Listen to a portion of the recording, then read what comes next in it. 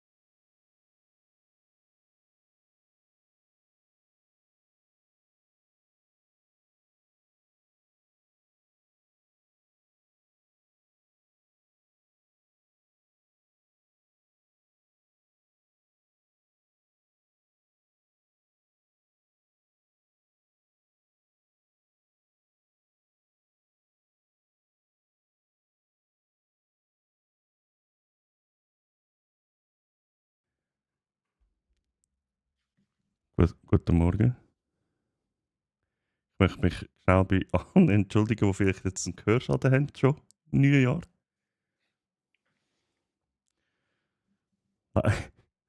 Leider habe ich irgendwie den Schiebregler, glaube ich, ein bisschen viel oder heftig aufgetan.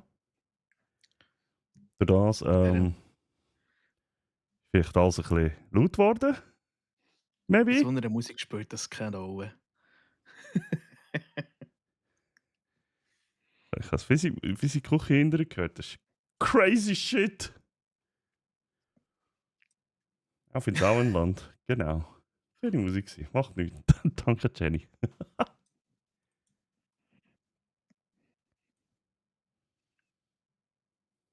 Hat das mit dem Chat funktioniert auch? Gut, geil. Finde ich super. Jetzt bin ich gerade verwirrt gewesen, weil ich die doppelt gehört habe. Ja, warum? Wo habe ich noch? Ja, weil ich den Stream noch offen hatte. Aha. Oh, man sollte noch vielleicht die Story abschicken da, hä? Wäre noch etwas.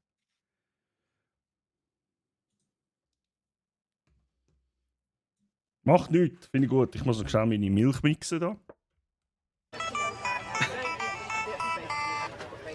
Hey, Buchstaben kann so vieles verändern. Es ist schön, dass du mir das zeigst, aber der Chat sieht es nicht.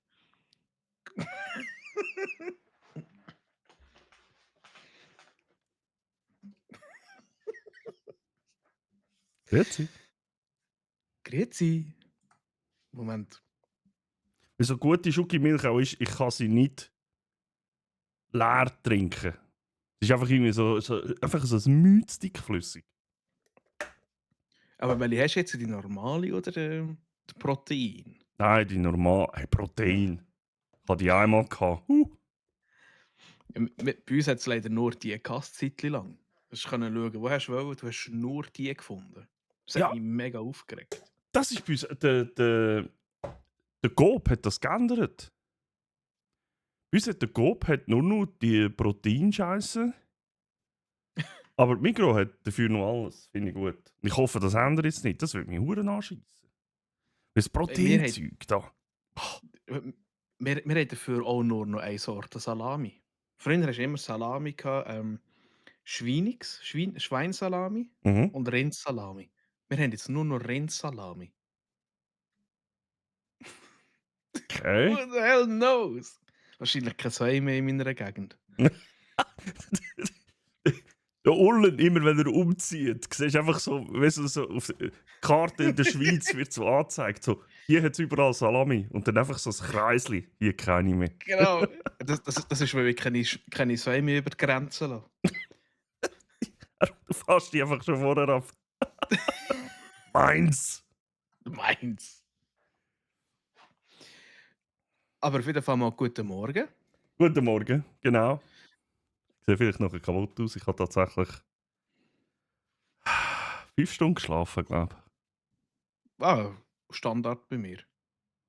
Ja, das zweimal hintereinander. Ich glaube, also entweder morgen oder so, schlaft da mal ein, kann ich euch sagen. Aber wenn wir mal die Leute im Chat begrüßen. Ja, müssen wir.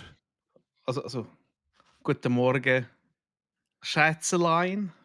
Ja, Oder so. Schätzelein, guten Morgen. Geht das eigentlich, wenn ich jetzt da die virtuelle Kamera... Oh ja! Gut.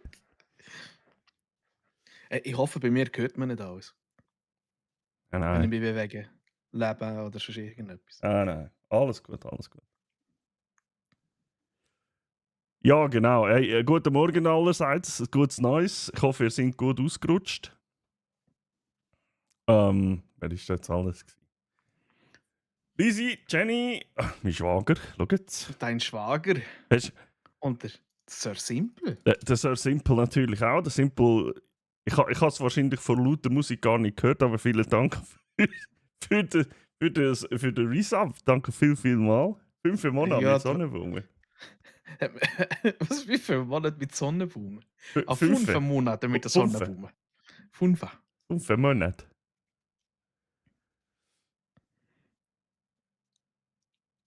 Ja, Hat 2025.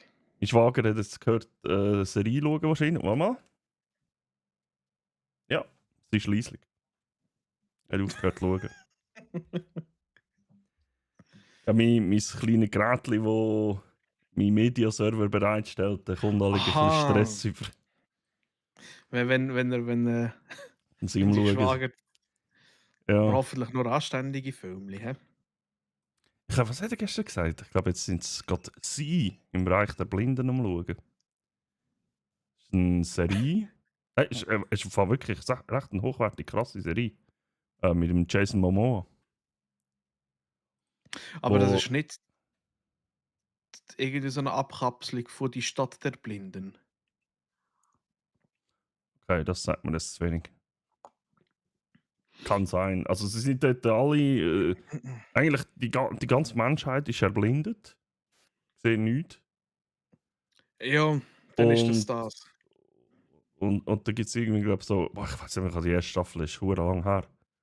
Gibt es so Kinder, die dann trotzdem etwas sehen und sich dann aber irgendwie nichts anmerken und weiss ich was. Und dann...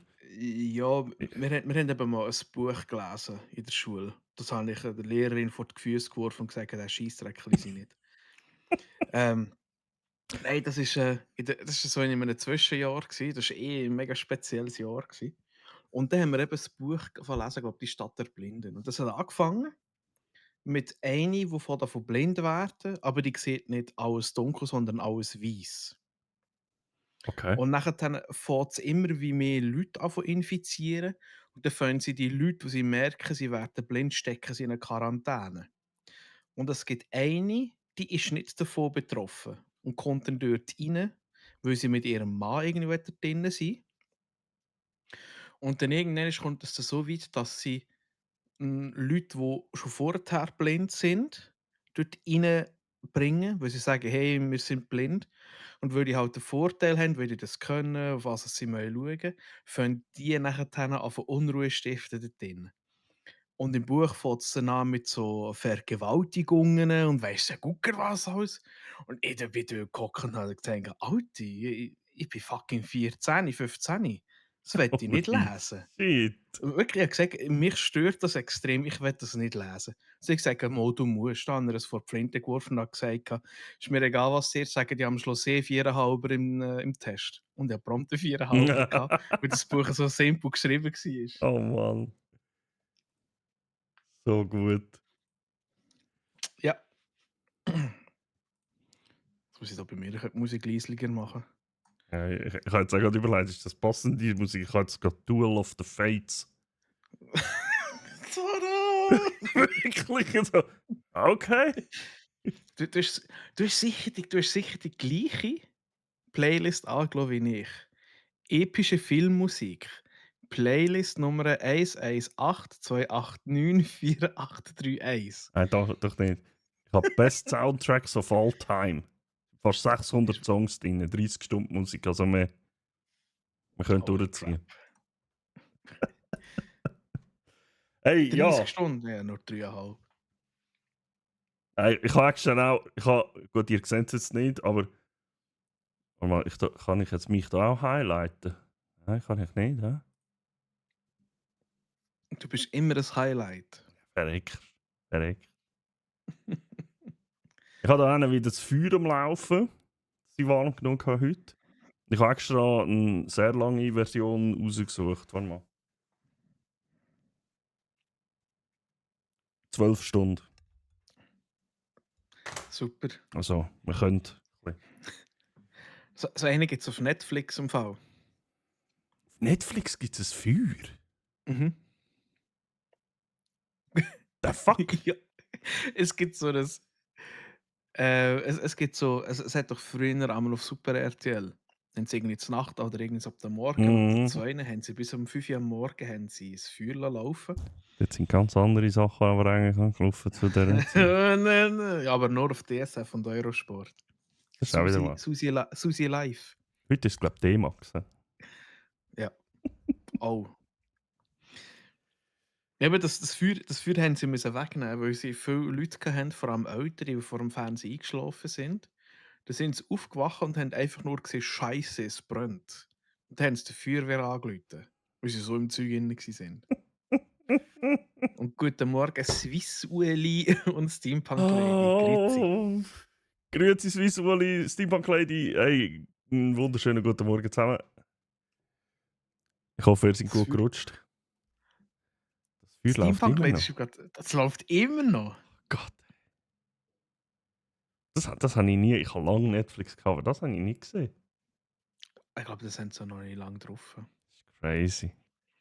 Crazy shit. Hab sie reicht der Blinden noch vor mir. Ich habe die erste Staffel geschaut und dann, ich glaube, anfangs die zweite Staffel. Ich weiß nicht, das hat mich irgendwie nicht gecatcht. Ah nein, 2 Staffeln habe ich geschaut, sorry. 2 habe ich geschaut. Und die dritte angefangen und erste Folge nicht einmal fertig gemacht. Weniger. Der muss ja richtig gut sein. Ja? Ja. Nein, es ist eigentlich wirklich eine wirklich gute Serie im Fall.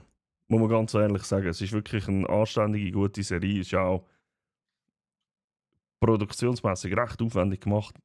Vom Cast und alles. Und es ist eigentlich eine gute Serie. Ja. Wir müssen nebenbei ganz leislich am Aufschreiben. Ja. Das ist nicht eingestellt, das läuft in der Nacht. Krass. Okay. Aber ich mag mal sagen, dass es Zeit lang müssen wegnehmen.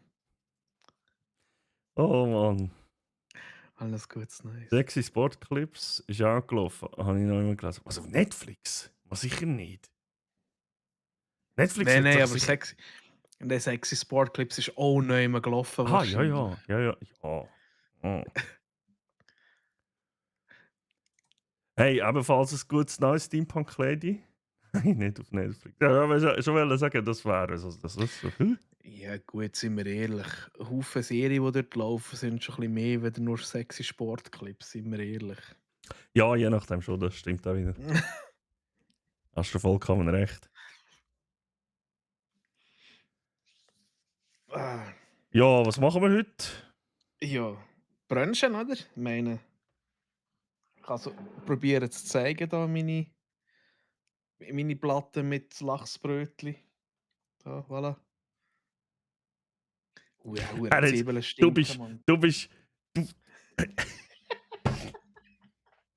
Was? Ich will sagen, ich mache mir immer nur Gedanken, Scheiße, wie soll ich jetzt die Brötchen irgendwie auf den Teller und irgendwie so bekommen? Er hat schön so Rand an Rand, schön so viereckig oder alles, weißt du? Und mein Teller. Einfach Chaos. Und ja, das ich kann ich nicht. kann eins müssen mit Konfitüre machen, weil ich habe ein bisschen viel Lachs auf Disney verteilt. Das hat nicht gelangt. Ja, eine ganze Packung. Ja, und ich brunche nicht, ich brauche Bruchstream. Ich habe es falsch geschrieben im Instagram. Was? One, Das two, habe ich gar three, nicht four. gesehen. One, Machen wir two, einen three, Bruchstream. Am Snacks. Ja, Chat, holt euch auch etwas, falls ihr noch nicht gehabt habt. Chillt auf Sofa, auf eurem Fernseher, vor irgendeinem Bildschirm Also, und esset. Ich habe zu der Zeit Morgen Takeshis Castle geschaut. Oh, Takeshis Castle, ja. Aber die Auflage ist richtig scheiße. Und der guten Morgen, Dikor, ich bin verwirrt, warum hier gebrunst. Ich habe einen Bruch erwartet, wie enttäuschend. da kommt vielleicht noch.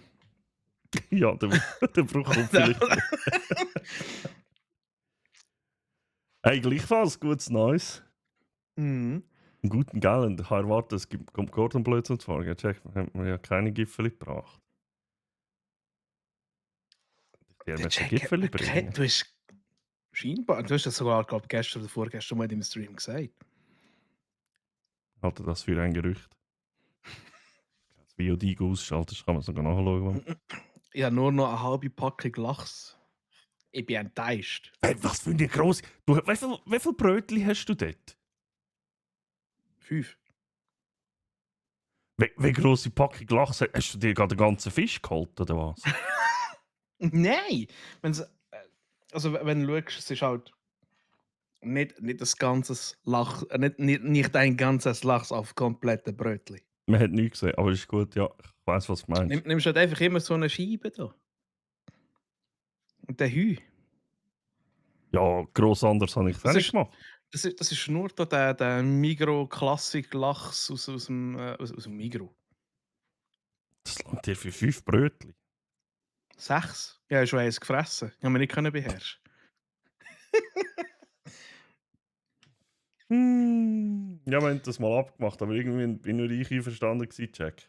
Ja, da haben wir das Problem, siehst Ein guter Geld hat erwartet, es gibt Gordon Blödsinn zum Morgen. Der Jack hat mir da. Das hast du schon vorgelesen. du. Gordon Blödsinn zu Morgen. Ich bin schon crazy, aber gerade so. Stimmt, die neuen Castles sind Müll. Das stimmt schon. Ja, Es hat einfach nicht mehr den gleichen Charme. voll. Voll. Klassik oder Budget? Hey, nein, ich habe nicht. Habe ich eine Klassik? Eine weisse Ähm, Verpackung, die mich nicht hatte.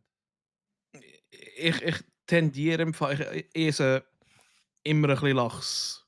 Und ich nehme halt immer den Budget, weil, sind wir ehrlich. Darum ist er Du so ein kommst- lustiger Chat. Das Lachbrötchen.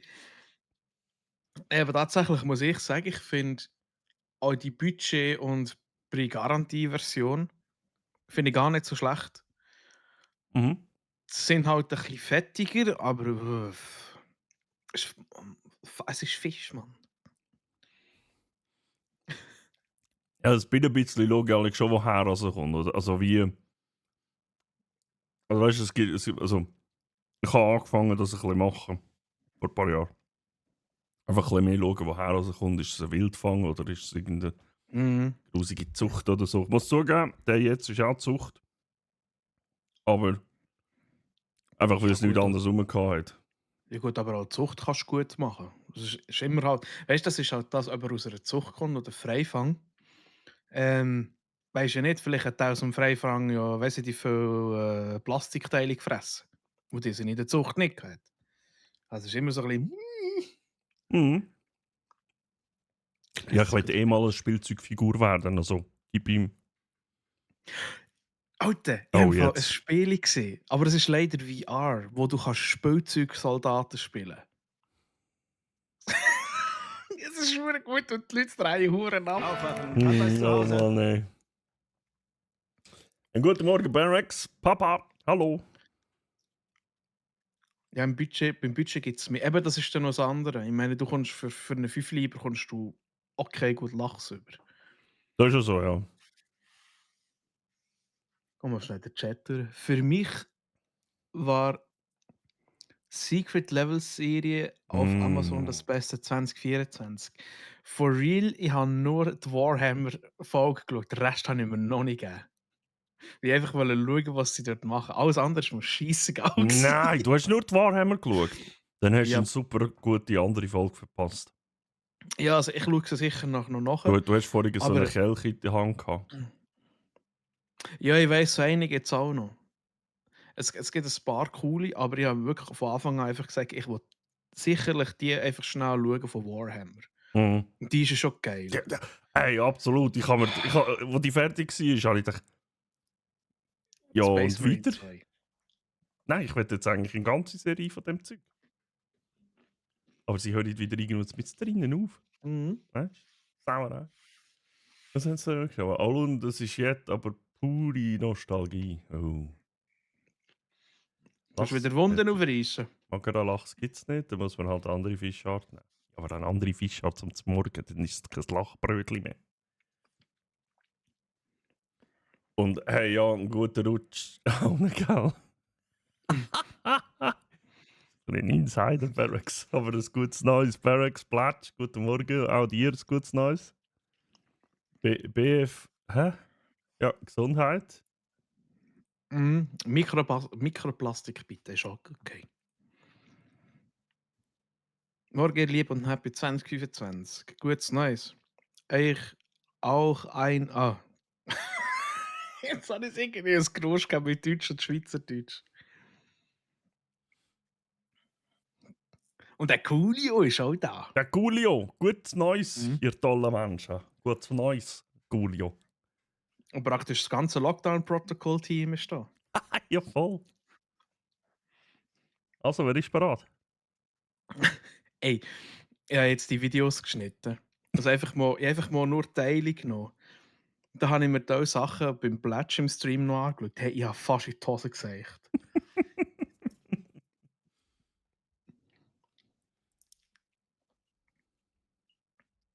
Es war so gut gewesen. Auf das, dass ich nächstes Mal weiss, wenn ich der Böse bin. Das ist so gut gewesen. Coolio, hast du eigentlich gewusst, dass du der Böse bist? Ja, was? Nein. Er ist so gut. Das, grundsätzlich, also da oben ist einfach nur fucking awesome. Ja, gewesen. voll. Absolut.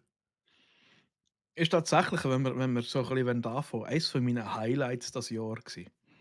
Das Spiel, also ich selber, Lockdown-Protokoll und die Events, die der Plätsch veranstaltet Mhm. hat. Mit dem Spiel. Das Spiel ist einfach nur absoluter geiler Scheiß. Ja, voll, hey. Jesse, auch die freuen uns nur. Ich bin mal weg.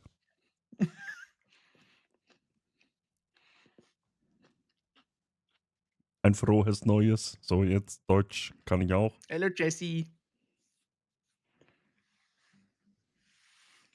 Findet halt irgendwie. Ja, ich finde nur schon. Deko-Perspektiven und alles. Das Mhm. macht so viel aus, irgendwie.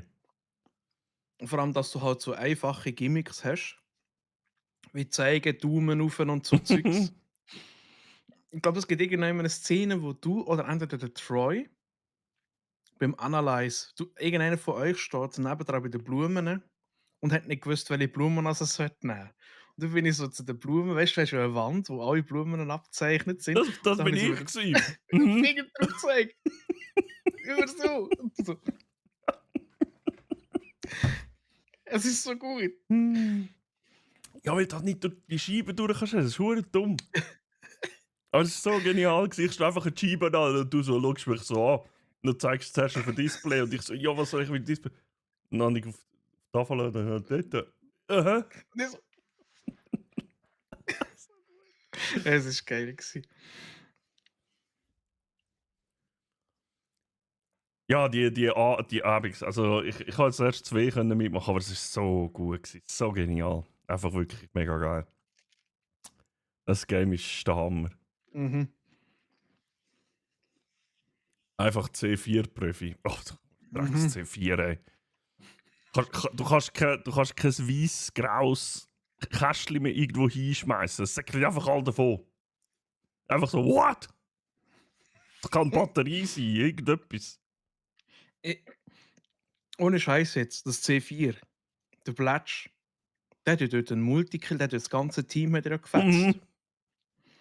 Wo er dort einfach sogar du siehst im Video von ihm so, ich has drücke und ich has C4. Er schießt drauf, er geht jetzt einfach alle wegfetzen. Bam! Das war super. Oh Mann. Das war auch so geil. Wer war das? Arti? Nein, das war der Pletsch. Der Pletsch hat einmal alle gefetzt. Dann, hey, schau mal. Ja, so eins. Oh. Suspicious. Suspicious. Habe ich so von einem Sternenstaub-Junkie bekommen. Hey! Das ist ein kleiner Insider von der D&D Session Chat. Mhm. Ah ja, das war lustig. Aber noch geiler, als ich es einfach dabei hatte und aber das Drückchen nicht gefunden habe. Ja, wo ich nachher dann gedrückt hatte und nachher dann 3 plötzlich weggetatscht habe. Das war habe ich super auch. gewesen. Ich habe mal das vor der Drückung gefunden. Es ist einfach irgendwo am Boden gelegen und dachte, soll ich jetzt oder soll ich nicht? Und einfach so völlig, ich habe keine Ahnung gehabt, wo es C4 ist oder so. Ich habe einfach gedacht, I do it. Hast genug gedrückt, dann hat's, irgendwo hat es geklebt. Aber das hat niemand geputzt. Ich habe keine Ahnung wo. Hast du, Das hast ist der du, pure hast du Wahnsinn. vor 2 Tagen, wo wir geschnurrt haben, die Idee gehabt, Lachs und Tartar? Ja, Das ist schon geil. gell? Aha. Also für die, die es nicht wissen, ich mache meine Lachsbrötchen immer so. Das Toast leicht toasten. He? Nachher tue ich ein bisschen Frischkäse drauf, eben Tartar. Dann tue ich noch ein bisschen Zwiebeln drauf. Und nachher ein Lachs drüber. Also kannst du auch. Kannst auch. Brennt da halt einfach ein bisschen mehr. Und die Freundin wollte die einfach den ganzen Tag nicht mehr küssen. Aber Es sie, hat gestern genug gebrannt, ist gut. was hat es bei dir gegeben gestern? Oh. Wie soll ich sagen? Mini-Wok. Ist geil. Ein Mini-Ewok. Mini-Wok, genau, wir haben aufgespießt. Nein, aber so kleine. Die Mutter hat sich das mal gewünscht. Ich habe ihr das mal glaub, vor 2 Jahren oder so. Auf den Hobbit muss ich jetzt nicht schon wieder haben. Auf Weihnachten geschenkt. So, wirklich halt so kleine Wokpfändchen. Mhm. Wie Raclette-Pfändchen halt. Und dann hat er, ich glaube, da hat er auch geschenkt gehabt. So einen Raclette-Ofen, wo halt oben drauf extra auch noch so Platz hast für die Wokpfändchen. Oh, das ist so geil. Das ist so geil. Geil. Da hat sie allerlei Zeugs. Hat sie so ein bisschen, 3 verschiedene Fleischli, so ein bisschen geschnetzelt Brat gehabt. Verschiedene Soßen, so Massaman, Panang Curry, Gelbscurry. Der Schwager hat noch so. Er schafft ja in einem Restaurant, wo sie auch Thai haben. Und da hat er so richtig geil so ein Söseli-Zeug mitgenommen, so Sambayolek und so. Ey, boah! Das Zeug feuert. Das ist verdammt geil. Ja. Aber ich führe meistens zweimal. Ja, das ist mir scheißegal. Da hast du mehr davon. Das ist super. Das ist also verdammt gut gewesen wieder. Er hat viel zu viel gegessen. Ja, jetzt hast du es durch für ein Jahr. Ja, Über leider. Fresserei. Mhm. Wir haben auch einen Ewok. Ein Ewok? Also du redest aber nicht von der Stella, oder? Oh wow! Der war auch super, Coolio. Und der Blatsch Ja. wie von einer Wespe gestochen. Der Try Einfach ist durchs gewesen. halbe. Tryers gsi! Und wir hocken dort. Vor allem, du siehst einfach so im Hintergrund, wie einfach so ein paar bleiben stehen mit den Sachen in der Hand. Und er läuft einfach um wie ein Wahnsinniger. Und der Troy hörst im Hintergrund, hörst, wie er fast putzt, weil er nicht mehr kann vor Lachen. Ja. Lockdown-Protokoll, das hole ich mir jetzt. Wo ich euch zugeschaut habe, ist es richtig lustig, ich konnte nicht mehr aufhören zu lachen. Ey, das ist genau so, wie es glaub, fast allen passiert ist bei uns. Du schaust mal, sogar der Barracks hat gesagt, der war am Anfang nur skeptisch gewesen. Er hat gesagt, ja, was soll ich mir das jetzt holen, da irgendwie so für, keine Ahnung, 10 Stutz oder so. Und dann spiele ich es einig. Mhm. Aber wenn du nur eins spielst, die 10 Stutz sind gut investiert. Das Gerät, das auch Omeletten kannst machen. Hä? Omelette.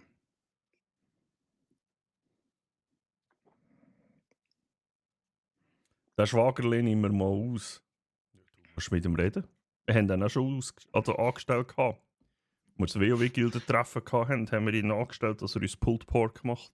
Hat er Pulled Pork gemacht in seinem Smoker, ist nachher noch ein bisschen grillieren. Bei uns dann dort vor Ort. Ja. Jenny, ich habe Fragen. Nein, Stella ist ein grüner Staubsauger. Ich merke, der Hund sei schwarz-weiß. oder, oder,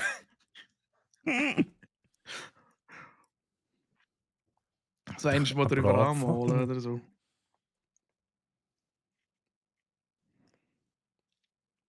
Das Geile ist, dass er mit Trotz Sackgatz nicht verwünscht hat. Fast so schlecht wie ich. Dort, wo er über die Schulter geschaut hat. Hallo Mutter. Er hat alles gesehen, er hat alles gefunden. Ausser die eine Knarre dort, die hat er einfach übersehen. Okay. Nicht nur das, ich bin so manchmal am Plätsch hinten nachher, wenn ich da war oder so. Das ist pur die Awesomeness. Der ist ja der Dissident gsi. Nimmt das so ein Messer, weißt du? 2 stichst einen ab, wenn es muss sein. Du siehst, wenn er sich umdreht, der andere läuft um und der platscht so ins Leer raus. Und wieder ins Leer raus. Und ich so, Kollege. Oh Mann. Guten Morgen, Mutti. Da ist ich. Ah, aber sie läuft ohne Strom. Ah. Okay, gut. So. Sie läuft auch nicht Strom, aber sie furzt sicher auch genug, oder? So, Treibhausgase und so. I guess. Methangase. Methangas. Die Leute, die mir auf Discord geschrieben haben, nach dem, ey, ich habe mich so verarscht gefühlt. Ich bin einfach, das ist the biggest betrayal of the year gewesen. Da macht der Barracks mit mir ganz gemütlich einfach dort den Scanner. Haben wir es fertig. Ich nehme, Gott, das war auch mein Bad. Ich nehme die Map führen. In dem Moment rühre ich das Messer weg. Barracks nimmt das Messer, sticht mich ab. Ey, aber ohne Witz im Fall. Es gibt dort einen Moment, wo ich in das Labor reinkomme. Mit einem Schraubenzieher. Und dann sehe ich, dass der Barracks dort ist, der auch Dissident ist und ich auch. Du bist auch gewesen, du! Ich hätte ihn eigentlich fetzen, dann schaue ich so um die Ecke rum, sehe ich einfach, wie du dort stehst, so mit einem Messer in der Hand. Denke ich, nein, Gott, jetzt schauen, ob wir eine andere Waffe finden. Ah, so gut. Ah, fuck, ey. Dort habe ich mich so betrogen gefühlt. Da habe ich im Barracks geschrieben, so ein Sauhund. Oh. Das ist der Grund, warum ich eigentlich Musik streame und nicht Games. Der fällt nicht so auf, dass ich es nicht kann. Ja, mit Gas läuft es wunderbar. Ja, aber Treibhausgas. Ist eigentlich nicht gut, Ja, ne? Von wegen Du nimmst einfach die Pfännchen unten weg und die Plätze unten dran kannst du mit Crepe-Teig füllen. Macht Ah, eine Kollegin ja. jedes Jahr. For real? Oh, ja. Also, Es hat halt so runde kleine Plätze drauf. Und wenn du wahrscheinlich aha. wenig genug Teig an tust, machst du ihn drüber und dann hast du schöne runde Plätze. Wow, voll! Geil. Nice idea. Wir sind ja nicht von nebendran. Genius! Genius! Das Einzige, was ich an Lachs nicht gerne habe, Das Feder zieht. ja, wenn du reinbeißt und es kommt dir der Halbfisch entgegen. Ja. Und du denkst so, Oh, fuck. Lass mich doch einfach abbeissen, du Sack. Ja, absolut. Dann probierst du zu beißen, dann beißt du die ganze Zeit auf diesen Federn und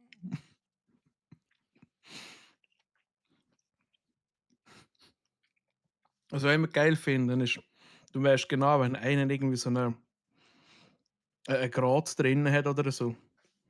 Stell dir, wenn sie einmal so da hocken, die ganz vorsichtig irgendwie in ihrem Mund rumbeißen oder mit der Zunge rumtasten, wo ist er?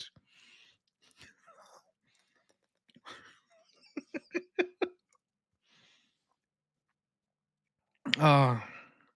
Ja, ja, ich und Lachsbrötli. Hey, aber Chat, erzähl mal, was hat es bei euch gestern gegeben? Falls ihr irgendwie etwas so gegessen habt, das nimmt mich mal Wunder. Bei uns hat es Pizza gegeben. Oh, auch geil. Weißt du, das Schlimmste ist, Hm? ich heute Morgen, also ich habe gestern das Jäckchen hier angehabt, wo wir die Pizza gemacht haben. Schmeckt Und heute noch. irgendwie, hey, ich bin heute Morgen aufgestanden, ich habe das Ding angelegt, dann denke ich so, Gott verdammt, jetzt habe ich Lust auf Pizza.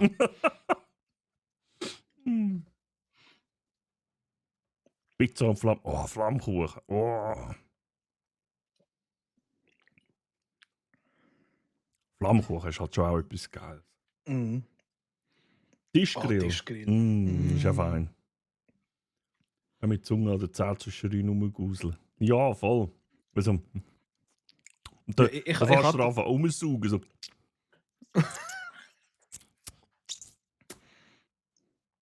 Geiles Tassli Ulelelelelen, ja. Das hat Du, er noch jetzt 100, mal eine Frage. Wie manches 120.000 Tassli hast du genau auf deinem Tisch? Also, schau jetzt. Ich genau 2. Mein Problem ist, ich gehe mal Tee machen und irgendein Tassli misshandle ich halt einfach einmal so ein bisschen als Kübel. Und dann habe ich halt einfach dort Teebeutel drin und dann lasse ich es halt dort stehen aus Versehen. Verstehe ich, ja. Verstehe ich. Ja. Den Kelch habe ich auch da. Auf den bin ich Das fast ist so. Aber der sieht aus, als ob er wirklich genau von den gleichen Dudes gemacht worden ist, wie mein Krug. Das könnte schon, wie heissen die? Oh, ich muss schauen, ich weiß nicht. Bei mir heissen sie Nemesis Now. Ja, aber das ist, zeig mal den Boden. Ja, 100% genau der gleiche. Ja, voll. Das Geile ist, jetzt ist die Maker kaputt, aber die haben das extra so gemacht. Dass du kannst rausnehmen, ja. Ja, und dann kannst du Kannst es putzen. putzen. Und du könntest sogar wahrscheinlich auch warme Getränke rein tun und du kommst nicht mal heiße Hände über. Ja, voll, habe ich auch schon gemacht. Das ist aber eben ein bisschen das Eich dran. Da so hure heißen Tee drin gehabt. Ah, ja. Keine gute Idee. Von dem gibt es doch irgendwann, glaube ich, noch einen Clip, oder nicht? Habe ich dort mit dem Krug, das könnte noch sein, ja, stimmt. Guten Morgen, Siki, gutes Neues, auch dir. Schön bist du da, ein wunderschön. Oh, ich kann nicht einmal müssen genau in die Playlist hineinschauen, ich habe genau gewusst, was für ein Soundtrack das ist. Ich freue mich so drauf, Assassin's Creed spielen wieder. Ich bin voll Also gewesen was- gestern. Es hat nur Fischknusperli und Instant-Nudeln gegeben, aber noch ein Zampone. Gefüllte Saupfote. Also ich habe auch eine Saupfote, aber die Hände nicht gewaschen. Jetzt können wir beide googeln, was ist ein Zampone? Aber ohne Scheiß, es sieht irgendwie noch. Ja. Ja. Ja, wenn es aussieht wie eine Ja. Wurst, ist es okay. Und wenn du weiter hinten schaust, sagst du, ja, Mhm. okay, I guess. Aber du, ich meine, muss auch gegessen werden. Verwenden das Zeug, verwerten das Zeug. Es ist sicher nicht schlecht. Ja. Wenn ich Essen in der Hand habe, habe ich auch gefüllte Saupfote. Mensch, so wie wir jetzt.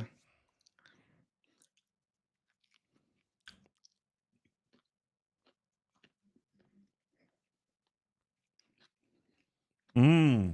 Die hat lang, ja, aber ja. Ah, richtig. Echt? Gut, wirklich. Bienchen. Happy New Year, geht der Rutsch. Also, gutes Neues. Hallo.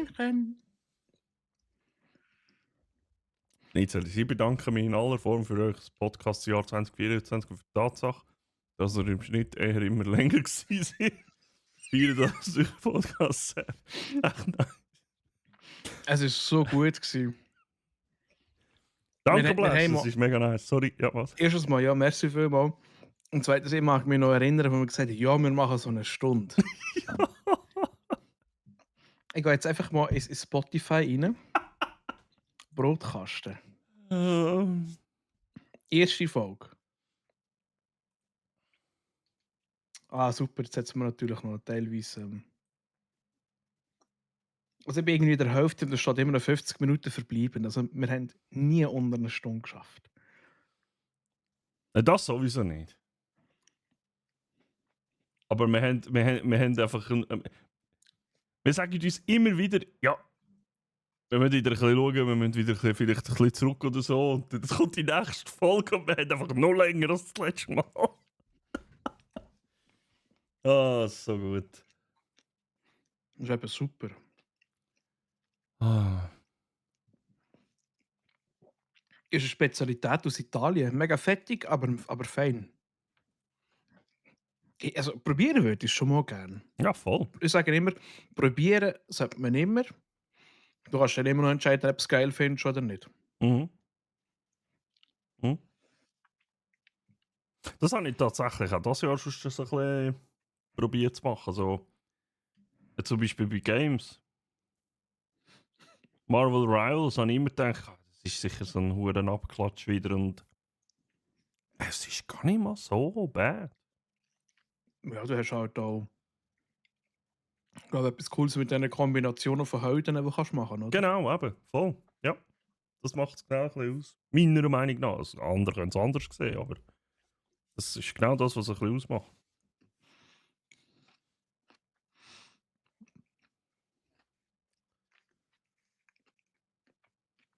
Ihr seid mit Fisch gefüllt.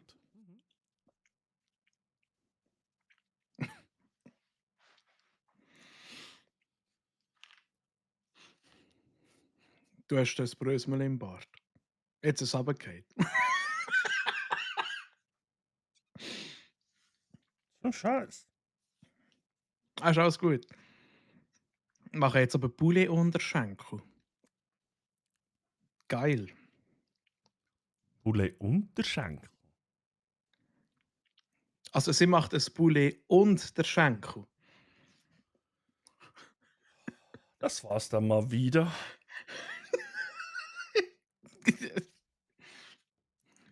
Ja, Chat, also wenn ihr plötzlich den lachenden Jack seht, dann bin ich weg. Boah, Ulen. Faulen. Nein, Ulen.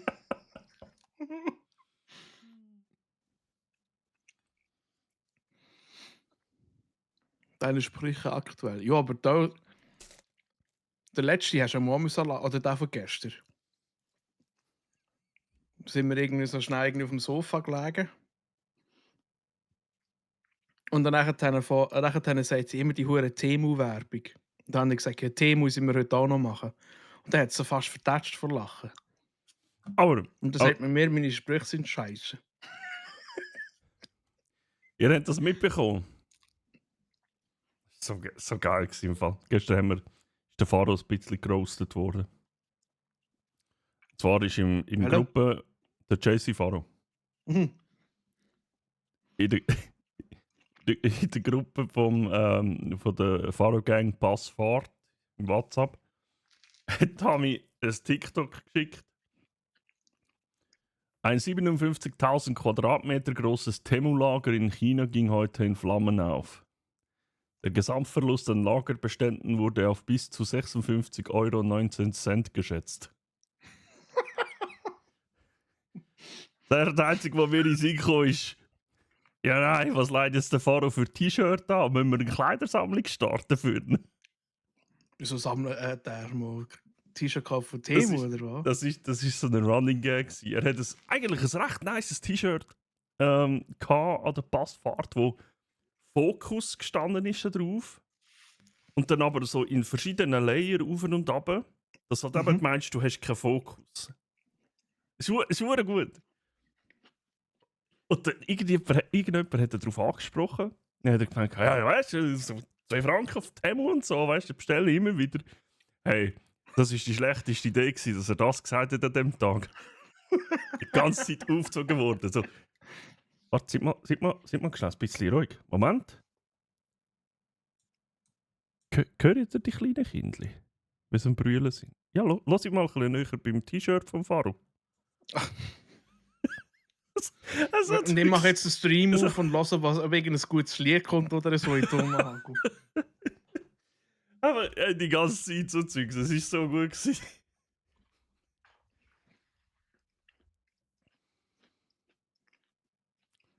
Oh Mann. Finde ich gut, man muss sich im Verlauf des Jahres ja noch steigern können. Ja, Ja, aber das ist. also ich habe jetzt auch kein Problem damit, dass unsere Podcasts oder unsere Folgen so lang sind. Für das, was wir da erst im Monat machen, wenn wir es jetzt alle Wochen würde machen, würde ich sagen, Ja. lass uns ein bisschen zurückfahren, aber für das, dass wir es erst im Monat machen, das ist voll easy. Und vor allem, es ist tatsächlich so, wir tun ja wirklich schauen, dass wir alles reinbringen, was wir geschaut haben im letzten Monat. Ja, und trotzdem lassen wir Also immer gespielt wieder haben. irgendwie mal wieder etwas weg. Mhm. Das ist halt wirklich... Das sind meistens Sachen, wo ich so denke, das sind eh scheisse Filme oder scheisse Serien gewesen. Lieber nichts sagen, oder etwas Dummes sagen. Mhm.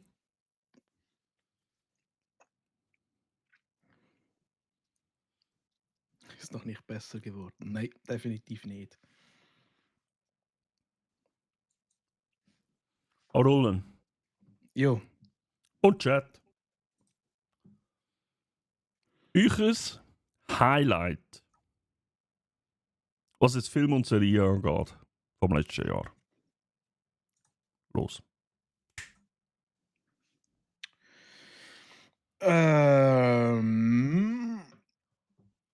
Filme und Serien. Mhm. Ich muss Film schnell meine- und oder Serie. Ich muss schnell meine Notizen durchschauen. Boah, es gibt viel. Also tatsächlich, was ich muss sagen, ist, Clarksons Farm ist richtig hoch drin. Ja. The Boys ist richtig hoch drin. Und tatsächlich eine Serie, die ich jetzt erst im Dezember habe schauen, Invincible. Das ist eigentlich The Boys einfach in Comic-Style. Ich würde Also sagen, einfach ein Cartoon. also findet das im gleichen Universum statt irgendwie? Hat das... Findet nicht im gleichen Universum statt, aber hat auch mit Superhelden zu tun und weiss der Gucker was alles.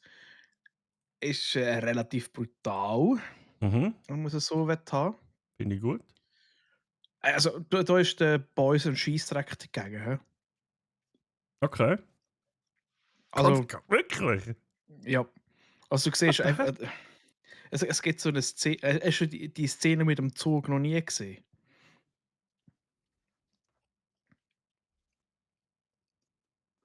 Er will eigentlich seinen Sohn überzeugen, dass er auf seine Seite kommt. Und dann wird er ihm die Macht demonstrieren und er hat dann einfach so gegen einen Zug hin. Was ist? Das ist jetzt... Du magst schnell die Musik einschalten.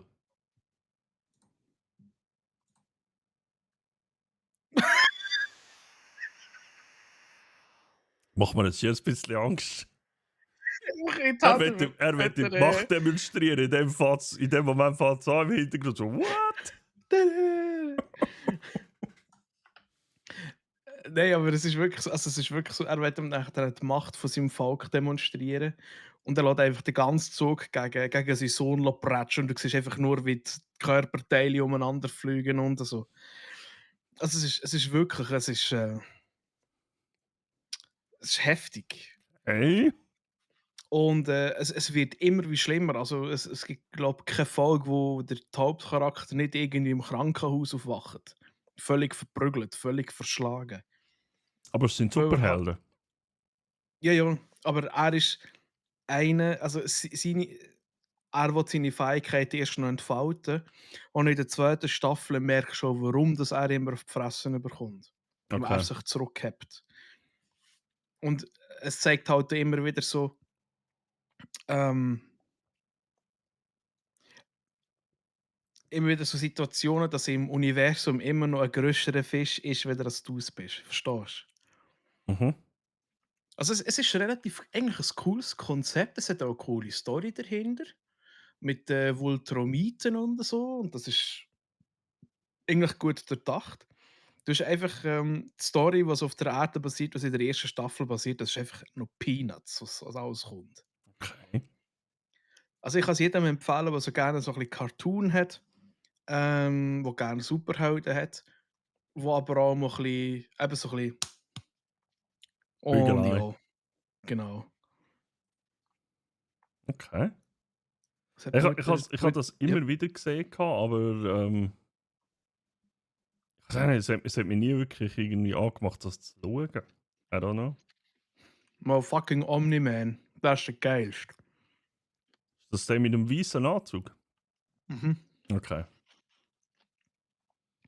Wird im Englischen gesprochen von J.K. Simmons.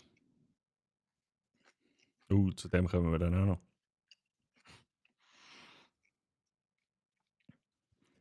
Und was haben wir noch gehabt? Filme tatsächlich auch einen im Dezember gesehen. Und ich muss sagen, das wird mein neuer Weihnachtsfilm. Der hat mir, also der hat, mein Cousin hat da der Liz empfohlen.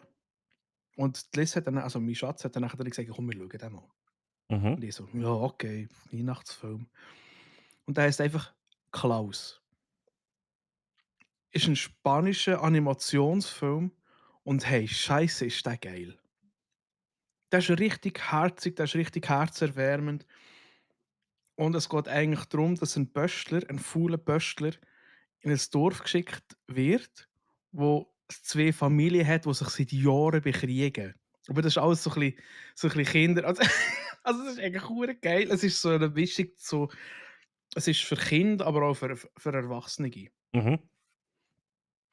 Und der Zeichnungsstil, das ist das, was mein Schatz gerade erwähnt, der ist so ein bisschen wie, magst du dich erinnern, Atlantis oder Schatzplanet von Disney. Oh, ja, ja. Ja, Das geht Atlantis. so ein bisschen, es geht so ein bisschen in das rein. Und Mhm. hey, dort am Anfang, ich habe dort nur gerölt. Okay. Und, es geht, und ich kann dem wirklich jedem mal empfehlen, schaut den, nehmt euch einen schönen Abend, nehmt euch eine heisse Schocke und schaut den. Ich glaube, ich habe schon lange nicht mehr bei einem Animationsfilm so fröhlich grinsen. Weißt du, wirklich, es ist lustig, es ist herzerwärmend. Und ich finde ihn geil. Er ist wirklich geil. Okay. Das haben wir gar nicht. Apropos Schoki. Ich muss ein bisschen nachfüllen. Ja, ich auch. Ich tu mal schnell vorlesen, was Chat, der ja, Chat genau. geschrieben hat. Uff, Mutti hat geschrieben Gladiator und Skeleton Crew. Also Gladiator 2 nehme ich mal an, oder? Ja, da haben wir letztes Habe ich noch nicht Letzte geschaut. haben wir den geschaut. Also ich Also, kann nicht so viel erzählen. Er ist gut. Er ja, ist wirklich gut. tatsächlich noch nicht geschaut. Mein Highlight von der Jenny ist nichts. Ich bin immer nur auf Twitch, keine Zeit zu verfilmen. Okay, gut. Steht da? Cool schreibt uns noch zu. Ja, Skeleton Crew macht einen guten Eindruck, das stimmt. Skeleton Crew ist wirklich wieder mal etwas, was cool war. Okay. Ja, den habe ich noch vor mir, aber ich glaube, das ist noch nicht alles draussen, oder? Nein, es sind glaube ich wieder so 8 Folgen, jetzt sind wir bei 5 oder so. Ja, ja, ja. Ja, darum warte ich noch ein bisschen.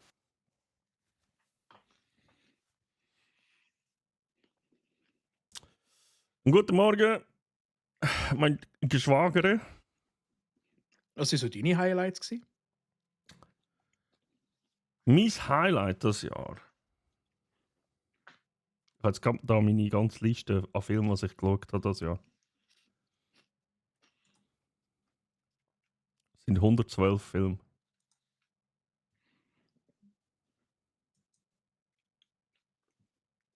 Und es ist noch recht.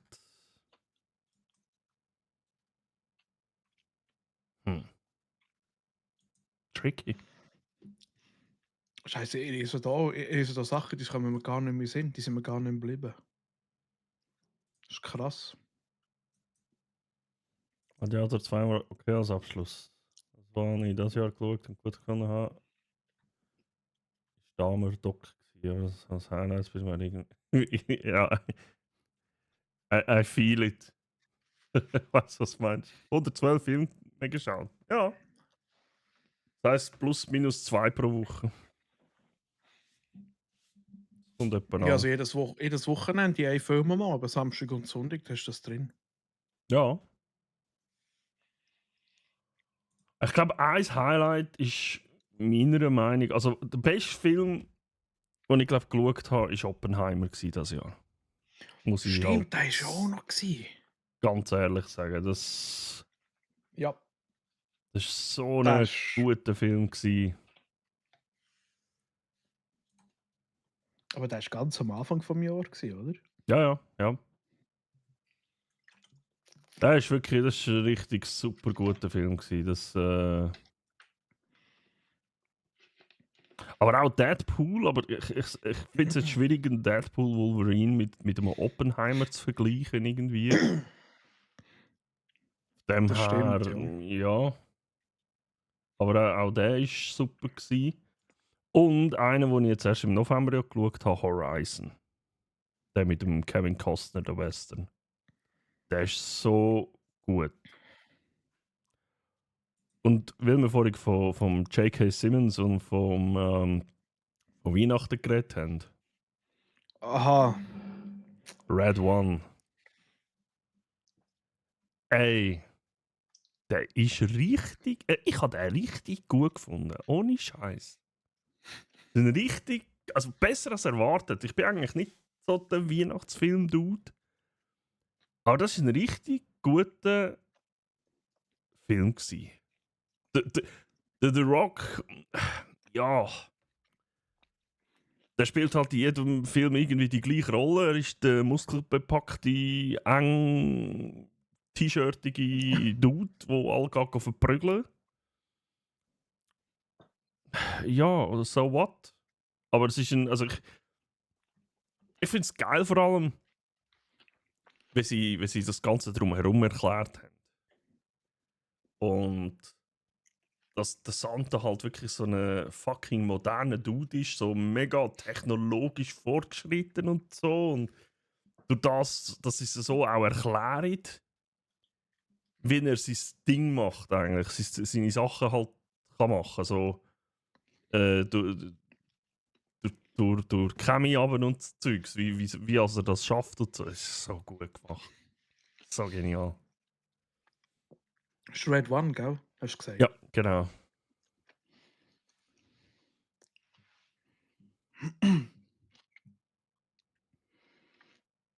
Ja, der Rock ist sehr wandelbar. Hat auch schon eine Nanny gespielt, wo dann alle gehen verprügeln. Nevermind. Ja, er ist halt schon irgendwie festgefahren in dieser Rolle. Ja, also ein bisschen, ja. Aber gut, was willst du anders machen mit so einem 2 Meter Hühner? Ja, ist halt schon so, absolut. Das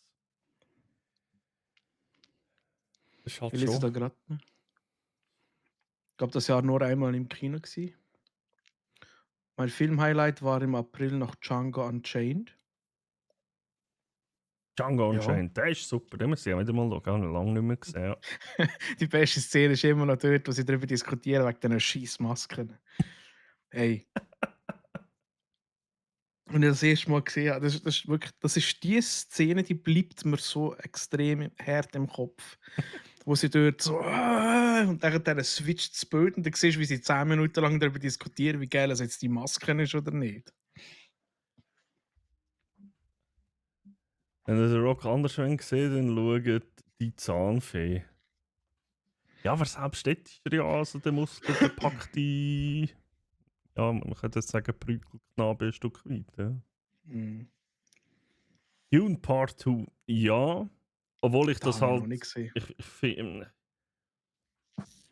Ich tue mich ein bisschen schwer damit, das als zweiten Film anzuschauen, weil das gehört für mich alles irgendwie zusammen. Ich muss noch ehrlich gesagt noch schauen, der ist irgendwie zu dieser Zeit so an mir vorbei. Ich habe irgendwie nicht gemerkt, dass der plötzlich im Kino ist. Ach schon. Also für mich ist es so vorgekommen. Mhm. Vielleicht bin ich dann in der Mine von Moria gewesen. Graben gsi. Shogun war auch noch. Ja, das sind dann nachher die Serien. Da bin ich ja gar nicht Mhm. dazu gekommen. Da habe ich so viel Zeugs Ja. geschaut. Alien Romulus. Ich muss immer Ah. noch gestehen, ich habe noch bis da keinen einzigen Alien-Film komplett gesehen.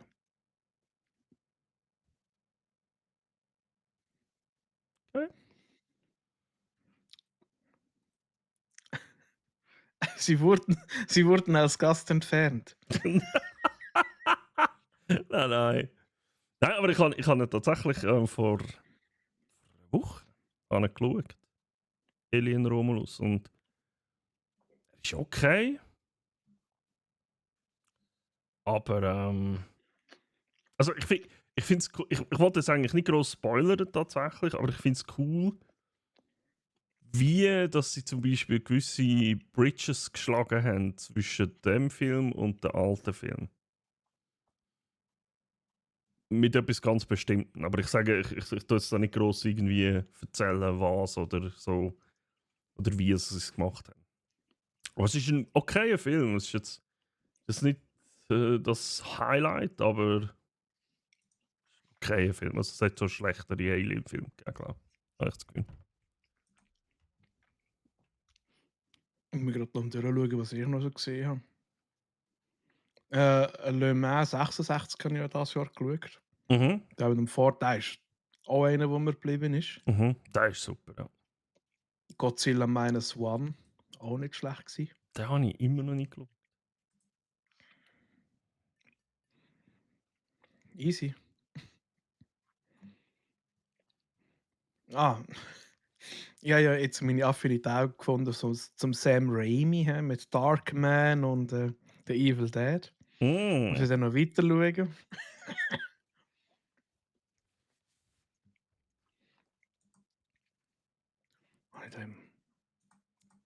Also ja, ein guter Film, den ich noch gesehen habe, ist, also respektive Alright. zwei, Hey, look who's here. die also G-Dog. miteinander zu tun haben, ist Lamborghini und Ferrari, tatsächlich. Zwei Filme von diesen zwei Dudes. Okay. Die habe ich super gefunden. Und grüezi miteinander, grüezi Kohls und grüezi Vacetti. Grüezi zusammen, Schwan. G-Dog. Skijog. Ja, das ist, da bin ich wieder. Ich habe immer nur den Gerald drin. Hey, Mhm. G-Dog.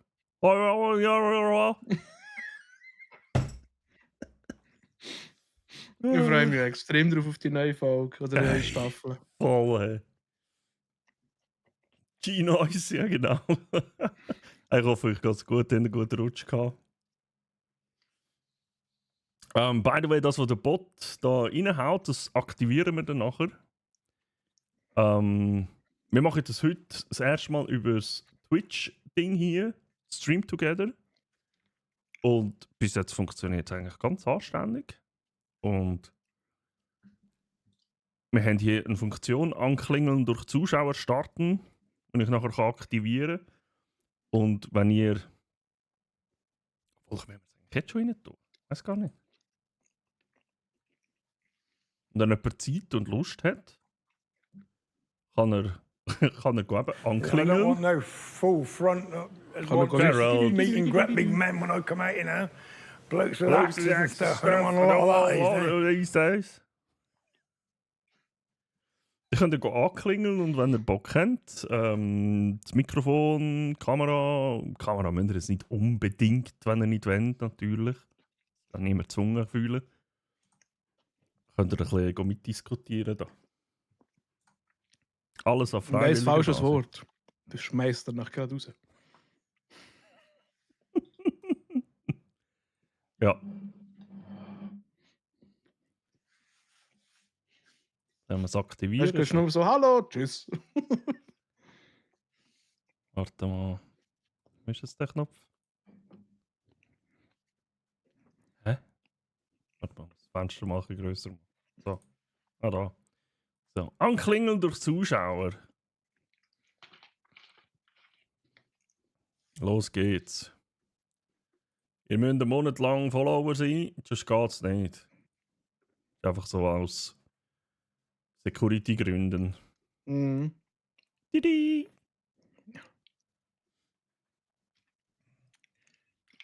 Zürich-Dialekt. Oh, tschüss. Seems legit, ja.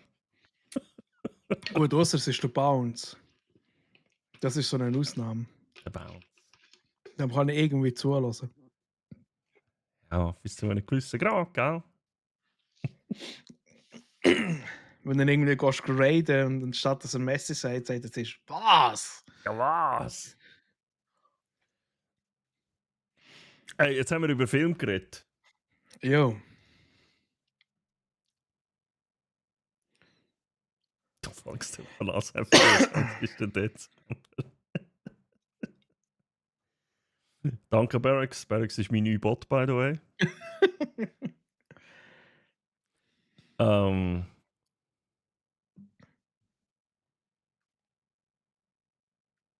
Wow, die Filmreihe. Hey, ich werde gerade so voll immer wieder mal so ein bisschen abgelenkt von dieser Scheissmusik.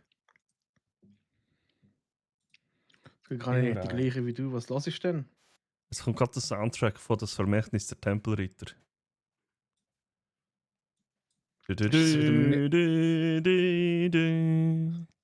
Ist das das mit dem Käfig, Nicola? Ja, ja, jetzt Käfigs Nickel. Das Käfigsnickerli. Ja. Steigen wie auch Ulle ein. Ja, wie auch. Ah. He possesses me. Nein, Serie. Ich glaube, tatsächlich ein Highlight das Jahr an Serie. Ist schwierig zu sagen im Fall. Ich habe Shogun steht ganz weit oben. Tatsächlich. Aber auch The Winter King, der ist ganz am Anfang letztes Jahr rausgekommen. Was um die Arthur-Saga geht.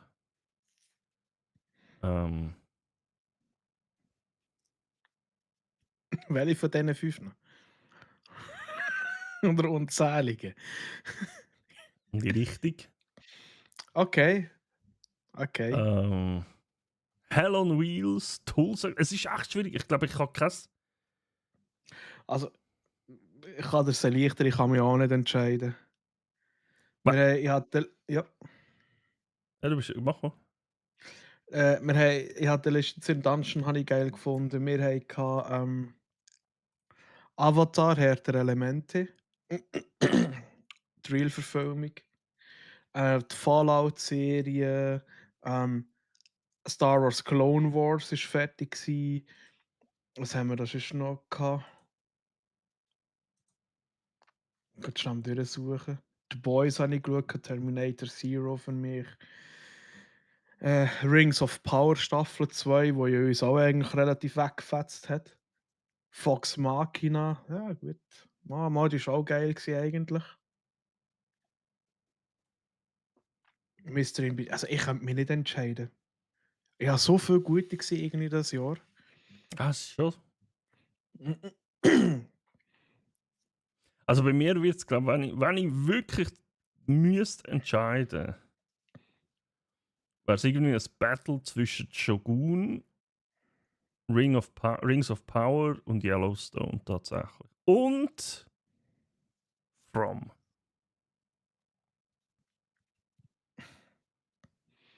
Ja, obwohl. Ich fuck, ich sag, das ist. Ich habe im Dezember wieder so viel Zeugs geschaut, im Fall. Es ist unglaublich. Ich nicht, die haben ein Weihnachtsgeschenk vergessen. Ich habe nur Serien. 10 Serien geschaut. Dezember. Ich bin krank gewesen, ich konnte nicht streamen. Und das ist der Jack. Da ist der Jack halt rumgelegen und hat Serien geschaut. Ich fresse mal eine Banane. Kannst du erzählen? Soll ich gerade so? Ja, komm. Also mein Dezember hat angefangen mit der Staffel 3 von From. Das ist, ich glaube, im November habe ich die ersten 2 Staffeln geschaut. Das ist die so ein bisschen Stephen King-mäßig fast ist. Oder eben so, wie heisst der Dome unter der Kuppel, so halt eben das das Dörfli, wo die Leute irgendwie nicht wegkommen davon. Hammergeil. Ich bin immer noch voll am Miträtseln. Es ist richtig gut. Bin sehr gespannt, wie es weitergeht.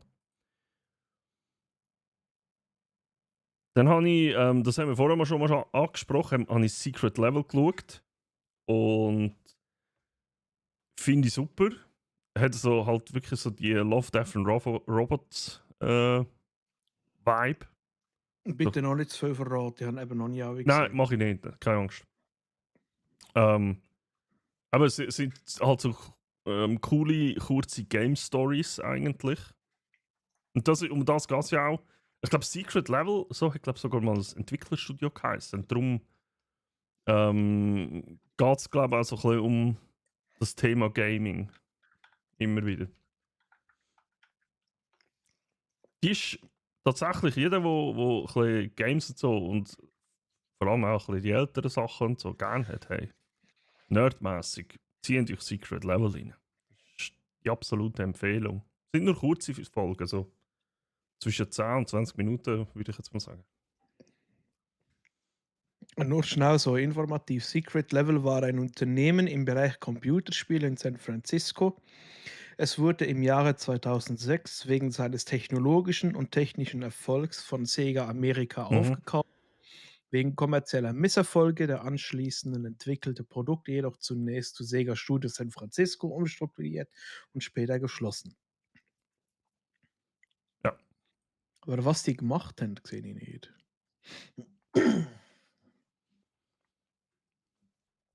Das weiß ich tatsächlich auch nicht. Gut, sie haben anscheinend wirklich nur Technologien gemacht, mehr oder weniger. Okay. Ja, warum nicht, ja. Sie haben Magic the Gathering Battlegrounds entwickelt. Star Wars Starfighter, das ist geil.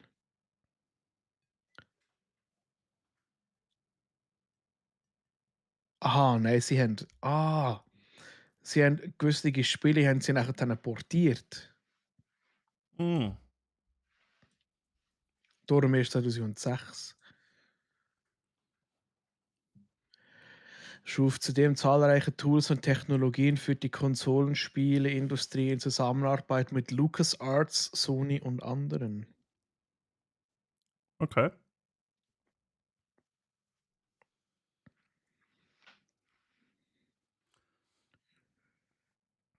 Mir geht's. Ja, aber wie gesagt, die ist sehr zu empfehlen, wer so ein bisschen in dem ganzen Zeugs unterwegs ist, so ein bisschen Nerdtum, sage ich jetzt mal. Dann habe ich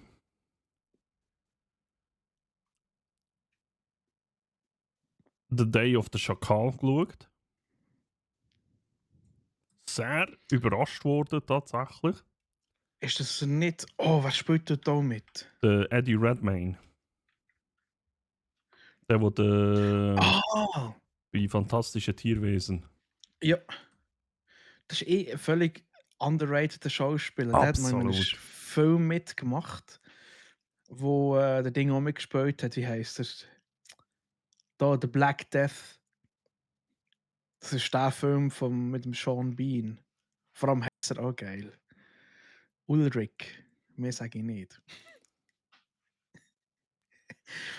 Aber logisch, was passiert wieder mal? Er stirbt. Also, das muss man nicht mal spoilern.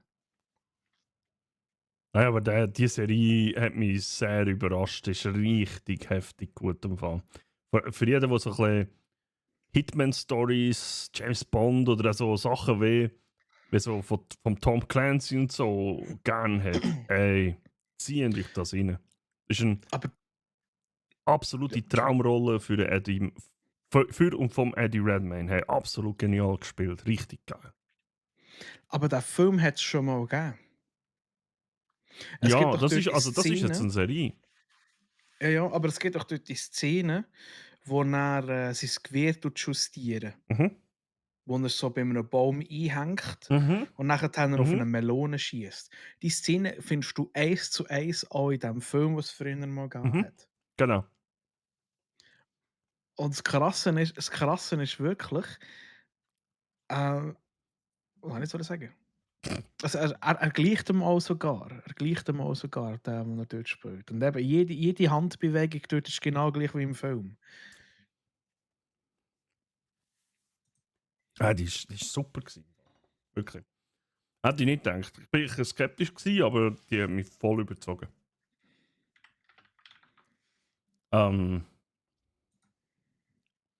Dann habe ich einfach nur schon aus Grund von dem, dass ich im November Godzilla X Kong geschaut habe. Schiebt sich eine Kantikan. Entschuldigung. Was? Ja. Ja, der Karls Ulen schiebt sich eine Antikater-Banane rein. Ja.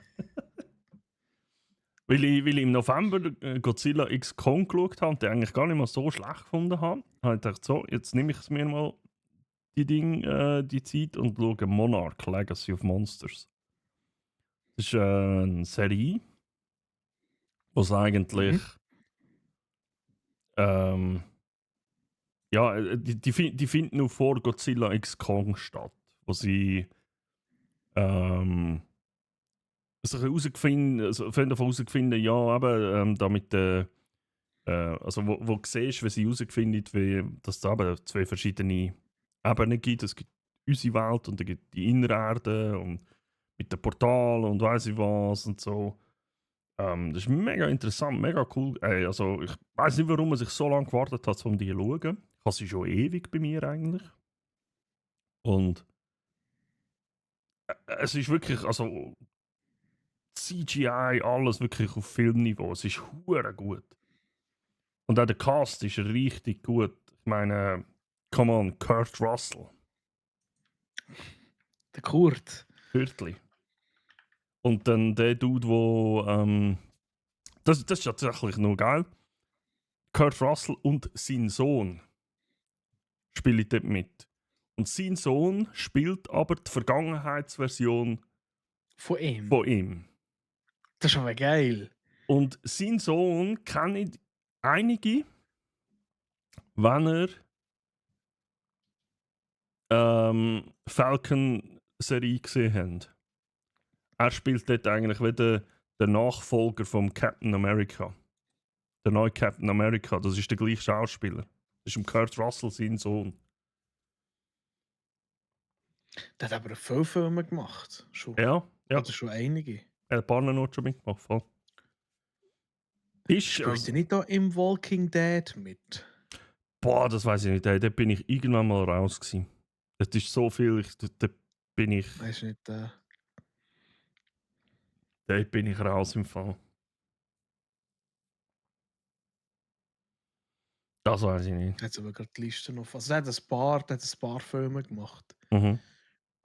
Aber das finde ich geil. Da kommt mir gerade in den Sinn, du hast ja glaube ich, auch Sheldon geschaut, gell? Ja. Der Young Sheldon. Mhm. Dort ist ja auch so, dass die Mutter vom Sheldon Tochter ist von der, die in der Big Bang Theory seine Mutter spielt. Ah, really? Das ist die Tochter von ihr. Sie Okay, haben das darum habe extra ich sie genommen, weil sie einigermaßen ähnlich aussieht. Okay, das ist Krass. geil. Rasslerküde. Aber ich finde es geil, wie die Leute so in die Rollen hineingehen von ihren Eltern. Ja, Das ist auch voll. der einzige Grund, warum man sich den Horrorfilm Smile schauen will, der zweite Teil. Okay. Weil dort der Sohn vom Jack Nicholson mitspielt, der Ray Nicholson, und weil er dort ein Grinsen drauf hat, und er genau gleich aussieht wie sie Atti. Ja. Warte, ich habe gerade das Bild gefunden. Ich schicke das wahrscheinlich im Discord. Ja, mach doch Also, hier. ob's, Hey, mach doch hier. Wir sind hier perfekt. Kann ich eingerichtet. das? Ja, natürlich. Weiß ich, vielleicht muss ich es freigeben. Host hat geteilten Bildschirm deaktiviert. Hä? Warum das? Ah, wegen dem Anklingeln. Warte, ich das Anklingeln mal pausieren. Es deaktiviert immer, ich muss es, glaube ich, beenden. Ja. Ja, jetzt kannst du. Fenster. Da. Seiten reinziehen. Jetzt habe ich gerade eine kurze Sekunde Angst gehabt, weil einfach alles weg war. So, oh, okay. Aber der Stream läuft noch, hä? Ja, alles gut, alles gut. Da. Der Ray Nicholson. Das ist abartig in diesem Teil. Okay, das ist wirklich. Und vor allem auch so mit den Augenpartien und so. Ja, es ist halt wirklich. crazy.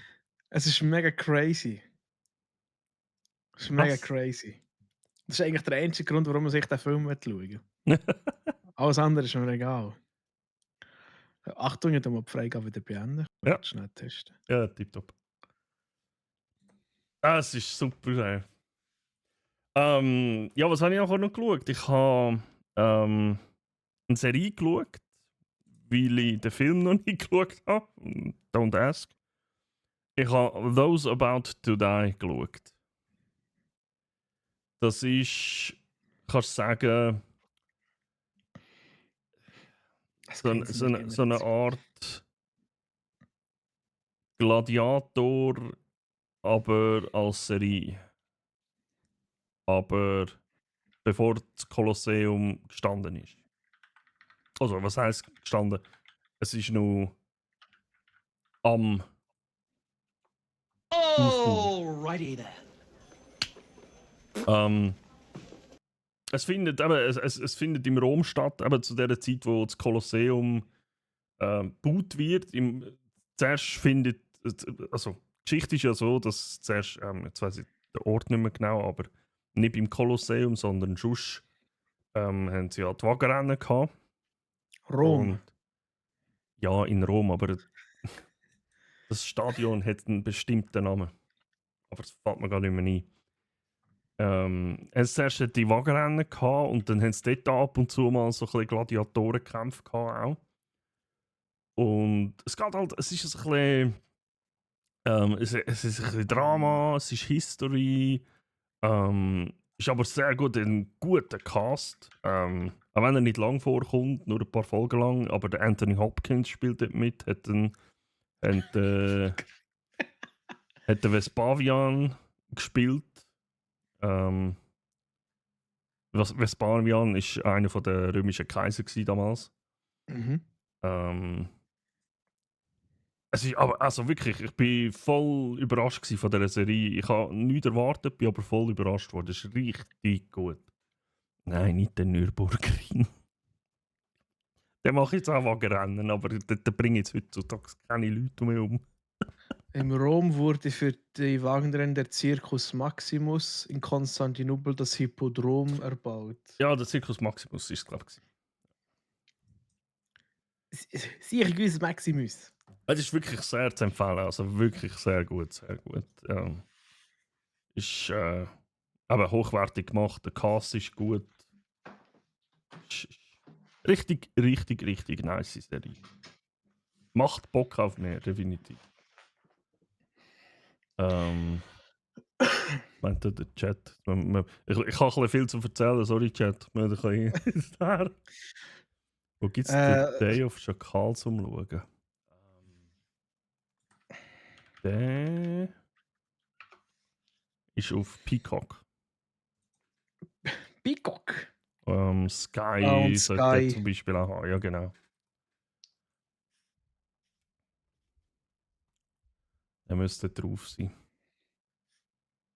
Ja, Sky Deutschland, der auf der Schakal. Ja.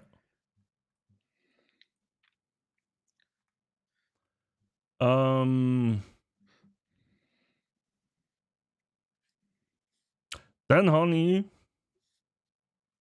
und das tut mir, wenn ich es muss erzählen, gerade wieder fast ein bisschen das Herzchen weh, habe ich den Abschluss von Yellowstone geschaut, der zweite Teil von der 5. Staffel. Jetzt ist vorbei. Und zugegeben habe ich erst zweimal das Tränchen verdrückt. Es ist nicht nur, weil die Serie so gut ist, einfach auch, wie es gemacht ist. Es ist so gut gemacht, die Bilder, es ist so richtig bildgewaltig dargestellt, das Montana. Es ist von der Geschichte her mega gut gemacht. Es ist einfach, es ist für mich eines der absoluten Highlights, was Serie angeht in den letzten Jahren. Richtig gut. Natürlich muss dir das ein bisschen gefallen. So ein bisschen das Country-Cowboy-mäßige und so. Welche Plattform ist die Serie? Veligolio! Erzähl! Die ist, glaube ich, auf Amazon kannst du sie schauen. Wenn es mir recht ist. Yellowstone müsste auf Amazon sein, ja, auf Prime, ja. Genau. Genau. Die ist wirklich sehr zu empfehlen. Es ist... Ich finde es schade, wie die Serie geendet hat auf privater Basis. Also, was heißt private Basis? Sie haben sich ja irgendwie ein bisschen in die Haare bekommen, der Kevin Costner und so. Und darum hat sie ihn auch... ja... Wie soll ich sagen? Ein Er bisschen- war mal plötzlich weg. Ja, sie haben es gut gemacht. Auf eine Art. Aber es ist auch halt einfach so vom ersten Teil von der 5. Staffel auf den zweiten Teil ist einfach so.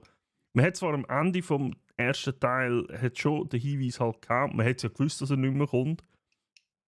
Und da haben sie schon so ein bisschen eingeführt, so von wegen, es ist etwas passiert und dann ist fertig gewesen. Und es ist auch gar nicht mal so schlecht gemacht, wie sie es gemacht haben nachher. Wie sie ihn rausgeschrieben haben, bös gesagt. Aber es wirkt einfach so dahin, also, nein, nicht dahin geschludert, einfach so halt schnell gemacht. Okay, wir haben jetzt den zweiten Teil von der 5. Staffel. Und jetzt, wenn wir so viel Plot reinbringen, so von wegen, was ist mit ihm passiert, wie geht es weiter, wie können wir es beenden? In wenigen Folgen. Und das finde ich ein bisschen schade, weil aus dem. Es hat viel mehr Sinn gemacht, wenn sie aus dem eine ganze Staffel gemacht hätten. Also sie hätte einfach viel Ja. mehr Seika-Geschichte erzählen. Und jetzt wirkt es so teilweise so ein bisschen, ey, wir müssen jetzt den Storystrang noch abschließen, wenn wir den Storystrang noch abschließen, den Charakter müssen wir auch noch irgendwie abschließen, den auch noch. Und irgendwie soll alles dann irgendwo passen, weißt du? Es soll dann irgendwie keine lose Stränge oder so. Und das habe ich ein bisschen schade gefunden, aber nichtsdestotrotz gut gemacht. Muss ich auch sagen, finde ich, wenn man so als DM denkt, ich finde das immer hure schwierig. Wenn du einen Hauptcharakter hast, das ist eigentlich genau das Gleiche. Du hast einen Hauptcharakter, den du eigentlich mitbringen willst in die D&D-Welt oder Ich bin Bruno Mhm. und ich bin in das Pen and Paper. Und nachher hast du irgendwelche Leute, die das Gefühl haben, ja komm, den bringen wir jetzt um. Gut, okay. Nachher musst du alles irgendwie neu. Dann wirkt es bei mir am noch so, als wäre es einfach so hingeschludert. Ja. Ich glaube, das ist auch hure schwierig, teilweise dann so eine Lücke zu füllen. Weil wahrscheinlich hat er da auch eine tragende Rolle gehabt später, wo man dann auf irgendwie andere Leute hat müssen verteilen. Kann ich mal Ja, davon ja, aus. also das haben sie halt im ersten Teil von der 5. Staffel schon ein bisschen Okay. vorbereitet, kannst du sagen. Also, es ist ja nicht so gewesen, dass der Charakter, nicht, tatsächlich auch nicht gross Spoiler, es ist nicht so gewesen, dass der Charakter überall so mega beliebt gewesen wäre und so. Und Okay. er hat in der Serie dann irgendwann halt auch eine wirklich grosse Position gehabt in der Öffentlichkeit und so. Und ja, also so wie sie es jetzt beendet haben bei dem Charakter, es macht schon Sinn, es kann so Sachen so passieren. Aber alles andere ist dann halt einfach nachher so, ja, wir müssen jetzt noch die Geschichte von der Farm beenden, wir müssen jetzt noch die Geschichte von dem Sohn beenden, wir müssen die Geschichte von dem Sohn beenden, wir müssen die Geschichte von der Tochter beenden. Und irgendwie macht es einfach nur bam, bam, bam, bam, bam. Ja. Das ist aber schade. Und ich sehe gerade, der Bruno, Kameramann, ist in den Chat gekommen, grüezi Troy. Ich bin Bruno, ich bin der Kameramann. Aber Jetzt ist wirklich die ganze Lockdown. Nein, der Arti fehlt noch. Ja. Das ist die ganze Lockdown-Gruppe. vielleicht ist er im Lurk oder so. Amazon. Nein, ich finde Amazon eigentlich gar nicht mal so schlecht. Ja. Und besser wieder andere Streaming-Anbieter tatsächlich. Vor allem mit dem, was sie eigentlich dann präsentieren. Mhm. Das ist meine Meinung. Ja, voll. Also Amazon hat gute Eigenproduktionen. Fallout. Herr der Ringe. Invincible. The Boys. Ich wollte sagen. Ja, was habe ich noch geschaut? Ich habe Star Trek Voyager beendet. Finally, fucking finally. Meiner Meinung nach bisher, also und wird es wahrscheinlich auch bleiben, die beste Star Trek-Serie, die ich gesehen habe. Mhm. Und ich habe jetzt wirklich fast alle gesehen mittlerweile. Das ist ja,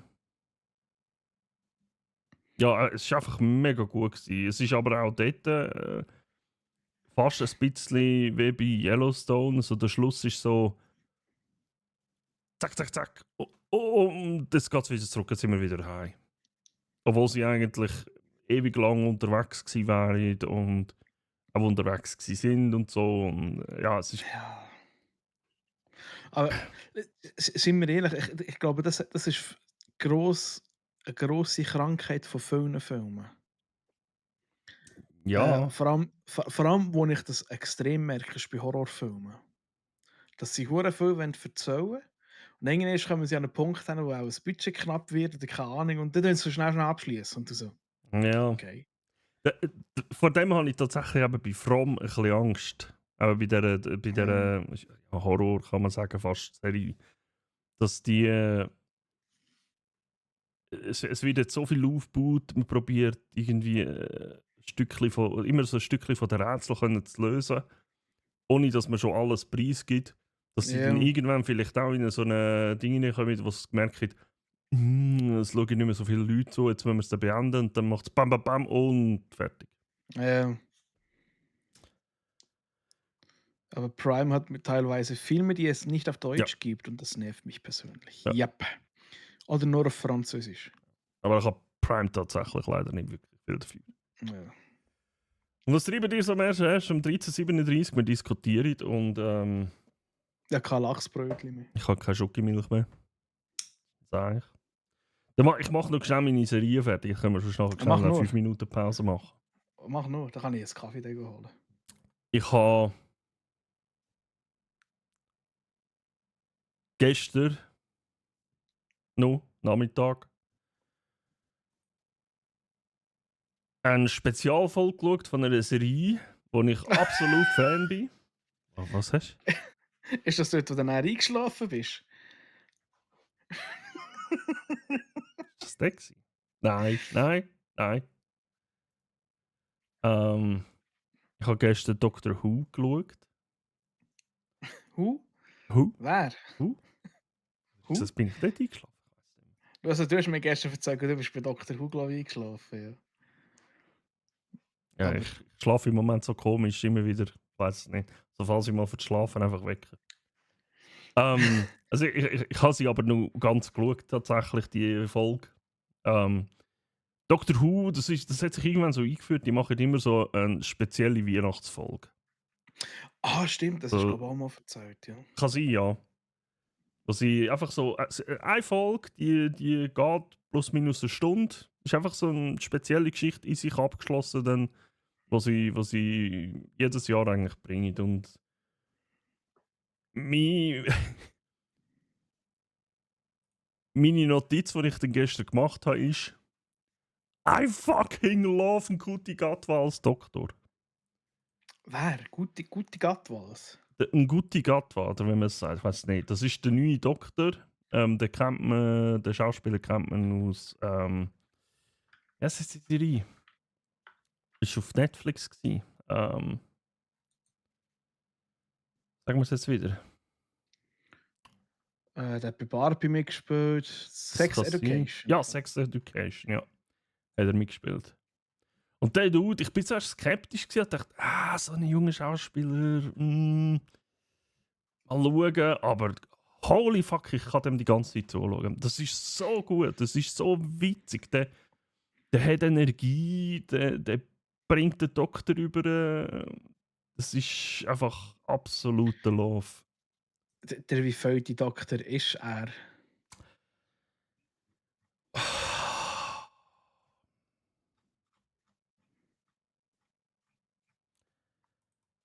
Ist er. Boah, du fragst jetzt etwas. Warte mal schnell. Ich kann da schnell nachschauen. Ich will gerade mal schauen. Der 15. Er ist der 15. Doktor aktuell. Und mit ihm haben sie ja die vorherige, also Doctor Who, du kannst jetzt sagen, es ist jetzt eigentlich die 3. Serie Doctor Who. Okay. Weil es gibt ja die alten Serien, die wirklich ganz alten. Doctor Who ist ja eine, für die, die es nicht wissen, eine von der am längsten laufenden kontinuierlichen Serien, die es gibt. So kontinuierlich, dass teilweise sogar heute noch Schauspieler oder eben Doktorfigur von früher in die aktuelle Serie geholt werden. Ja, Und, ich sehe es gerade. Also es hat mal zwischen 1990 und 2005 hat's mal eine längere Pause gegeben. ja, genau. Darum, also, zuerst ist immer so, es ist von der alten Serie gedreht gewesen und nachher von Doctor Who 2005.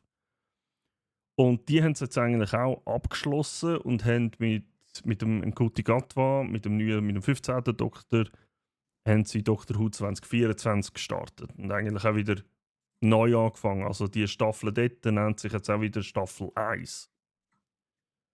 Okay. Also, Ja, aber irgendwie sehe ich da, dass der David Tennant, der 10. Doktor, der kommt Ja. irgendwie zwischen ihnen plötzlich mal als 14. Doktor vor. ja, es ist, hey, also ich will hier tatsächlich, sonst werden wir im Fall wirklich nicht fertig heute. Wenn ich davon anfange erklären, wie das mit diesen Doktoren funktioniert und warum David Tennant der 10. und der 14. ist. Aber ich glaube, ich habe das du erzählt, das war glaube ich Anfangsjahr oder so, wo ich Doctor Who geschaut habe, eben die erste Staffel jetzt von der neuen Serie, wo eben der David Tennant wieder als Doktor auftaucht ist, wo ja alle zusammen ausgeflippt sind. Alle zusammen, es ist tatsächlich, David Tennant ist halt einer von der Favoriten gewesen, von der Fans. Also er wird als der Doktor hochgelobt von vielen und ich finde das weiß ich noch ganz genau, das habe ich durchgesehen. Ich habe das Tränchen verdrückt, wo sie wirklich seinen Charakter abgeschlossen haben. Wie sie es so schön gemacht haben. Es ist so gut gemacht gewesen. Und ich freue mich saumässig auf die Staffel 2. Also ich mag nicht mehr warten. Ich hoffe, sie machen vorwärts. Wie geht's? Wie geht's, Kappa? Was? Ich weiß auch nicht. Julio. Falls noch so eine Flasche auf dem Tisch steht von gestern Abend, stell die in den Kühlschrank und nimm die irgendwie erst ein paar Tage später wieder nicht aus dieser trinken.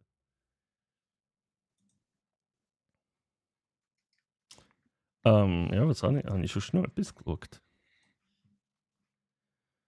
Ja, ich habe jetzt What If habe ich angefangen zu schauen. Gerade die neue Staffel. Okay. Aber Ich muss mir zuerst jetzt wirklich alle Dingfilme mal reinziehen. Marvel, nicht Reihenfolge, einfach mal schauen. Es ist so viel im Moment. Das sage ich glaube jedes Mal. Aber es nickelt mich auch nicht mehr. das Gute an What If ist, du kannst eigentlich bei Endgame aufhören und den Rest musst du nicht schauen.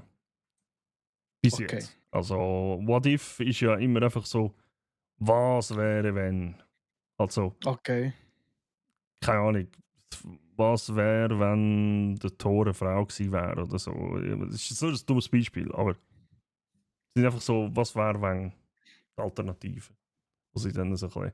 Und trotzdem, das habe ich gerade gestern jemandem gesagt, das Coole ist, auch wenn jede Folge bei What If eine Geschichte ist, eigentlich, wo es eben genau so das Was wäre, wenn Thema geht, es gibt wie so einen allübergreifenden Plot immer. Wo, Es gibt immer einen gemeinsamen Wendepunkt in dem Sinn. ja, es hat alles irgendwo dann irgendwie miteinander zu tun, aber gleich nicht, weil es halt eben einzelne Geschichten sind. Mhm. Also es ist wirklich mega, mega gut gemacht. Sehr zu empfehlen.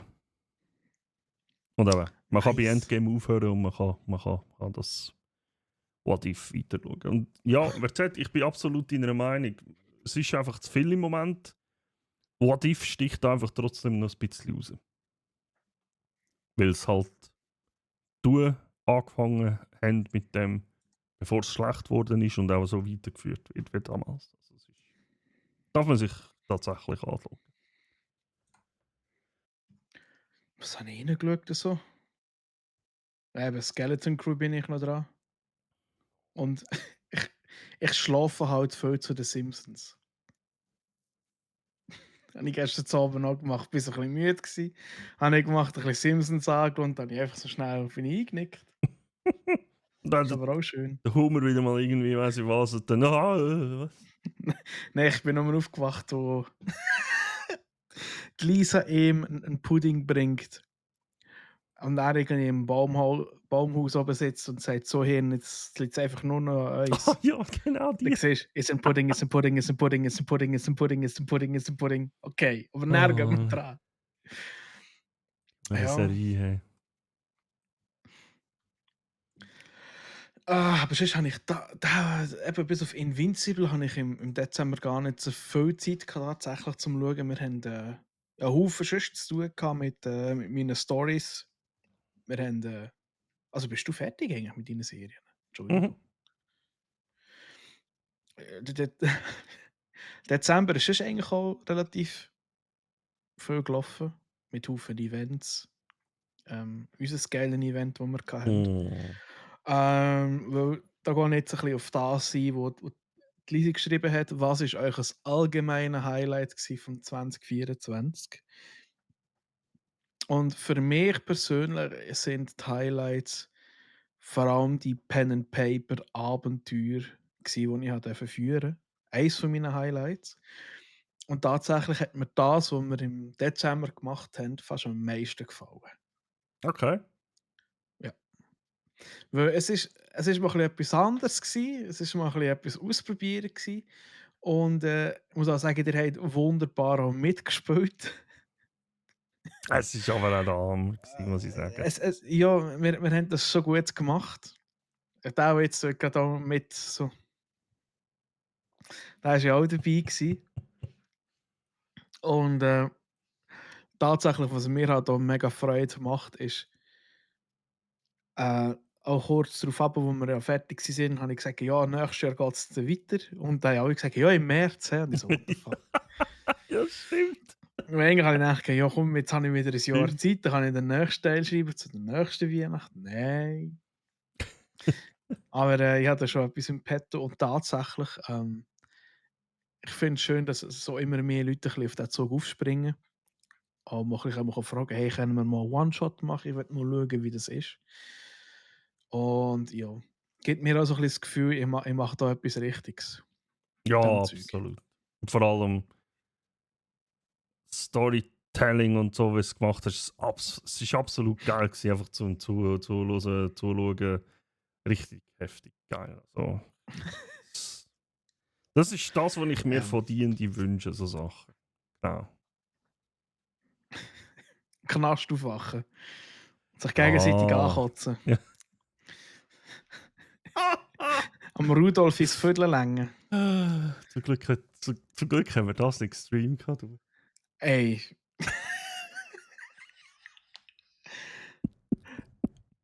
Also das Einführen hat der Ulen einfach extrem geil gemacht. Wait. Wait. In der Bar, wo der Troy nicht drin war. Aber er war gleich drin. Aber er weiß es einfach Ja, nicht. genau. Oh. Ja. Und das ist eben wirklich cool. Das ist mein Highlight gewesen. Es hat aber auch tatsächlich auch viel Arbeit dahinter. Mhm. Und ja, aber ich werde das zukünftig weitermachen. Wenn es wirklich mal klappt, können wir das wirklich da irgendwann mal live streamen. Eben, ja, dank der Asche schon wieder ein grösseres Projekt im Auge, wo wir aber müssen schauen. Ja, wenn du willst, kannst du da noch mitmachen. Troy hat ja auch schon mal gesagt, was es gibt. Du, aber wie gesagt, einfach schreiben, ich habe immer Zeit. Oder oft. Oder oft, ja. Hey, da bin ich. Also, ob es wirklich das wird stattfindet, ich muss schauen. Aber die Idee ist da. Dank der Asche. Danke, Naschi. Was war sonst noch das Highlight vom Jahr? Es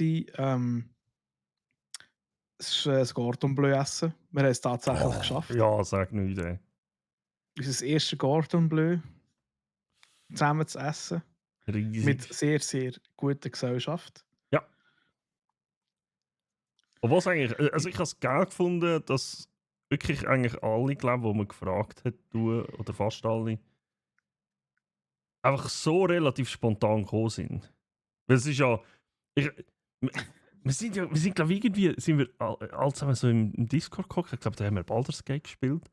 Und dann sind wir irgendwie auf das Thema Cordon Bleu gekommen und ich gesagt, ja easy, gut am Wochenende. Nachher der Casey, glaube ich, so, nein, das Wochenende kann ich nicht. Und ja gut, einfach die Woche drauf, ja, der könnte.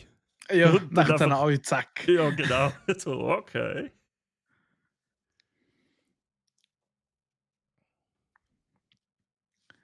Schnell lesen, was da schon noch geschrieben wird. Ullen, Ullen, ich ich habe hatte- deine Sicherheit bei Resti gesperrt, bevor das ganze privat verdünnt. Wow. Also tatsächlich, ich heute Morgen, ohne Witz jetzt, ich habe, als ich es zum Morgen gemacht habe, das ist wieder so typisch, gewesen. Ich hatte Kopfhörer in den Ohren gehabt, und was ist gekommen? Das neue Lied von Linkin Park, wo sie frisch mitsingt, wo sie das erste Mal auftritt, wie heisst es? Cut Me Open, glaub's. Also dort beim Konzert? Oder einfach allgemein das neue Lied? Allgemein, das neue Lied. Oh fuck, ich habe den Namen gerade vergessen. Warte, Emptiness Machine. Das Lied. Ja, genau, Emptiness Machine. Und ohne Witz jetzt, als ich das gelost habe, ist mir die ganze Story, die ich eigentlich für das Eschi-Projekt, sagen wir es mal so, schon im Kopf hatte, habe ich einfach schon die ganze Story geschrieben. Und jetzt muss ich Ich den weiss Fall den mal... Anfang, ich weiss das Ende. Okay. Und ich weiss schon, in welche Richtung das es geht. Und ich glaube, ihr werdet gute Zeit haben dann durch. So, Mutti muss ein bisschen an die Sonne. Ey, Mutti, bis Mach später, das. genieße ein bisschen die Sonne. Ich Stimmt, hä? sehe seit ein paar Tagen keine Sonne mehr, weil wir haben einfach nur Nebel. Nein, wir haben es definitiv schön. Kommst du zu uns, dann gehen wir noch schnell eine Runde laufen. Gut, bis du da bist, ist es schon wieder Wir dunkel. werden in diesem Jahr nicht mehr Neues anfangen. Allein weil das Konzert nach das Cordon Bleu essen mit tollen Menschen. Ja. Ja, genau, Jenny. Und das Bräteln. Ja, stimmt. Was Das dann ist schon irgendwie geil. in ein Sturmfest ausgeartet ist, irgendwann das nicht stürmen. Das war auch richtig geil. Gewesen. Also, ich wäre auch mal interessiert, wenn er noch einen Anfänger braucht, der schreit, der Troy ist es, der Troy ist es. Ich glaube, so einen brauchen wir nicht, aber du kannst. Aber die habe ich eigentlich auch einladen für am 7. Aber du hast ja dann noch deine. Also für im Dezember, aber du hast ja deine Weihnachtskonzerte gehabt. Ja, Ja, Prioritäten Aber setzen, ja. Prioritäten setzen, ja. Das Weihnachtsdorf hätte ich gebraucht, Plätsch. Ja, der Blatsch hat so können.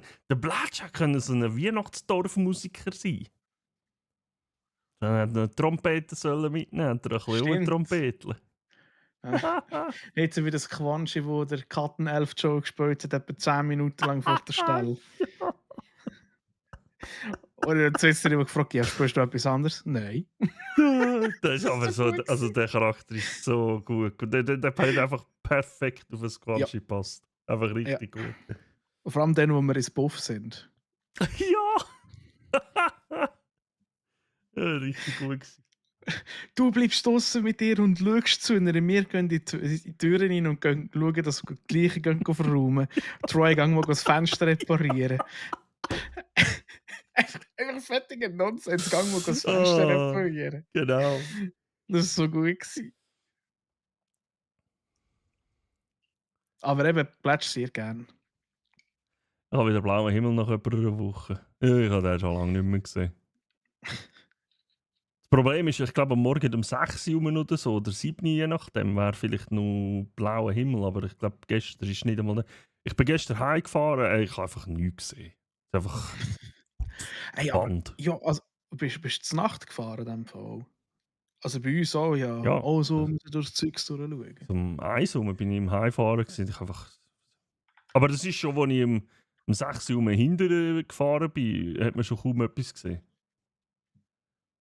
Darum eben bei uns, ich bin da halt so in einem richtigen Nebelloch. So. Ja. Aber ist gut, weißt, dann kann man nicht vorausschauen und denkt man, ah geil, die Sonne scheint, ich sitze wieder drinnen heute. Mhm. Hey, Hand. Ja, Ich 25, habe noch 25 Ja. Meter, wenn überhaupt, ja. noch schnell den Wetterbericht angeschaut. Wenn man dem Wetterbericht trauen kann, haben wir jetzt eigentlich noch mehr oder weniger schön. Am Samstag wird es -1 Grad und am Sonntag wird es schon wieder +7 Grad. Hey. Ja. Also bei uns hat er heute den ganzen Tag Nebel. Er hat morgen Nebel, Sturm, Schnee. Dann wieder mal Nebel, wieder ein bisschen Schnee, wieder Nebel, Regen. Katastrophe. Ja, ist immer das Gleiche. Darum einfach nicht mehr rausgehen, fertig. Problem gelöst. Laufen wäre jetzt echt schön. Ich glaube, das mache ich später auch noch. Ja. Gerade vielleicht auch noch irgendein. Kann auch gehen, wenn es dunkel ist. Ja, keine Angst. Erst wenn man so die Scheibe runterlassen, also so mit einem weißen Stab tastet. Ich habe gemeint, hast du den Gandalf gemacht. Aber, okay. Der Troy schreibt, ich war gefühlt immer am Fenster reparieren gewesen, wenn ich mal nicht angespuckt worden bin oder umgerührt Ja. worden bin. Ja, der Troy, wie groß bin ich? Ja, du bist etwa ein Kopf kleiner wie der alle. Und am Schluss war er irgendwie nur noch so groß wie ein Büsi. Er ist einfach immer kleiner geworden. Troy hat irgendwelche verschiedene Grössen angenommen im Verlauf des Tages. Ist so Vor allem dynamisch. das Geiler ist, wo dann alle ist anfühlen am Anfang. Vor allem dich. Ja. Ja. Karma, Bitch. Mhm. Gestern so, weiss ich, kann ich auf der Autobahn einmal rein, ist keine 25. Ja, eben, ja, true. Ja, es ist wirklich. Das Geile war, bei der Schwester und bei der Mutter hinten ist es eigentlich noch gegangen. Da bist du irgendwie so 1 Kilometer gefahren, bist in die Suppe reingekommen, bist 1 Kilometer gefahren, bist aus der Suppe in den Wald reingekommen, kommst aus dem Wald raus. Du hast nicht gemerkt, dass du aus dem Wald rausgekommen bist. Du hast einfach gemerkt, es ist ein bisschen heller geworden. Aber auch nur von der Straße tötern, oder wie? Ja, einfach durch das, dass der Nebel halt ein bisschen anders reflektiert hat. Ja, du hast einfach nichts gesehen. Hey. Und da ist noch irgendein Aargauer, also 2 Autos vor mir ist ein Aargauer gefahren. Gott, das will. Die traue ich schon nicht dort hinterher fahren, weil es ist ja. Nein, also es sind nicht nur die Aargauer tatsächlich, aber es ist ein Dorf, das halt in einem Tal hinten ist. Die Straße ist schon gut ausgebaut worden jetzt mittlerweile. Also nicht, dass sie vorher schlecht gewesen wäre, es ist keine Kiesstraße oder so. Aber sie ist jetzt nur breiter gemacht worden als vorher und weiss ich was. Und die Leute trauen auch jetzt noch nicht dort hinterher fahren, weil es einfach. Hier ist eine Felswand, hier geht das Loch ab. Aber zwischendrin hast du Platz für etwa 4 Autos auf dieser Straße. Und sie trauen jetzt noch nicht dort hinterher fahren. Und dann muss ich eigentlich sagen, hey Kollegen, laufe ich doch einfach an den nächsten Bus. Opfer. Ja, es ist schon. Einmal so die Ecke, gell, wo du fühlst dich hure safe und dann drückst du den Stempel ein bisschen ab und dann siehst du irgendwie so eine. Ja, Ja, ich so halt eine, die wirklich. rumschleicht. Ich halt wirklich. Es ist dort vor der einen heftigen Kurve. Geht es relativ weit vorne zuerst. Und ich komme dort um die eine Kurve herum, sehe dort vorne und sehe dort vorne so wirklich so 3 Autos so hure langsam. Und ich so. Du kannst nie überholen. Nee. Also, Oh, das ist können ja das schon. Schlimmste. Können schon, aber solltest nicht. Gefährlich. Ach, Katastrophe, ey. Vor mir war so ein Urner, vor dem Urner ein Aargauer. Dann dachte ich, ja gut, Eine Urne. der kann ja auch Abend nicht ist gelaufen. Kannst du jetzt nicht mehr stressen zum Heimfahren. Ah ja. Quals hat mir noch ein Bödli geschickt. Oh. Ich habe Angst. Der Gandalf. Discord. Ich kann ja noch einmal probieren, da mit Stream übertragen. Ui. Fenster.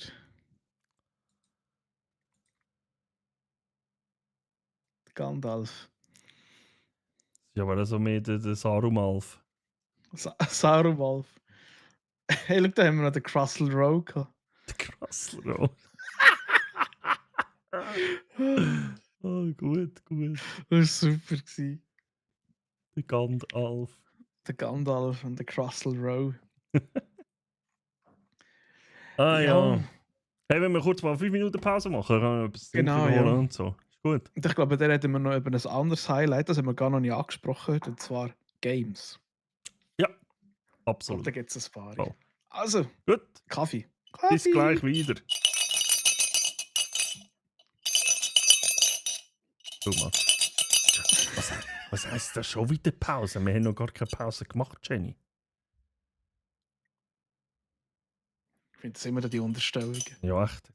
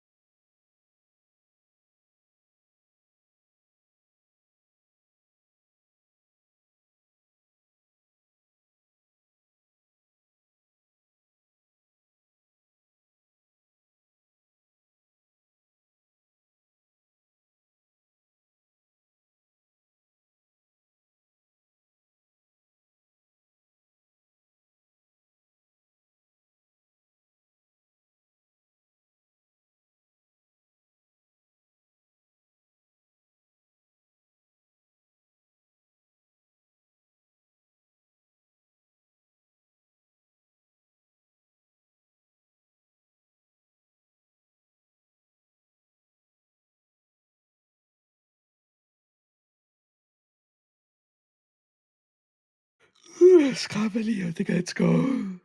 Zack, da sind wir wieder. Schön, das Ding. Schön, wie du angefangen hast.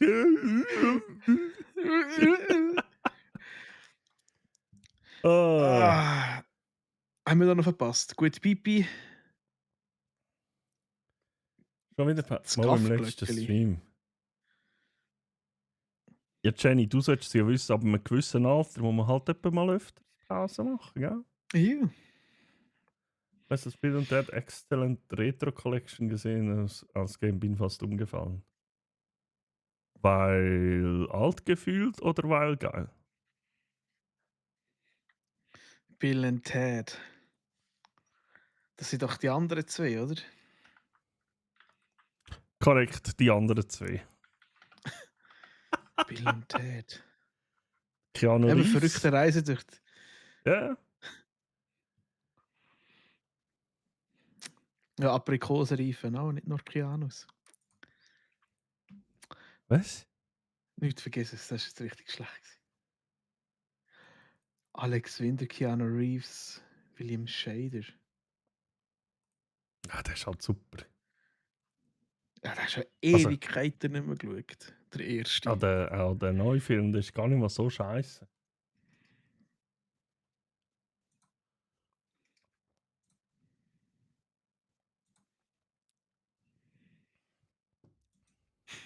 Vor allem, weißt du, sicher sehen immer noch gleich aus wie früher irgendwie. Ja, voll.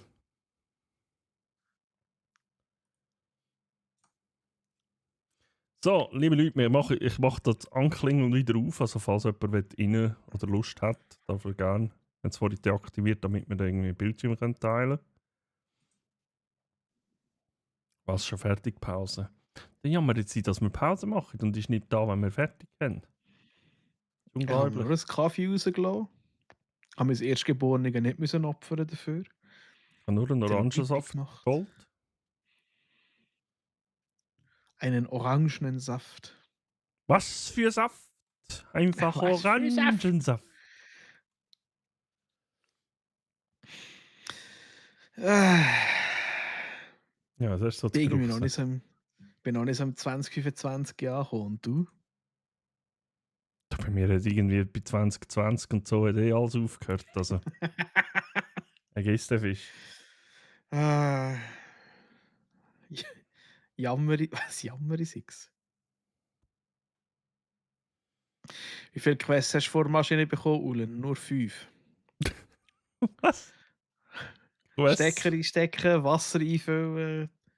Kann ich wollte sagen, den Tampon rein tun, aber das ist. Wie heisst das Ding? Okay. Steckerli rein tun, zumachen, schnell ein Ding ausspielen und dann let's go. Jetzt fährt's. Gehen wir zuerst mal das Neozeit dran. Oh, wer sagt, du bist krank? Hey, gute Besserung. Viel Glück. Ja, auf jeden Fall.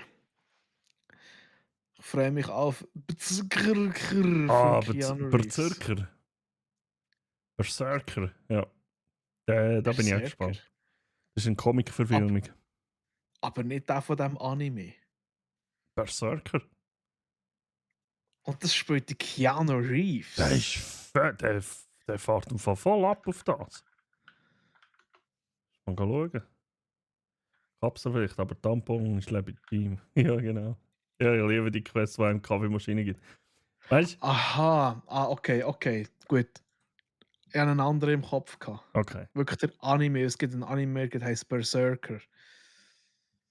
Und der ist relativ hässlich. Der Troyer liebt die Quest, die einem Kaffeemaschine gibt, aber trinkt nachher die ganze Zeit den Emmy-Kaffeetrink-Dings, weißt Dann weißt du, wie viele Quests er bekommt. du? Kein.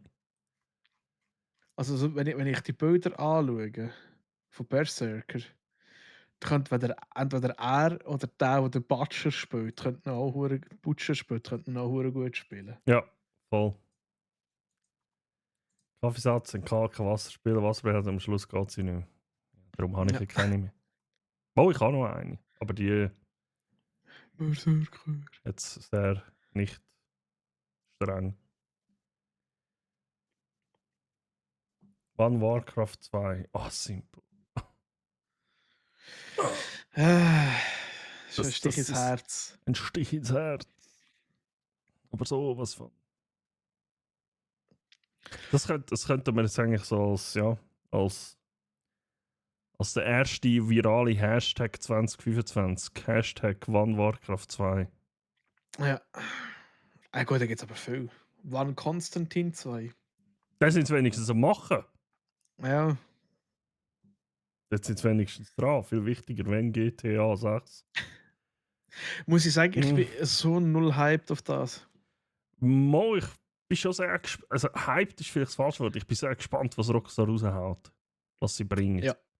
Einfach weil sie halt immer so. Wenn sie das GTA bringen, ist es immer der next big thing. Und alle Das stimmt probieren schon. sich nachher irgendwie für ein paar Jahre an dem zu messen. Jetzt zum Beispiel, wie haben die andere, wie hat ja die andere Variante geheißen? Saints Row. Oh, aber Ja, es ist nie dran hergekommen. ja, Null. aber.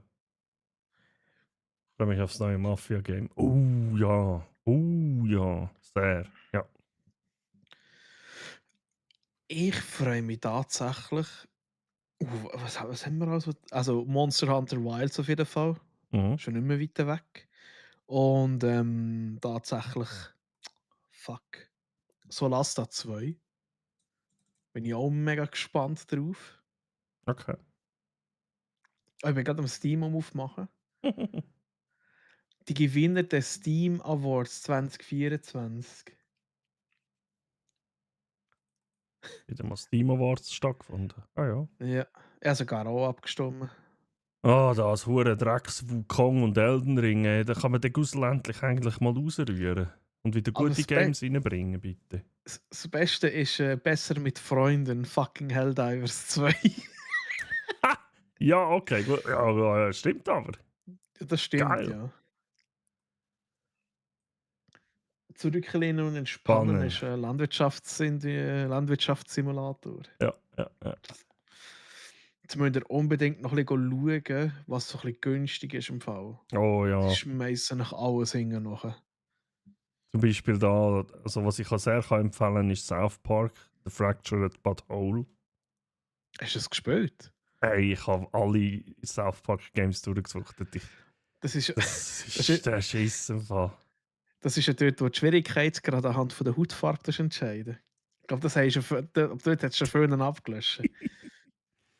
Aber das ist auch schon, es ist halt einfach fucking South Park, wenn man es kennt. Ja. So gut. Subnautica ist 50%. Das ist ein Spiel, mit dem hadere ich so krass. Weil es halt genau meine schlimmsten Ängste triggert. Tiefe Wasser.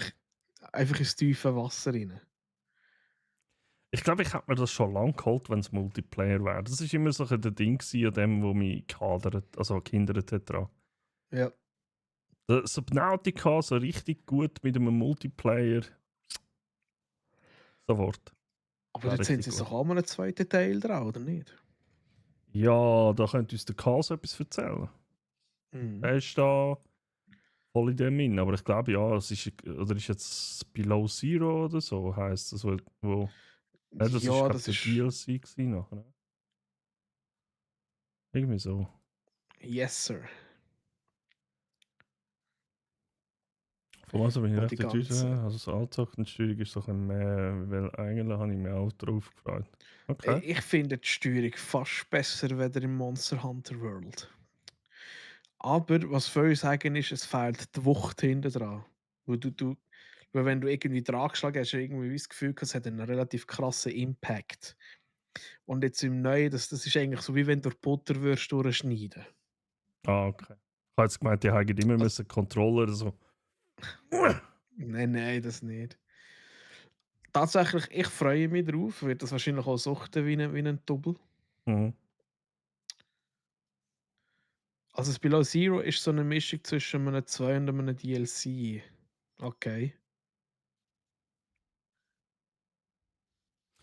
Ja, also Lisi, wenn dir die Serie gefällt, dann werden dir die Spiele wahrscheinlich auch gefallen.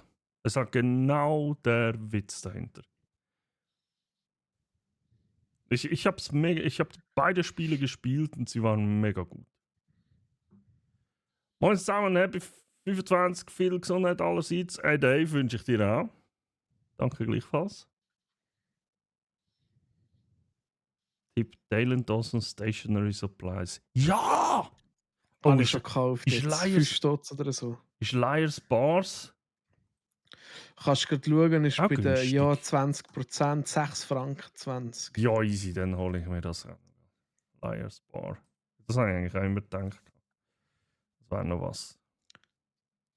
Liars Bar.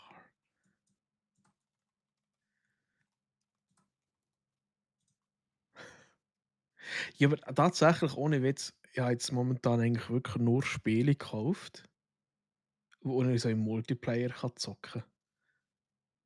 Ja, Also wirklich so voll. Games für mich allein, habe ich noch so viel auf der Kippe, die lasse ich einfach mal sein. Mal, ich habe mir, gut, obwohl das ist halt auch Multiplayer, ich habe mir Need for Speed Heat noch gegönnt. Das hat auch irgendwie so 3-4 Franken war. dann haben es der Barracks und ich so mal so am Abend 2 ein bisschen gespielt jetzt. Und am Montag ist so der Troy auch noch bei uns gehockt. Dann hat er sich auch noch geholt. Das ist einfach wieder so eine. Sind wir alle geinfluenced worden. Das ist Watch the unglaublich. Calls. Das Neue kommt dieses Jahr raus und es wird von Multiplayer gemunkelt. Okay. Auf Subnautica. Dann schaue ich es mir vielleicht tatsächlich mal an. Wenn es Nach jedem Multiplayer Schlag einen neuen Monitor. hat. Ja, genau.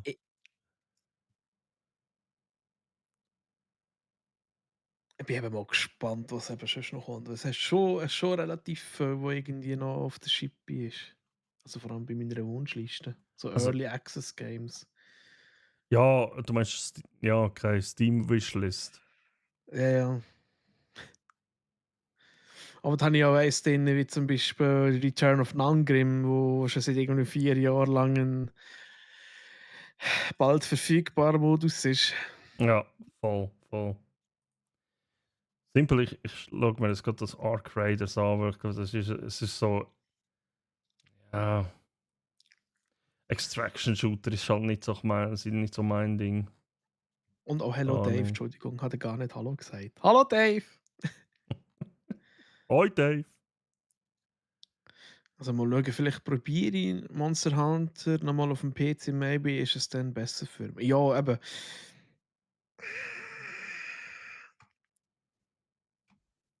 Ja, wie will Also, es sein? auf Steam habe ich im Moment gerade 2 Games in der Wishlist, wo ich muss sagen, ja, das wäre sicher interessant. Und zwar, eine ist Goblin Cleanup. Das andere weiß ich, glaube ich. Der Planetenverteidigungskanonenkommandant. Ja, genau. Ja, voll im Fall. Der PVKK, der Planetenverteidigungskanonenkommandant. Das Spiel, der Name ist einfach, der ist einfach schon Meme. Das ist so gut. Einfach nur schon der Name, so riesig lang, Planetenverteidigungskanonenkommandant. Genau der. Aber sonst, also im Moment freue ich mich eigentlich einfach auf Assassin's Creed und vor allem auf. Fast noch mehr als Assassin's Creed mittlerweile freue ich mich auf Kingdom Come Deliverance 2. Ich muss mal das 1 endlich mal Boah, durchspielen. dann fang jetzt an, sonst wirst du nicht fertig. For real, ich gebe mir echt keinen Stress bei den Spielen heutzutage. Du kommst eh nicht nach. Vor allem, da hast du irgendwie so eine Contraband-Police, die halt einfach wieder völlig aus dem Leben reißt für ein paar Tage. Ja, das ist Wochen. super. Ah, das ist so gut. Und dann haben wir ein neues Borderlands. Kann sein. Also ich weiß nicht, ob das Jahr kommt oder nicht, aber ich habe mal etwas gesehen, ja. Aber ich habe mal eins gespielt im Coop mit ein paar anderen. Das ist irgendwie nicht so mies. Ich finde Borderlands 1 ist gut, das 2 auch. Das Problem ist halt einfach, wenn du in einer Gruppe spielst und einfach einen hast, der sagt, schießen auf die ganze Story. Du verpasst so viel Geiles Mhm. Voll, und allein spielen ist es halt ein bisschen, ja, kann auch lustig sein. Squadron 40 Push auf das Jahr, please. Please not, nein. Dave, das wäre eine sehr schlechte Idee. Von mir aus könntest du das auch noch ein Jahr weiter hinterher schieben. Ich habe das erst mal anders so.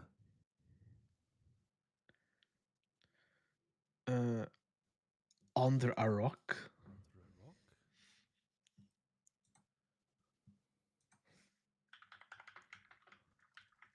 Das ist sicher wieder so ein Game, das einfach so völlig underrated ist. Du findest es dann nur geil.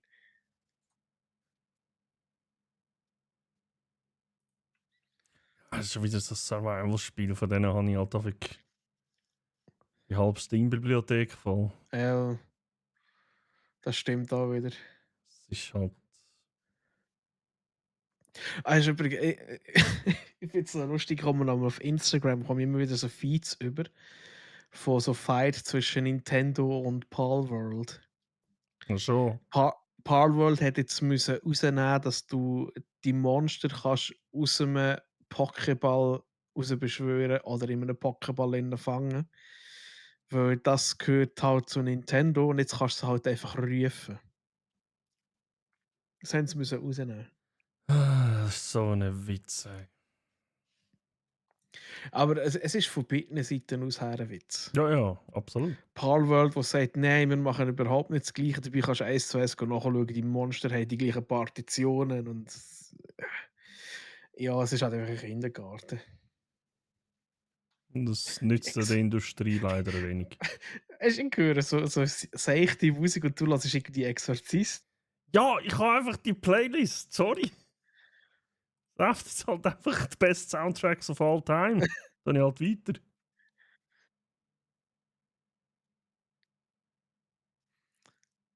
Ey, das ist Mike Oldfield, hä? Das ist nicht nichts. Ja. So, besser. Jack geht die Gruppe spielen, das Mami darf ihn jetzt abholen. Wow, Jenny.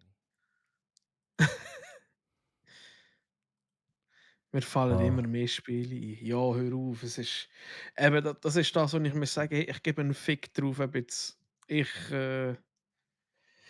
Assassin's Creed das Jahr oder nächstes Jahr spiele. Ich spiele es dann, wenn ich Zeit habe, ich mir auch Zeit dafür nehmen. Das ist, weil du kommst nicht nachher mit Spielen spielen. Echt nicht. Darum probiere ich mich im Moment immer so auf so ein Game zu beschränken. Wie jetzt zum Beispiel das Indiana Jones. Und mein Ziel ist eigentlich dann aber wie jetzt vielleicht für dich als Monster Hunter, wo ich halt schauen, dass ich, wenn es rauskommt, dann halt kann Assassin's Creed spielen. Weil ich das halt einfach gut finde. Und Ja. darum probiere ich jetzt auch irgendwie ein bisschen das Indiana Jones dann auch bis dann abzuschließen. Ich habe das Gefühl, ich werde es schaffen. Troy wird mehr Mühe haben, aber Ja, aber ich habe mir jetzt auch gesagt, zum Beispiel das Contraband Police, das ist eins, das werde ich jetzt halt einfach im Stream zocken, weil das kannst du immer wieder mal anschauen, kannst ein paar Runden machen, kannst wieder abschalten. So wirklich Story Games für Streamen finde ich halt mega schwierig. ja, voll, verstehe ich auch. Darum, ich mache es auch nicht mehr so viel wie früher, tatsächlich. Ja. Aber ja, das ist ja so. Und wie du sagst, ich tue mir auch jetzt immer einfach ein Spiel vornehmen und das fertig machen und davor ins nächste noch. Genau. Oder ich probiere es einmal. Ja, also Nintendo einfach wieder mal gute Pokémon-Spiele macht, dann wäre alles überflüssig. Ja, du, gell? Das kann man von vielen sagen heutzutage, Safik. Du bist auf Frage, da ist aber ein anderes Thema. Ach, Troy-Bashing. soll ich da dazu überhaupt noch etwas sagen? Es geht genau das Ubisoft-Bashing. Ist jetzt nicht, weil es Assassin's Creed macht, aber wenn man schaut, was Ubisoft rausbringt, ich sage nicht, dass sie alles richtig machen, absolut nicht, aber erstens mal, Ubisoft ist nicht gleich Ubisoft immer, zweitens, nur weil einem ein Produkt nicht gefällt, Ich verstehe, dass einem Assassin's Creed zum Beispiel nicht gefallen kann. Wenn einem sind ja immer der Bert wieder an, über Valhalla endlich fertig gespielt hat. Aber er ist halt jetzt einfach Gottes Namen kein Fan von dem Wikinger-Dings und weiss ich was, hat er erst gesagt. Und ja, okay, dann verstehe ich auch. Aber dann ist das einfach nicht dein Geschmack. Yep. Aber einfach aus dem Grund zu sagen, du bist rot, dann muss ich sagen, Kollege, du hast irgendwie den Fokus verloren. Ja, Assassin's Creed Valhalla habe ich einfach nur scheiße gefunden, weil es mir mal 6 Stunden von meiner Spielzeit gelöscht hat. Oh, was? Und das, Okay. ja. Ich habe das eigentlich mega cool gefunden, habe dort 6 Stunden am Stück gespielt und so. Und dann hat es angefangen mit komischen Sachen. Bin ich irgendwie in einer Das hast Höhle du mir unten gewesen. erzählt, ja. Da habe ich so einen Topf genommen, das ist einfach, der Topf ist so in die Tilly rauf. Und ich so, okay, gut. Und nachher habe ich ganz normal abspeichern, bin raus, einfach alles weg gewesen. So Okay. Online-Zeugs nichts. Und ich so, ja, ich habe automatisch Speicher drin gehabt, einfach nichts. Und seither habe ich das nie mehr angelenkt. Nie Krass. mehr. Okay.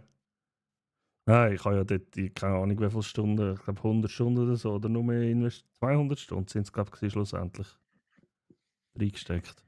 So richtig heftig. Für die Welt gut, Also, wenn man das Positive lobt, anstatt nur über das Negative abhält. Absolut. Und vor allem, wenn es ja. konstruktive Kritik ist, habe ich nicht das Problem damit. Aber vielfach ist es eben nicht konstruktive Kritik, sondern einfach, Einfach das ja, Blackjack, du bist scheiße, aber sagt dir niemand warum. Und wenn genau. er jetzt würde sagen, hey, deine Mikrofoneinstellung ist verdammte Kack, wie sie wahrscheinlich jetzt bei mir ist, so wie ich mich selber jetzt gerade in Twitch gehört habe, dann ist das ein Punkt, wo kann ich sagen, okay, easy, Ja, ich kann etwas damit machen. eben. Aber, und auch, Aber jetzt, das beantwortet jetzt eigentlich so die Frage auch vom Simpel, von wegen, warum alle AC Valhalla hassen. Das ist einfach so, es ist wie mit Star Wars. Warum ist jetzt plötzlich alles von Star Wars scheiße, wo nicht gebracht wird? Einfach weil die Leute nur noch, die machen jetzt sich kein eigenes Bild mit, das geht wieder auf das raus, was ich am Anfang mal gesagt habe, sondern die labern einfach jeden Scheiß nur noch nachher. Jetzt ist einfach plötzlich alles, was Disney von Star Wars macht, ist einfach scheiße. ja, Alles, was Ubisoft macht, ist, weil es vielleicht irgendwann mal einen Fehltrick haben. Jeder macht Fehler, das wollte ich nie mal also irgendwie sagen. Sondern dann ist plötzlich alles scheiße von Ubisoft. Also, halt, come on. stopp. Jetzt Halt, rede stopp. ich. Moment, warte Halt, schnell, stopp. Ullen. Halt, Warte so schnell, ist es. Ullen. Warte.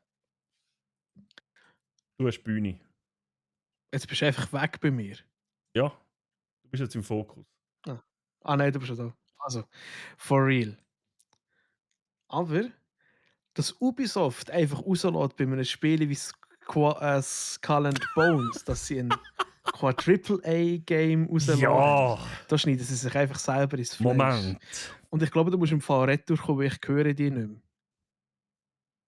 Hallo? Hallo? Jetzt bin ich doppelt drin. Hörst du mich Und noch? was passiert? Ullen? Ullen? Ich sehe mich einfach doppelt. Aber die... Nein, jetzt haben wir das wie vorhin mal. Ullen!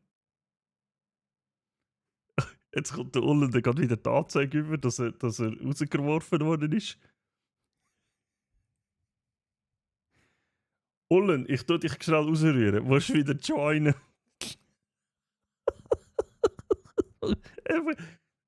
Ich glaube noch nicht ganz ausgereift.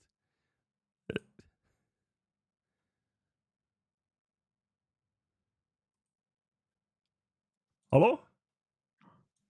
Er hat einfach mal geläutet. Ich habe es gesehen. Du hast mich auf gross gemacht und dann bist du einfach ruhig gewesen. Und ich so, okay. Dann habe ich gesehen, wie du irgendetwas geschnurrt hast. Dann habe ich gesagt, ich höre dich im Fall nicht. Und dann hast du wieder irgendetwas gedrückt und dann habe ich mich doppelt hier innen gesehen. Ja, ich habe es wieder rausgenommen. Und dann sagst du plötzlich, jetzt sehe ich beides. Hä? Oh Mann. Was hat der David noch? Einer von meinen besten Kollegen hat Ubisoft so lange angeschrieben und konstruktiv kritisiert, bis sie endlich Mirage auf Steam haben gebracht.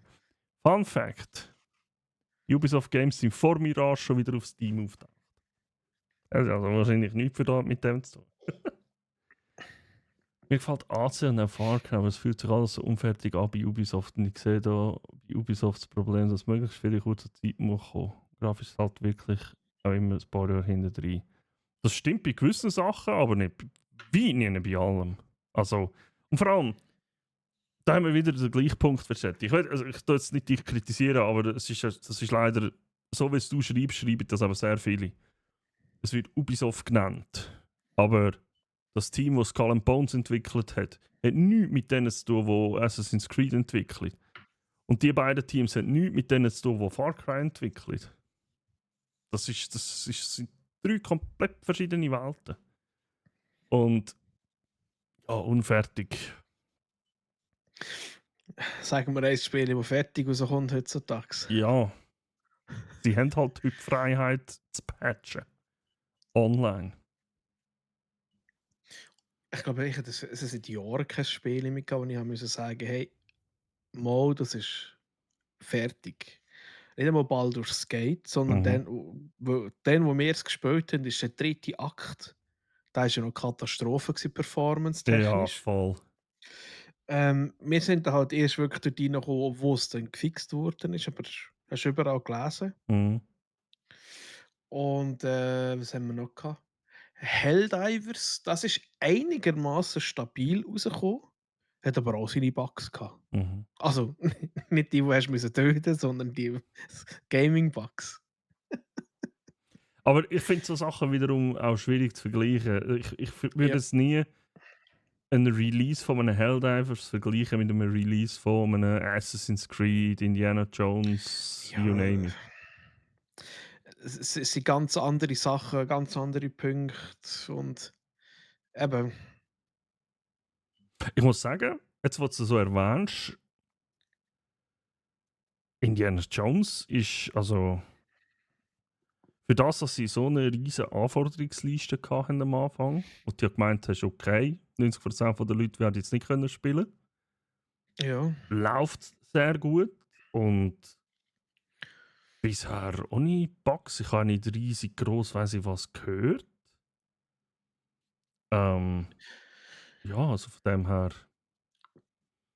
Tatsächlich hat es noch ein Spiel gegeben und ich muss sagen, storytechnisch habe ich kein Problem gehabt, und zwar war das Space Marine 2 gewesen.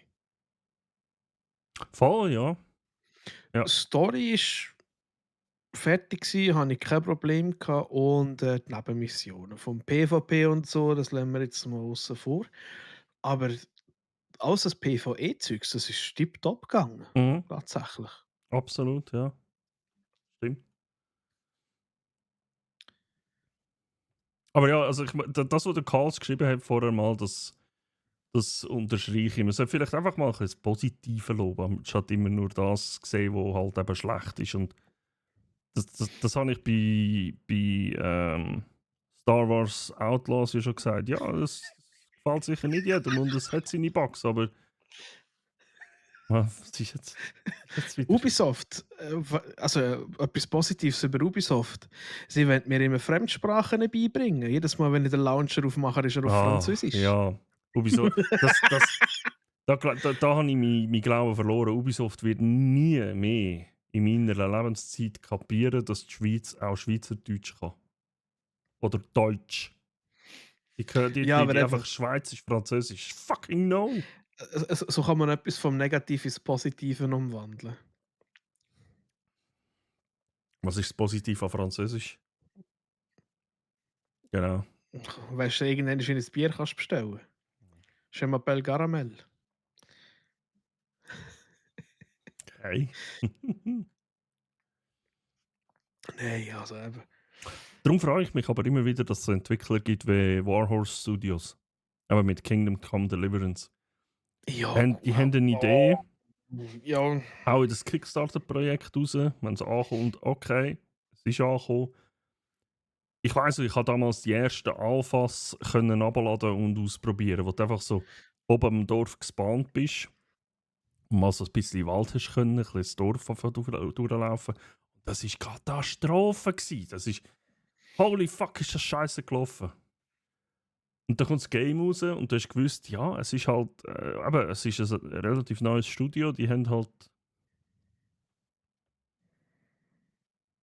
wenn jetzt mal schauen, wie es läuft, und ich bin sehr gespannt auf den zweiten Teil, weil jetzt haben sie so viel Erfahrung können sammeln, sie haben jetzt grosse Partner hinter sich, also ich bin sehr gespannt tatsächlich im Fall. Ja, und wenn wir davor reden, ich habe ja jetzt auch gute Erfahrungen gemacht mit Spielen, die halt ein bisschen Zeit brauchen, bis sie reifen. Jetzt abgesetzt, einerseits mal Star Citizen, habe ich ja dieses Jahr mir wieder einmal ein bisschen angeschaut, kann ein bisschen dafür können lernen. Dank auch, oh nein, eigentlich schon letztes Jahr. Dank, wo ist, bist du da einer oder da einer? Dank dem Blackjack. Dort siehst du halt auch, also durch ihn habe ich halt auch gesehen, dass so ein Spiel halt auch Zeit braucht, damit er reift. Und wo man es extrem merkt, ist No Man's Sky. Oh ja, Das ja, ist ja ja, ein komplett anderes Spiel, wie das, was ich bei Release gekauft habe. absolut, ja, das stimmt, hast recht. Voll. Das, also, das ist etwas, was ich mir muss sagen. Vor allem das Coole finde ich halt dort, du hast nichts müssen zahlen, bis es zu dem Punkt kam, wo es jetzt war. Mhm. Du hast das Spiel einmal gekauft und alles, das, was zusätzlich jetzt gekommen ist halt einfach. Pff. Und das ist nicht schlecht. Also, Mhm, absolut. einfach mal hab mal 60 Stunden investiert, jetzt in der letzten. Ja, es ist, also ich habe mir es auch wieder mal angeschaut haben vor einer Weile, und es hat sich hure viel da, wenn du schaust, Ja. wie das damals ganz am Anfang war. Es ist, Vor allem kommst du auf Planeten, wo plötzlich überall nur noch Vulkane sind oder Mhm. irgendwelche komische Ja, Spezies und sonst Zeug. Eben, irgendwann habe ich einen Kalkplaneten, das ist alles verkalkt. Und okay. der ist einfach nur so Zeugs, das rumfliegt, das einfach alles aus Kalk besteht. Und das ist hure geil. Ja. Ich glaube auch viele erwarten von Dune Awakening viel, und dann kommt wieder das Gemecker. Hey, simpel, absolut. Ich glaube, das ist Ja. ein sehr grosses Problem heutzutage in der ganzen Game-Szene und das klingt jetzt vielleicht ein bisschen böse, aber vor allem von den Casual Gamer.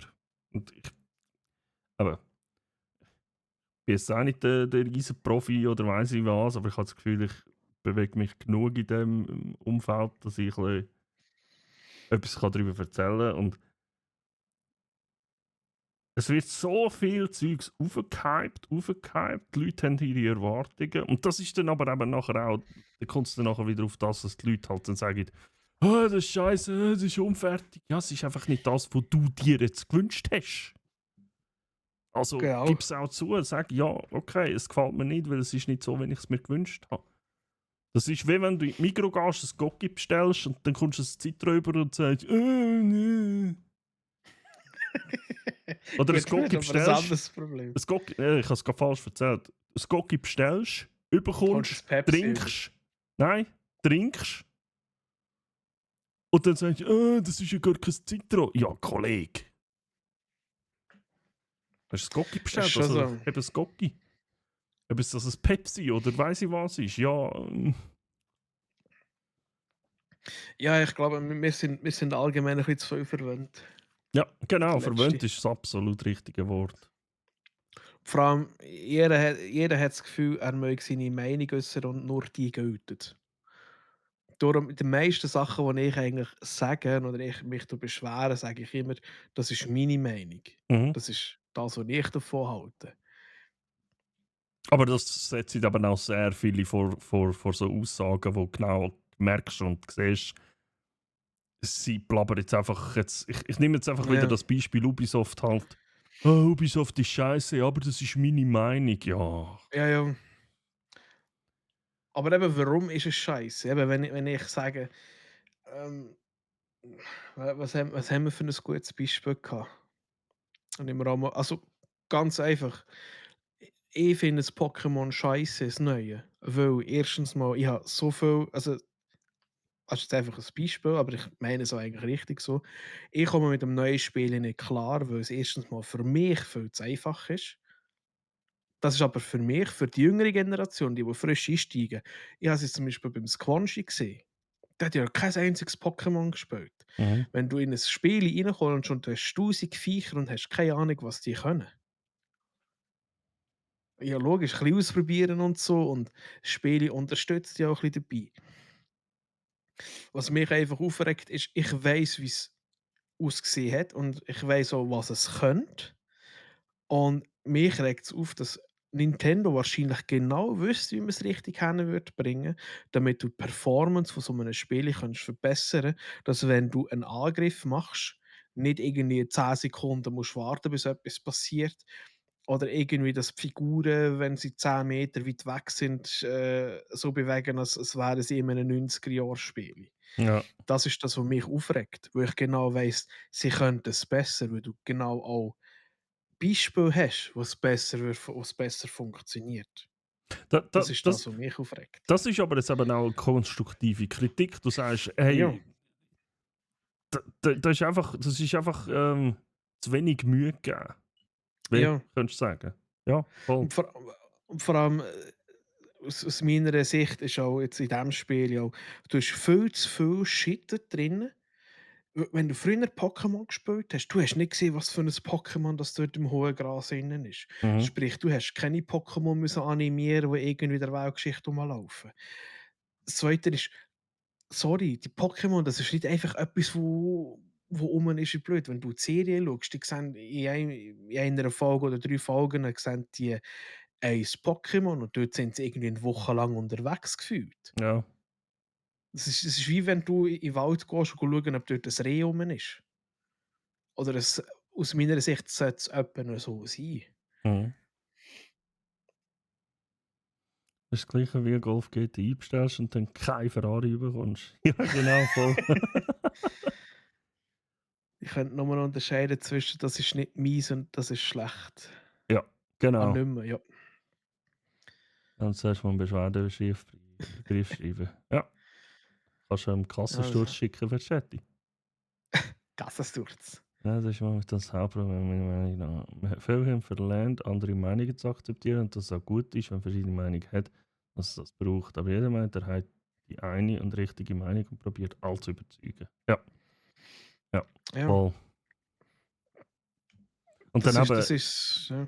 da kommt nachher noch der andere Punkt, von wegen eine Meinung haben oder eine Meinung kopieren. Eine kopierte Meinung ist nicht deine Meinung, sondern du redest das jetzt einfach nachher, weil dieser das gesagt hat. Das mache jetzt so viel heute, das ist unglaublich, das ist schade. Aber einfach, ich habe das Jahr halt wirklich jetzt 2 oder 3 Mal selber gemerkt und durch das ein bisschen gelernt, im Sinne von, ich habe Star Wars Outlaws, bin ich skeptisch gsi, habe es angespielt und bin hure überzeugt gsi. Es hat mich richtig positiv überrascht. Indiana Jones auch, da bin ich ohne Erwartungen rein und es ist absolut genial, ein richtig Ja. gutes Game. Darum, Und darum haben wir jetzt auch Marvel Rivals mal angeschaut. Ich bin eigentlich hure skeptisch, dass so Games sind eigentlich nicht mehr für mich und es macht Spaß, einfach so mal so ein paar Runden zu spielen. und sind wir ehrlich, du hast heutzutage so viele Möglichkeiten, die Spiele ja wieder zu refounden in meinem Steam. Ja. Kannst ein Spiel kaufen für 70 Stutz, du hast 2 Stunden Zeit, um das anzuschauen. Logisch, wenn du Pech hast und ein Spiel hast, das 2 Stunden lang Einführung braucht, Ja. dann gehst du aber lieber mal schnell ins YouTube. Du hast ja so viele Möglichkeiten, das irgendwie anzuschauen und denken, vielleicht ist ja das etwas für mich. Mhm. Früher hast du das nicht gehabt, du bist in einen Laden rein und hast gesagt, ja, ja, gerne das Spiel. Wir haben ein gutes Beispiel, wir haben Final Fantasy 7 haben wir uns gekauft. Also mein Bruder hat sich das gekauft, oder das 6. Sie haben gekommen, haben das Ding CD in die PlayStation 1 hinein da. Und nachher ist so ein fucking, also das war fucking epische Intro gewesen, mit irgendwelchen Mechs und weiss der Gucker was. Ja, genau. Und nachher hast du einfach so ein 2D-Ding gehabt. Und mein Bruder ist so, was ist das für ein Scheissdreck? Ja. Einfach mal so 30 Stutz und früher ist ja 30 oder 50 Stutz einfach mal so in den Wind rausgerührt. Gut, ich habe es dann nachher dann gleich ein bisschen gespielt, aber ja. Aber einfach mit der Schwelle. Ja, nein, das andere war, ich wollte es spielen, aber ich habe es nicht begriffen, weil ich glaube, zu dieser Zeit noch nicht wirklich lesen konnte. Oder Das weil ist es so noch auf gut. Englisch war. Und eben Troy seine heutzutage Nachricht. kannst Ja, sorry, was? Und heutzutage kannst du ein Spiel kaufen für 70 Stutz, kannst eine Stunde, 2 spielen und wenn es dir nicht passt, kannst du sagen, hey, fuck you, gib es wieder retour. Ja, voll, absolut. Treu seine Nachrichten ignorieren, das ist fast bannwürdig. Klar seine auch. Nein, es gibt nur meine Meinung, keine andere. Okay, Jenny? Okay. Cool zum eigene Meinung bilden, die nur Reacts schauen, dann wollen wir 1 zu 1 übernehmen, wenn ich das noch ein bisschen jetzt hinterfrage. Ja, voll.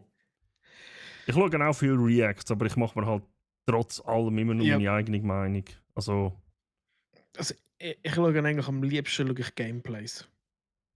Nicht Reactions, weil du siehst nur das, was sie dir auch wollen zeigen. Weißt du, was ich meine? ja, also mit Reacts meine ich, bei mir geht es weniger Reacts zu irgendwelchen Games, sondern einfach so zu allgemeinen Themen halt, was so Aha, die ja. Weltgeschichte angeht. Aber ja, bei den Games schaue ich mir auch, darum habe ich jetzt auch zuerst ein bisschen gewartet bei der Indiana Jones. Kann man gesagt, ja, ich will mir mal anschauen, weil das so, ob es wirklich so schlimm wird sein mit der Performance, wie alle jetzt prophezeien oder wie es läuft. Dann habe ich gesagt, ja, das tut ja alles mega gut, also ja, warum nicht?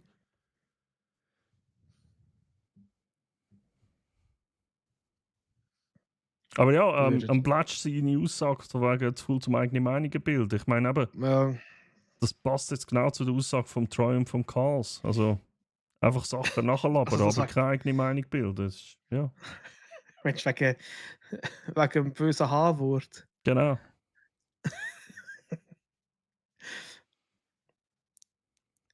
Ja, eben. Bei einigen Spielen hast du den Content gefühlt in 2 Stunden schon durch. Das ist. Okay, da bin ich ehrlich. Das ist das. Ich habe viele Spiele, die so sind. Gehen wir mal davon aus, dass. Ich komme wieder mit dem Contraband Police. Das Spiel, sorry, also alles hast du wahrscheinlich, wenn du es mal anschaust, das Spielprinzip innerhalb von 15 Minuten, eine halbe Stunde hast du es begriffen. Ja, voll. Ja, Wenn es dir alles zeigt. Es kommt teilweise auch Oh my immer darauf an, God, was thanks for es the du aus diesem bits. Spiel machst. ja, aber also Contraband Police hat halt aber auch eine Story. Ja, Was passiert? also jeder Troy ist am Bitten.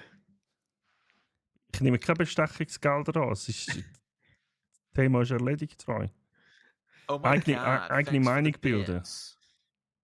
Ja, ist gut, danke, Troy, danke, Jenny.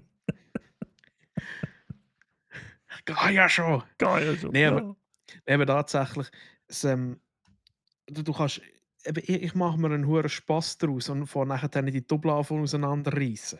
Ja. Oder Und, Türen auf die ganze Zeit. Amüsiert. Und sorry, also ich habe jetzt so viele Rückmeldungen bekommen von den Leuten, die gesagt haben, genau, der Simple hat mir gesagt, du machst das sehr gut. Das haben sehr viele Leute gesagt, hey, das ist dein Game. Und ich muss auch sagen, es macht mir auch Spaß, den Doppel einfach das Auto verkratzen. Einfach so mal so ein bisschen das Arschloch spielen. Also Aber ich eben, das ist das, was du aus diesem Spiel habe machst. es gerade mal angeschaut. Ich habe 16 Stunden gespielt in diesem Game. Ja. Und einfach hauptsächlich Geschichte halt durch. Also es ist halt wirklich, du hast eine Story, wo du halt durchspielst, die geht dann auch wirklich weiter als das, was du jetzt bis jetzt gesehen hast und so. Von dem her, also es ist halt wirklich, es ist ein cooles, kleines Game, absolut. Ich bin, glaube ich, erst ein bisschen so bei 27%. Okay.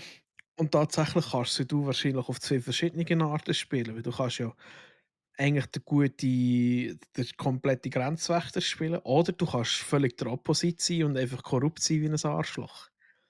Ja, entweder Und bist du gegen oder Anti-Kommunismus. Also Genau, gegen oder für den Kommunismus. genau. Und du hast nachher dann noch einen Endless Mode, den würde ich mir eben auch mal geben. Weil, Okay. ja, das ist so eins, wo man einfach kann hin und nachher dann, ja, fickt euch. Da muss ich ganz ehrlich sagen, da hoffe ich auf ein PVKK eben ein bisschen drauf. Dass es so ein Game ist, das du einfach so mal schnell anschmeißen kannst. Ja. Planetenverteidigungskanonenkommandant. Aber tatsächlich, das ist auch meine Meinung, wo ich jetzt sage, das sind halt auch Spiele, die prädestiniert sind darauf, dass du das mit dem Streamen kannst verbinden. Mhm. Du kannst ein bisschen Entertainment machen, du kannst es ein bisschen lustig machen, du kannst eben so ein bisschen easy nehmen. Und eben, wenn es den Leuten gefällt, ja, warum nicht? Mhm. Aber grundsätzlich, mir macht es hure Spaß, die huren Doppeln auseinanderzurupfen. Weil ich das im Militär tatsächlich auch ein bisschen gemacht habe. Damals. Dann haben wir die Türen aufgezogen. Zum Weg gefahren gewesen, Nein, die das Tür nicht. aufgemacht. Die Tür aufgemacht. Ja. Steig jetzt aus, steig jetzt aus! Komm jetzt! Nein, und ja. Aber eben, weißt du, mir stört es auch nicht, wenn ein Spiel jetzt nicht unbedingt unfertig auf den Markt kommt.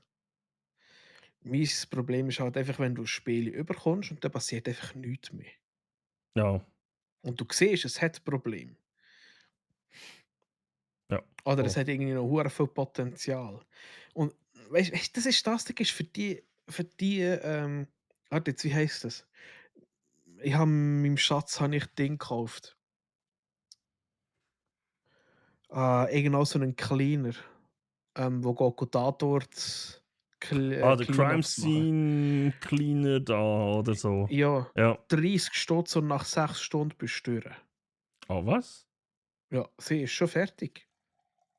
Das, Oder das, vielleicht. ist, das ist das, was ich nachher dann alle mache. So, also weißt du, ist jetzt ein hoher dummer Vergleich, aber zum Beispiel Star Citizen habe ich ja nicht wenig Geld reingesteckt, bös gesagt. Aber wenn ich schaue, wie viel Zeit als ich in diesem Game schon verbracht habe in diesen 10 Jahren, muss ich sagen, Ja. ey, da haben wahrscheinlich sehr, sehr viele weniger Zeit in Spiele verbracht, wo sie, Ja, weißt du, wenn du so runterbrichst auf Geld pro oder Franken pro gespielte Stunde. Muss ich mhm. sagen, ey, pff.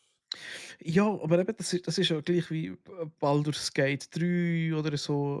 Du zahlst ja auch, gut, du hast ja eigentlich auch eine geile Story und kannst es eigentlich auch unendlich mal weiterspielen. Das ist das gleiche wie Total War Warhammer 3.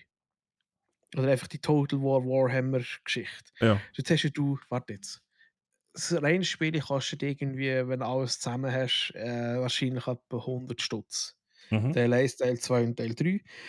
Und dann hast du nachher dann die DLCs, die du dir kannst dazu kaufen kannst. Ich meine, ich habe jetzt in diesem Spiel habe ich auch schon, ja, da steht jetzt 80 Stunden, ja, glaube ich, ein bisschen mehr. Und dort habe ich auch jetzt schon 2, 3 Sachen zusätzlich gekauft, die hure lustig sind einfach oder die mir Spass machen. Ja. Dann sind die Stütze easy drin. Aber Darum genau. sage ich. Aber eben, wenn jetzt wieder das Gleiche kommst mit Pokémon, wo du ein Spiel überkommst und merkst, Alter, das ist einfach nicht, das performt nicht, das ist nicht gut. Also mir macht es keinen Spass, weil mir macht es wirklich, ich würde so gerne mehr Zeit investieren in Pokémon, aber mir macht es keinen Spass, auf ein Spiel zu spielen, das einfach ruckelt wie blöd. Hey, Aus meiner ich Sicht. fühle das im Moment gerade so stark mit dem Farming Simulator. Ich habe Ja. mich so gefreut drauf. Ich habe gehofft, ey, hure geil, okay, sie haben mal an der Grafik etwas geschraubt und so. Sie bringen ein paar neue Sachen da mit den Reisfeldern und so rein. Richtig Bock, voll drinnen zu gehen. Und dann kommt das Game raus und es ist einfach, ja toll, wir haben neue Grafik, aber der Rest ist einfach Ja. schlechter als in allen Jahren vorher. Dann muss ich sagen, ey, oh nein. Darum habe ich im Moment so wenig Zeit da reingesteckt tatsächlich. Ja, ich bei 100 Stunden. Ja. Wie viel habe ich? Ich kann gar nicht nachschauen, weil ich es nicht bei Steam gekauft habe. Ja, hast du eigentlich bei anderen gesehen, die jetzt bei uns auf dem Server spielen zum Beispiel? Ich habe 100 Stunden. Wenn ich so ein Slave anschaue, fucking 375 Stunden. What the fuck? Ein Shane 300 Stunden. Ein Kidos 200 Stunden.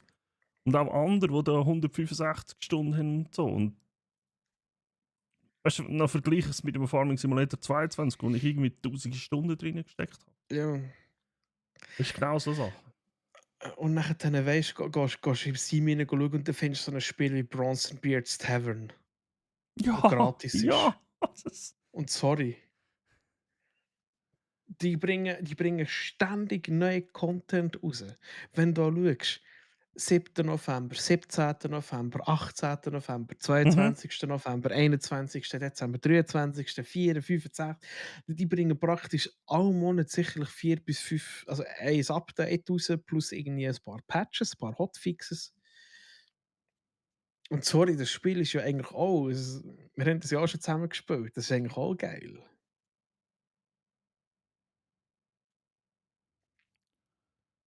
bin das Rechnen Franken pro geben. Ja, natürlich, das kommt noch dazu, Blatsch. Ja. Wenn du natürlich ein Spiel hast, 60 Stunden Spielzeit 40 Stunden davon machst du eigentlich nur Scheissdreck und es macht dir gar keinen Spass. Ja, dann natürlich kannst du es dann schon nicht so. Es ist.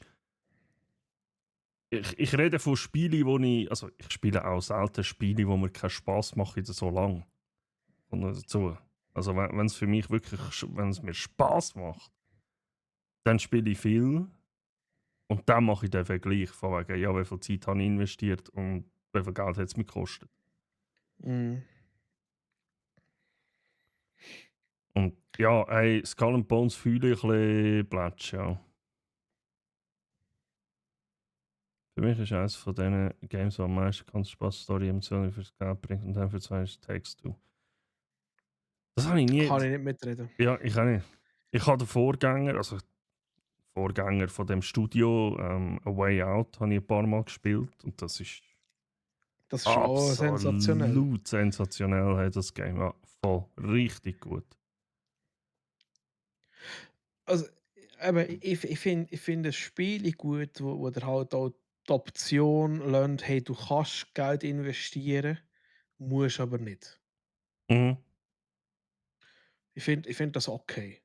Ja. Vor allem eben so Cosmetics und so habe ich ja auch nichts dagegen. Mhm. Hey, Solange Pfefferkuchen es, heute. solange es eben, sorry, ich komme noch einmal mit dem, eben, sorry, dass ich noch einmal mit Pokémon-Spielen komme, aber ich finde es so noch eine Das ist wieder mit Frechheit. Pokémon. Nein, ich finde es noch eine Frechheit, wenn du so ein Spiel rausbringst und dann 2 DLCs rausbringst, wobei jede, glaube ich, etwa 40 Stutz kosten. Fühle ich. Das finde ich dann eine Frechheit. Wenn ich mir muss sagen, bra, für das kann ich mir 2-mal Helldivers kaufen und habe Helldivers mehr gespielt als wieder das. Ja, voll. Ja. Also es ist nur so, also, eben, die Vergleiche sind teilweise ein bisschen dumm, aber es geht eigentlich nur darum, wie ihr sagt, ich zahle Geld und will eigentlich auch ein Spielerlebnis haben. Und grundsätzlich finde ich es okay, ich finde es sogar cool, wenn mir das Spiel dann sagt, hey, schau, das Grundgerüst von dem hat dir gefallen, schau, da kannst du noch mehr haben, wenn du willst. Und halt Pfefferkuchen.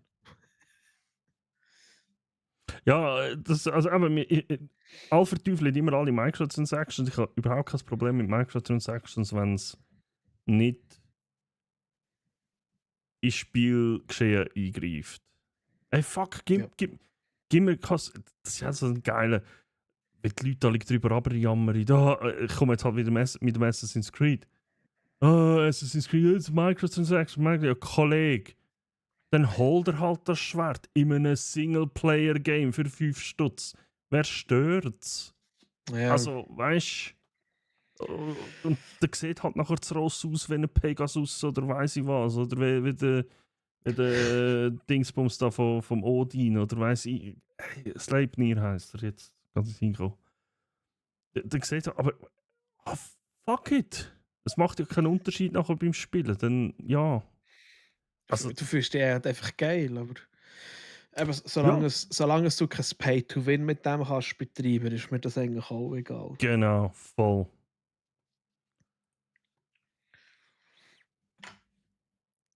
Pay-to-Progress, das ist diskussionswürdig, finde ich. Ja, Habe ich je nachdem kein ja, grosses Problem mehr. Ich habe das aber auch müssen nein. lernen. Pay-to-Progress ist halt, also, bin ehrlich, ich habe dort ein Video gesehen von Viva la Dirt. Ich weiß nicht, ob du die kennst. Nein, sag Gut, mir nicht. kennst du die nicht? Also sagt mir gerade überhaupt nicht. Ne? Das ist ein YouTube-Channel, wo sie Was so. ist YouTube? Ich hasse die. Also, ich gehe mal davon aus, du kennst Viva la Dirt. Nein, also sag mir Aha. wirklich nicht. Das ist so eine englische Gruppe, wo so Clips machen von irgendeinem Online-Game. Sie nennen es, glaube ich, Honeywood. Und da ist auch so Situationen, wo Spieler. Also, die hast du sicherlich auch schon gesehen. Das sind aber nicht die, wo da irgendwie so, wo der eine NPC spielt und der andere der Spieler. Mal. Ja, okay, gut. Da Ja. habe ich einfach nicht gewusst, was es heisst. Okay, ja, dann. Und dort hast du auch so einen Moment, wo Okay, ja, einer ich sehe plötzlich gerade welche. Ja, ja. hure aufgerüstet kommt und weiss der Gucker was größtes Schwert hat. Und dann sagt auch eine, du das bringt ja nichts. Ich finde es einfach scheiße, ich investiere da Stunden und du kommst mit dem und brätschst es einfach hin mit ein paar Geld. Und dann sagt er, ja, aber ich habe halt nicht so viel Zeit wie du. Und von Zuhren an. Und dann denkst du eigentlich auch so, also es ist so zum Anregen, so unter dem Motto, ja, vielleicht für die nicht so viel Zeit haben Genau. und gerne eigentlich das volle Spielerlebnis möchten haben. So Why sehe not? ich's so sehe ich's tatsächlich. Ich habe am Anfang auch immer gedacht, ja nein, jetzt, der gibt jetzt Geld aus, damit er schneller da oder mehr Ja. XP bekommt und schneller vorwärts kommt. Mittlerweile muss ich sagen, ja, ey, völlig legitim, wenn du, sagen wir jetzt, Familienvater bist und weiss ich was und drum und dran und dann halt irgendwie halt nur deine 2 Stunden in der Woche kannst spielen. Völlig verständlich. Ja. Und hallo Lisi auf YouTube, ja. Und nein, ich angel nicht. Und Troy, for real, ich habe mir die goldene Rüstung Shit gekauft fürs für Ross. das Ross. Ich hatte die. Die goldige Rüstung. Oblivion, also die Rumors sagen, Oblivion sei der Ursprung gsi für Microtransactions. Weil Bethesda hat von einem Spieler, der das gemoddet hat, gefragt, hey, ich sehe, du hast eine Rüstung für ein Ross erstellt.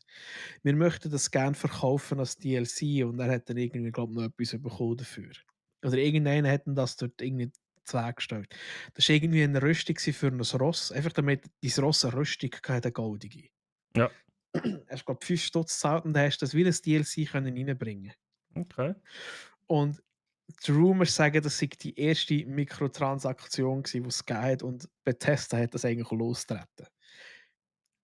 So mit kleinem Schnickschnack, den du drinnen kannst kaufen. Mhm. Darum eben, alles die goldige Rüstung fürs Ross hat es losgetreten. Ja. Und ich habe die gekauft. Für 5 Stutz damals. Einfach weil ich sie haben wollte. Ja, aber das Gleiche wie mit dem WoW. Ist ja da vor etwa einem Monat oder so die riesige Diskussion aufgekommen wegen dem 80 Stutz Mount, was sie jetzt da bringen. Oder Okay. gebracht haben. Jetzt haben sie ein neues Mount rausgebracht, wo halt allerlei Sachen kann. Wo halt irgendwie so noch Dudes drauf hat, wo ein Auktionshaus hast, Briefkasten gerade immer dabei hast und so weiter. Kostet 80 Stutz, kannst du im Shop posten und dann hast du das Ingame. Holy shit, sind die Diskussionen losgegangen. Nur weil es früher mal vor 2 Add-ons ein Mount gegeben hat, wo du halt sehr viel Zeit hast müssen investieren, um Geld zu sammeln in-game, damit du dir das hast können leisten. In-game. Und das ist halt teuer Ja. gewesen, du. Und jetzt gibt es halt so eins, wo halt es sieht anders aus. Es ist Dann ähnlich. Es ist ähnlich, aber es sieht anders aus. Du siehst effektiv immer nur den Unterschied. Der hat Zeit investiert, der hat Geld investiert. Da muss ich aber, da muss ich aber sagen, so etwas finde ich noch geil. Weil ich fände es schon geil, weißt, wenn ich in etwas hure viel Zeit investiert habe und ich irgendein Emblem habe, wo halt anderen zeigt, hey, look, Genau. ich habe das Spiel so lange gespielt, wie es geht. Ja. Wenn jetzt das einer überkommt, einfach so versus Kauf, genau das Gleiche, dann hätte ich auch Probleme. Genau. Aber wenn es heisst, ja, du hast dir das gekauft, easy, komm, take it, das ist mir ja gleich. Weil mein Verdienst, da habe ich ja immer noch. Aber das geht also in die Richtung, mit dem, was der Blatt schreibt. Eben, ich kenne das auch noch früher, die goldenen Skins und so auf den Waffen bei Multiplayer, das Ja. im COD. Und aufs Mal kannst du die kaufen. Ja, okay, dann würde es mich wahrscheinlich auch stören. Andererseits muss ich immer noch sagen, es ist ein fucking Online-Game. Es gibt dir keinen Vorteil, es gibt dir keinen Nachteil. Ja, scheiße, Ja. dass du das jetzt kannst machen, aber ja. Und Pfefferkuchen, by the way, um deine Frage noch zu beantworten von vorhin. Ja, das ist so ein Live-Podcast heute. Genau. Wir haben das letztes Jahr gemacht und aus dem Brown Juice ist damals der Podcast entstanden. Und darum haben wir gedacht, machen wir das Jahr wieder. Genau. Ich finde das geilste Video von denen, wo der End of Herbalist skillt und auch geile Sachen hat. Ja. Oder einer, der sagt, hey, ich mache einen Schurk und ich komme dann meine Kutten über und so, meine hohen Skills und ja, easy, also komm, wir sehen uns dann. Bei Level 20 treffen sie sich wieder und der andere hat eben so auf Herbalist Kräuterkunde, für die, die es jetzt nicht gerade auf Deutsch kennen, geskillt und kommt dann nachher dann irgendwie hure geile Rüstung über, wo alles irgendwie glänzt, und der Staff und irgendein Vogel, Bobo heisst, glaube der Vogel, rumfliegt.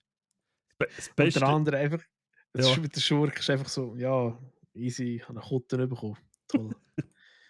eines der besten Videos von denen finde ich immer noch, wo der andere so einen Boss spielt. So, ja, ich bin jetzt der Endboss, jetzt musst du mich besiegen.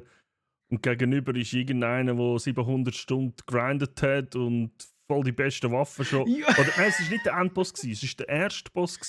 Und dieser hat Der einfach erste schon irgendwie Endboss, ja. 700 Stunden und weiss ich was investiert, ist völlig overpowered und so. Dann steht dieser vor ihm und der Boss so: Ja, Bro, komm jetzt. Really? Und er sagt, ja, er hat jetzt alles grindet und so und jetzt ja, machen wir mal die Hauptstory. Genau, Let's alle go. Nebenquests zuerst gemacht und voll aufgelevelt und dann, ja, geil. Der Ich Hunger habe mir ist tolle schuld. DLCs und ein Game gönnt vom Jackson Gutschein. Ja, ja. Oh, was hast du gegönnt, Jenny? Also ich bin ehrlich, ich wollte immer sagen Kontrabass-Polizist. Ja, der Kontrabass-Polizist. Weißt Den du, habe ich mir auch gekauft vom Troy im Gutschein. hat ich das jetzt gesagt? Ging es jetzt irgendwie eine Viertelstunde? Da kam irgendein dummes hure Meme im Discord. Da schaut der Kontrabass-Polizist. Weißt du? Ist doch so, Gott verdammt, nicht ausgleichen. Können wir mal die Leute animieren, sie sollen mal ein Meme machen. Ja, genau. Wer macht den besten Kontrabass-Polizist-Chat? Genau. Einfach in Discord hauen. Das gleiche Thema mit dem Schwierigkeitsgrad. Da hast du ja auch die ganze, die sich darüber aufregen, dass es Leute Ah, gibt, die leicht. Ey, das ist for einfach so real. Penisverlängerung, Ja. ey. Fuck. Ja. Also ich finde es ja auch geil, habe ich zum Beispiel Star Wars Republic Commandos auf dem schwierigsten Schwierigkeitsgrad durchgespielt. Mhm. Aber for real, ich habe dort auch mit Licht angefangen. Ja. Ich spiele Indiana Jones auf Licht. Ja, Fuck it. ich spiele Warhammer, spiele ich auch auf Licht, Total War Warhammer. Ja. Bis du irgendwie drinnen bist, du fährst ja immer mit Licht an. Ich spiele es Also- dann aber nachher auch nicht mehr weiter. Ja. Oder so, ja. Es kommt immer darauf an, weil ich find es easy, wenn du dir sagst, hey, ich will einfach ein Spiel genießen. Genau. Wenn du dir sagst, hey, look, für mich ist das völlig zu einfach. Ich finde es Ja. einfach scheiße, wenn du ein Spiel durchläufst und dann merkst du mittendrin, hey, jetzt wird es zu einfach, jetzt habe ich keine Lust mehr. Wenn du während dem Spiel kannst sagen, hey, ich tue jetzt den Schwierigkeitsgrad aufstellen. Ja, genau. Voll easy. Das finde ich perfekt. Und dann kannst du nachher dann sagen, hey Leute, jetzt Schnauze voll, ich will es schwerer haben. Ja, voll. Aber sonst, ich weiß auch nicht. Vor allem, ich finde es immer lustig, wenn Leute dann sagen, ja, ich habe es auf Schwere gestellt. Und nachher dann gehst du mal zuschauen, wie sie spielen und sie Ja. regen sich nur noch auf, weil sie auf die Fresse bekommen. So Da- gut. Darum verstehe ich manchmal nicht, wie Leute so Sachen wie Wukong können spielen und irgendwie 720 Mal an einem Boss die ganze Zeit verrecken und dann Skispiel, ich spiele es nie mehr, nie mehr. Am anderen Tag ist er bei der 820. Versuch am gleichen Boss und ist immer noch keine 5 Minuten Schleier. Ja, ich glaube, das ist aber etwas anderes, finde ich. Das ist meine Nein. Meinung. Das sind Spiele, Dark Souls, Elden Ring, Wukong, die alle Souls-like-Spiele. Du gehst schon von Anfang an, oder auch aus meiner Sicht auch Monster Hunter. Das ist aber meine Mentalität inzwischen. Ich gehe dort rein und ich weiss, ich sterbe jetzt die ersten 5 Mal. Darum, ich rege mich gar nicht mehr auf. Dann spiele ich das nicht. Weil das Wieso soll ich ein Spiel spielen, wo ich einfach schon von Anfang an weiss, ich verrecke jetzt irgendwie zuerst 10-mal? Das macht mir einfach gar keinen Spass mehr dann. Ganz andere Frage. Wenn jetzt du willst tanzen und du weißt, ich kann nicht tanzen, aber ich weiß doch nicht, du willst einer hübschen Frau oder hübschen Mann oder wer auch immer, willst du gefallen und sagen, ich weiss, die tanzt gern. Du willst dir Mühe geben, du willst das irgendwie erreichen und du gehst tanzen, aber du weißt, du verkackst es. Aber du machst es gleich. Weil Ja. du es fertig bringen. Tanzen nicht. Ein hübscher Wug. Ja, aber weißt du, was ich meine?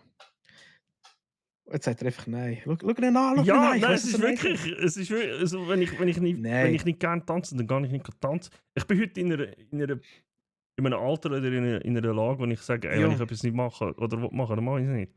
Und genau so sehe ich das bei den Games auch. Wieso soll ich mich in so einem... Ich sage nicht, dass die Games schlecht sind. Der, Ja. der Erfolg, bös gesagt, gibt ihnen recht. Sei es jetzt Black Myth Ja. Wukong, sei es Genau. Elden Ring und so. Ja, ey, der Erfolg gibt ihnen recht, diesen Games. Das sehe ich schon. Aber wieso soll ich mich in ein Game hineinstürzen, wo ich weiss, bei jedem fucking Boss, wo ich... Sobald der einfach 2 Köpfe grösser ist als ich, brauche ich zuerst 3 Tage, um zu verstehen, wie der funktioniert und verrecke einfach 700 Mal am Anfang. Das macht einfach keinen Das von Spaß. einem, und das von einem Typ, der weiss ich, die für Instanzen geradet hat in World of Warcraft. Ja, da bin ich nicht schuld gewesen. Es war immer der Heiler. gewesen. Es war immer der Heiler oder der Tank schuld gewesen, wenn wir verreckt Nein, sind. aber ich muss ehrlich gesagt sagen, ich verstehe, was du meinst. Dass die Aufregung, dass du das eigentlich gar nicht mehr willst, das will ich auch nicht. Ich Aber- sag dem immer so gut reinschwitzen. Das muss ich nicht. Wieso? Aber tatsächlich, ich verstehe auch die andere Seite, weil ich weiss, wie es ist, wenn du eine Woche lang am gleichen rumbastelst, sagen wir jetzt mal Final Fantasy, und du schaffst den Boss. Mhm. Ja, das kann ich Sorry, auch. Das du hast Gefühl. einfach sättig Eier nachher. Blöd. Blöd. Ja, schon Aber wenn's klar nur für blöd, 2 wenn du die ganze Zeit nur ist. auf dem Stuhl gehockt bist und nichts anderes hast können machen. Aber Ja, aber ich verstehe beide Seiten. Das wollte ich damit sagen. Ich verstehe, dass man sich sagt, ey, ich will es nicht. ja, ja. Aber ich verstehe die andere Seite, die sagt, oh, ich finde das geil. Das ist einfach so eine. Genau. Weißt auch nicht, ob du gönnst oder verlierst. Ja, voll. Es geht und also. Warte mal. Ich glaube mir auch noch. Ach, was da sieht, dass er Sachen kauft, soll er doch. Ja, voll. Das ist auch das Thema. Ja, wenn ich jetzt dort will Geld reinstecke, dann stecke ich halt Geld drin. Das muss ja die nicht stören. Ein Satz vielleicht, den ich am Blackjack und am Barracks mal gesagt habe, wo beide gesagt haben, dieser Satz ist gut. Geld kommt nicht an deine Beerdigung. Also ob es Ja. jetzt Paut ist oder nicht. Einfach mal so. Ja, absolut. Also mal das Geld kommt schon zu deiner Beerdigung, einfach in Form von den anderen Personen, die es dann überkommen. Oder um einen Grabstein. Das, ja, ich werde in mein Testament hineinschreiben, benutzt mein Geld für meinen Grabstein. Je mehr Geld da, desto grösser. Was steht bei einem Zahnarzt auf dem Grabstein? Ah, fuck, den habe ich erst vor ein paar Tagen gehört. Ich weiß es aber nicht mehr. Das letzte Loch, das er gefüllt Ja, hat. genau. Ich habe irgend so ein Video gesehen, wo es irgendwie solche Witze... Sicherlich vom Jürgen von der Lippe. Ja, genau, stimmt. Ja, da habe ich es gleich gesehen. Hey, simpel, nein, ich habe es auch nicht auf mich bezogen, absolut nicht. Ist voll okay, aber ich kenne die Aussage von Star Citizen, darum habe ich so schnell ansprechen. Aber das ist alles gut, alles gut. Und das nächste, aber da finde ich, dass das gekaufte Emblem sollte etwas anders aussehen oder ähnliches. Genau, das ist auch eigentlich das, was ich da versucht habe zu sagen. Solange es nicht dasselbe ist, wie du hast, oder irgendwo so einen zusätzlichen Text, wo darauf steht, hey, der Typ hat 700 Stunden gespielt, ist es für mich okay. Mhm. Aber wenn jetzt bei dem auch stehen würde, hey, er hat 1000 Stunden gespielt, obwohl er es nicht gemacht hat, fände ich ein bisschen dumm. Ja, das stimmt. Genau, eine extra Markierung oder so.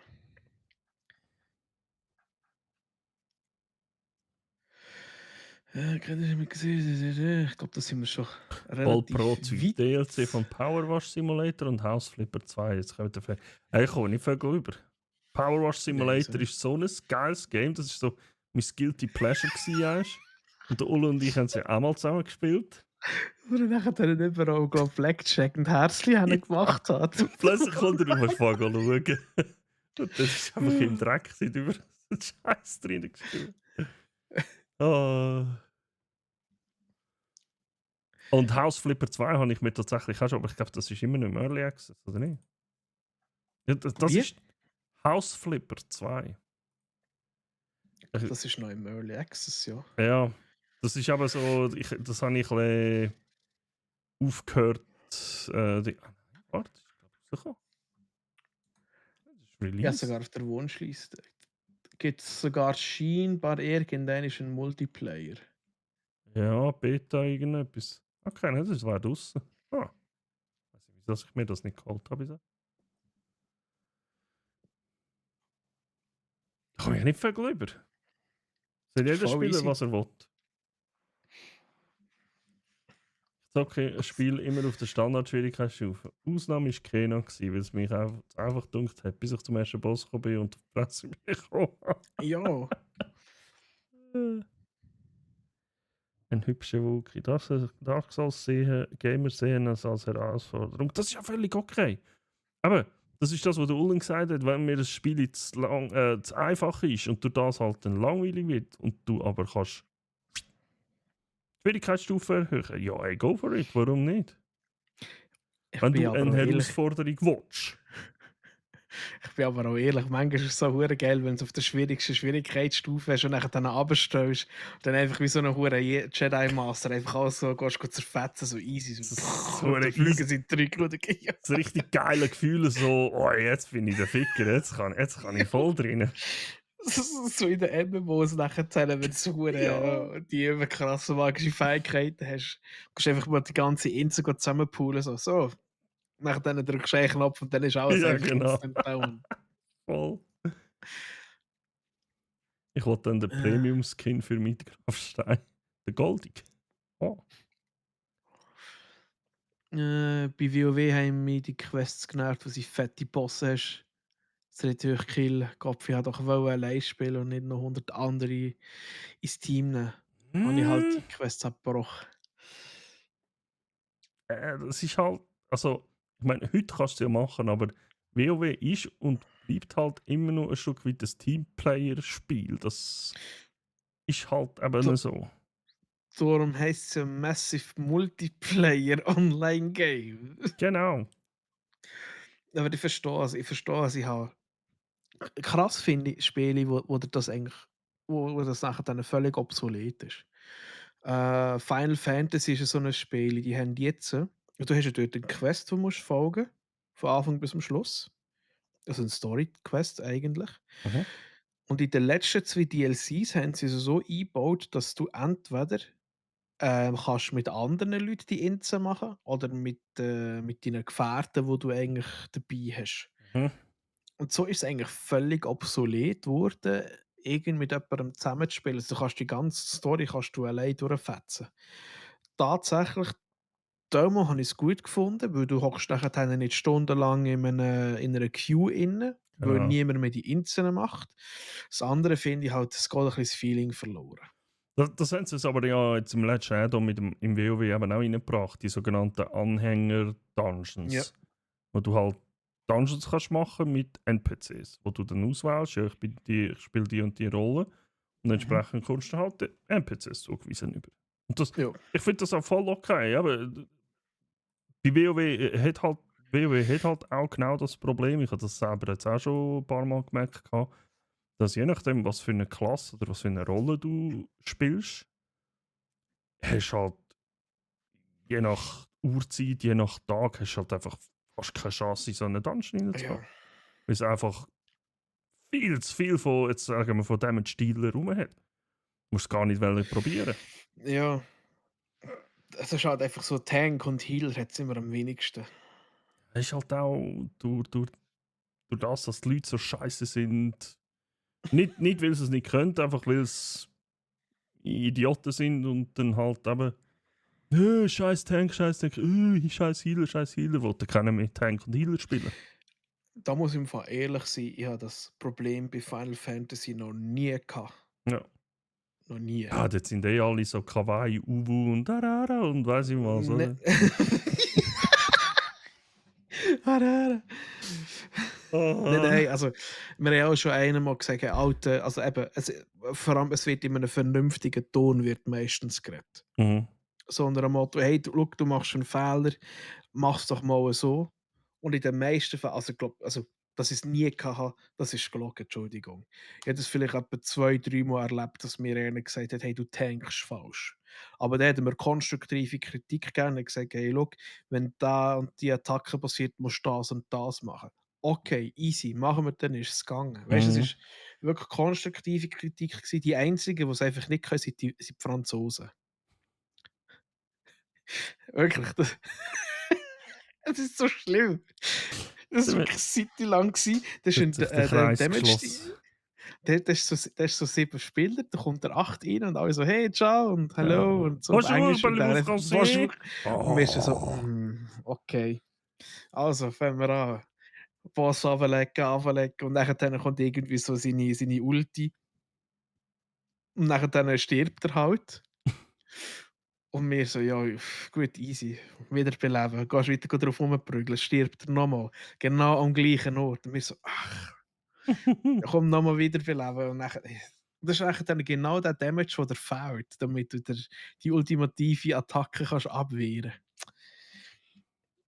Aber eben, mit denen musst du auch klarkommen, irgendwie. Hey, aber so Sachen habe ich tatsächlich jetzt auch. Ich habe eigentlich immer gedacht, ja gut, weil die Leute sind vielleicht ein bisschen erwachsener, also ja, passiert es vielleicht nicht mehr so stark, aber ich habe das damals, wo wir jetzt, das ist schon ein paar Jahre her wieder, aber wo wir WoW Classic gespielt haben, auch schon gehabt. Und nachher auch müssen sagen, du, wenn du findest, dass ich schlecht spiele, dann sag mir, was ich soll besser machen soll. Nicht einfach Ja. nur so, zumindest in einem Raid, wir sind am Fighten gewesen und weiss ich was, und da kommt einfach eine Nachricht, Alter, mach mal Damage. Ich so, ja? Und ich schreibe, du, wenn du meinst, ich mache etwas falsch, schreib mir, wenn ich es machen soll. Nicht einfach, Alter, mach mal Damage. Ja, Alter, schau mal in die DPS-Meter rein. Dann habe ich gesagt, hey, geh doch heim schwitzen. Du musst jetzt nicht hier im Raid. Also, Ja. da bin ich wahrscheinlich einfach mittlerweile zu alt für so Scheiß. Nein, auf so Zeugs reagiere ich Ah. auch gar nicht. Als Healer bist du immer in allem schuld. Hey, was ich Ja, habe das ist aber auch richtig so. Troy schon. Troy, aber du hättest doch müssen einen Pala spielen. Wäre er immer Geht doch auch angespuckt healen. worden, oder was? Hey, ich habe im Fall Blutelf Paladin gespielt. He? Ja. Ich bin während Burning Crusade, ich bin gerade zu der grössten Hassfraktion gehört, die es dann gegeben hat. Blutelf und Paladin. Die haben das einfach alle gehasst und ich war stolz drauf. Es war so scheißegal. Ja, die Uhren Palas sind aber auch bei uns im Classic immer wieder drunter gekommen. Also da jetzt das letzte Jahr. Bubbles. Wir haben, Bubbler. es ist so weit gegangen, dass wir in unserem Gildentreffen einen Wettkampf gemacht haben wegen der Paladins. Und zwar das Backpaddeln. Backpaddeln ist, wenn du etwas am Machen bist, sei es heilen, angreifen und dann einfach die ganze Zeit so rückwärts läufst. Einfach so weg von allem. So, ich will da nicht zu nahe sein. Ich bin am Backpaddeln. Ja, gut, das stimmt. Das habe ich auch einmal gemacht, wo ich aber noch nicht das System noch nicht so begriffen habe. Und dann haben wir irgendwie, hat sich Grössenmeli. das irgendwie so das Meme gegeben, dass unsere Palas das machen. Dann haben wir am ersten Gildentreff ist das gewesen. Was nachher böse geheißen hat, so, kommen da alle mal schnell auf die Wiese. So, unsere Paladins bitte vortreten. Alle in einer Reihe mit dem Rücken gegen die Wiese anstehen. Und auf 3 können wir auf Backpaddeln. Und die ganze Gruppe alles ausgerastet. Wow, geil.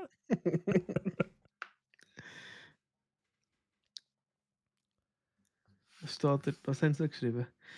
Mich hat mal einer im Midfight zusammengeschissen, das ist scheiße Healen. Und er ist einfach dort gestanden und hat im Chat geschrieben, während der Boss auf ihn reingepratscht hat. Und ich habe auf Healen gesehen. Ja, das sind die Dümmsten. Er hat die einfach instant aufgehört. Weißt du, welche, Oh ja, hast recht. welche Healer ich am meisten hasse? Und zwar die, wenn die du hast einfach die Lebensbalken. Und die heilen die nur, wenn die Lebensbalken so ist. Ich nenne diese Schwitzheiler, weil der Typ ist am Schwitzen und dann fangen sie ja von heilen. Darum habe ich immer Paladin gespielt, weil im Notfall habe ich mich immer selber aufgeheilt. Für die Schwitz heilen, das passiert nämlich denen am meisten, dass sie den vergessen oder den Sport drücken und dann bist du einfach da, das Tank. Und das ist eben auch, ja, scheiß Tank, hör auf so viel pullen. Ja, Ja. du siehst so die Mit dem Lebensbalken Doktor geht runter. nichts. Geht runter. Ja. Geht runter. Und du denkst, Kollege, 15%, 10%. Und der Healer so, ja, bei 5% fange ich mal auf an casten dann. Ja, Ja, okay. und du so... Und du so Schweizheiler. Und dann fängt sie einfach zusammenschießen, wenn du irgendwie die Bubble aufgesetzt hast. So, okay, jetzt habe ich schnell ein bisschen Zeit, damit der andere kann healen. Und dann, du musst doch nicht. Und so, ja, bravo. Bin wieder da. Hello, Mutti. Baby. Baby. Ich habe Ja, irgendwann am den besten dummen sind Ruf gehabt, damals in unserer Gilde, aber das ist, ist das BC gewesen, glaube ich. Ja, Burning Crusade meinte ich. Da habe ich einen Schurk gespielt, einen Zwergenschurk, und ich habe die unrühmliche, das war mehr ein Meme gewesen, aber es hat immer geheißen, wenn der Muhu stirbt, dann schaffen wir den Boss. der Muhu. Ja, mein Zwergenschurk hat Muhu geheißen, du. Muhu. Frag mich nicht mehr wieso. Aber dann hat es halt einfach irgendwann hat's plötzlich einfach geheißen, dann haben sie gesehen, ich bin low life und der Boss hat auch nicht mehr so viel. Dann hat einfach Leute gehabt, die haben das Makro gemacht. Lass Muhu sterben, lass ihn sterben. Und ich so, Kollege, nein! Aber es ist halt leider wirklich viel passiert. Wenn ich gestorben bin, ist der Boss auch down gegangen. Oh Mann. Kann ich nichts für. Mal etwas völlig nebenbei reingeratscht. Was ist der dümmste Nickname, den du je gehabt hast?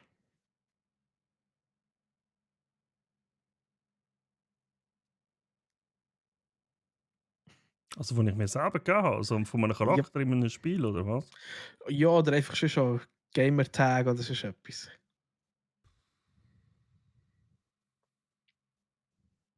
Blondie 4786. Lesen wir schon noch schnell den Chat, wenn du es überlegst. Ich habe immer am liebsten Heal gespielt. Hast halt auch immer eine gute Gruppe gefunden. Ja. Heal und Tank, da findest du immer eine Gruppe. Ja. Geil ist natürlich, wenn du eine Kombi hast von einem, das ist etwas vom Geilsten. Da kann im Fall wirklich, da können Damage-Dealer noch so beschissen sein. Wenn du einen Tank und einen Healer hast, die so sind, wie eine Art Scherenbewegung, dann kannst du hure lang durchhaben. Wir haben schon das zweite durch, haben ganze Bösser gelegt im Fall. Scheiße, und dann hat es einfach gesagt, so, hey, kannst du dich schnell selber heilen als Paladin, damit ich mal schnell irgendeinen so einen Dot auf den Gegner kann geben, damit es ein bisschen schneller geht? Ja, easy. Wir sind zwei Namen, sind wir in den Sinn gekommen. Der eine war scheiße, weil der das Game halb kaputt gemacht hat, tatsächlich. Für viele. Viele Verwirrung, für viel Verwirrung gesorgt hat. Darum ist er eigentlich aber auch wieder geil, darum ist er eigentlich nicht scheiße. Ich habe im WoW und den Charakter habe ich tatsächlich heute noch, aber heute macht er keine Probleme. Anno. Nein. Ich habe meinen Charakter Nameplate. Also Nameplate, Namensplattli, also Namensplakette genannt. Ist ein Schurk gewesen, glaube ich auch. Ja, ist ein Schurk gewesen. Oder ist ein Schurk, ich habe ihn ja heute noch. Und das hat einfach bei gewissen Add-ons einfach dazu geführt. Weil das Nameplate im Spiel ist halt das gewesen, über dem Charakter. Der Lebensbalken mit dem Namen drin. Und das hat in so vielen Add-ons dazu geführt, dass die nicht mehr damit haben können umgehen, dass die es durcheinander bekommen, weil jetzt mein Name gleich heisst wie ein Element vom Game, vom UI. Also aufgefallen ist mega zufällig. Wir sind in einer Instanz gewesen, der Kollege und ich haben beide den Damage Meter gehabt, den gleich. Und nachher er plötzlich, hä? Seit wann bist du ein Paladin? Ich so, was Paladin? Ich bin ein Schurk. Dann hat er mir einen Screenshot geschickt von seinem Damage Meter und tatsächlich, dort habe ich die Farbe und das Logo und alles von einem Paladin. Aber ich bin Schurk. Und dann sind wir mal mit anderen rein und dann haben wir gesehen, bei jedem zeigt sich etwas anderes an. Beim einen bin ich ein Druid, beim anderen ein Krieger. Einfach weil jetzt mein Name Nameplate geheissen hat. Hat er einfach random irgendetwas genommen. Die Add-ons haben einfach alle nicht können damit umgehen. Dann ist einfach Zeugs gestanden. Das ist so geil.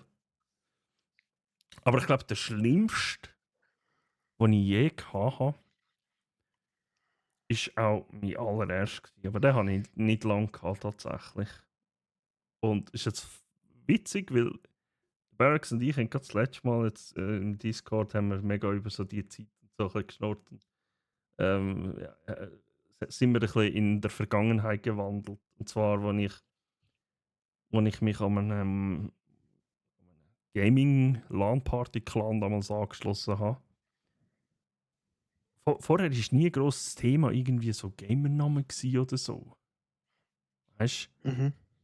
Und es war auch erst gerade so du, wo das CS, also Counter-Strike, so ein bisschen mit Online-Gamen und so aufgekommen ist. Und da habe ich dann plötzlich jetzt gesagt, ja, was ist dein Gamername? Und ich so, ja, umgestudiert und so, was bin ich da gewesen? Vielleicht so 14 oder so. Hure dumme Idee gehabt und plötzlich so der Crown Skull. Der Kronenschädel. Und ich so, heute muss ich sagen, ey, cringe, fucking scheiß Name nochmal. Aber da habe ich gedacht, ja, hure geil. Und ich glaube, da habe ich einen Monat gehabt, dann habe ich geändert, weil er mich selber irgendwie schon aufgeregt hat. Dann, was habe ich nachher gehabt? Hot Guy. Das ist Hot Guy geheißen. Ey, du würdest dich wundern. Ich habe in meinen Teenie-Jahren Sack mal dick geheißen.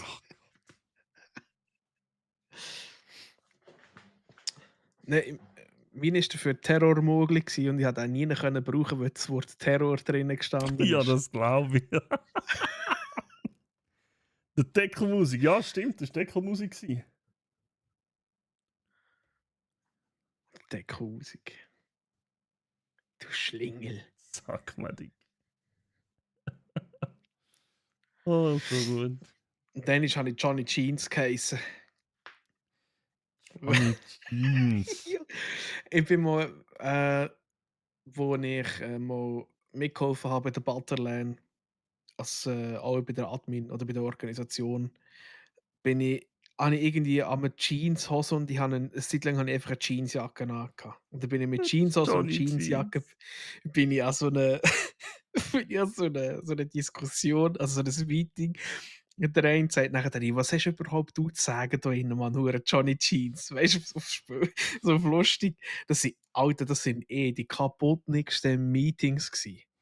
Das ist, der Chef ist einfach hingehockt und haben alle irgendwie etwas rumgestürmt und plötzlich fährt der Chef an zu sagen, ich hasse dich und dich hasse ich am meisten. Und dann er hat nichts gesagt bis dorthin. Aber es sind mega coole Truppen gewesen, mega organisiert, eigentlich für das, dass wir noch Scheiße gemacht haben an diesen OK-Sitzungen. Aber es war super gewesen. Und eben dort ist der Johnny Jeans ist gekommen, der Weasel habe ich auch mal eine Zeit lang gehabt. Ich glaube, jedes Mal, als ich dort war, habe ich einen neuen Namen bekommen. Ich habe nachher hure lang, tatsächlich gibt es heute noch Leute, die mir so sagen, habe ich,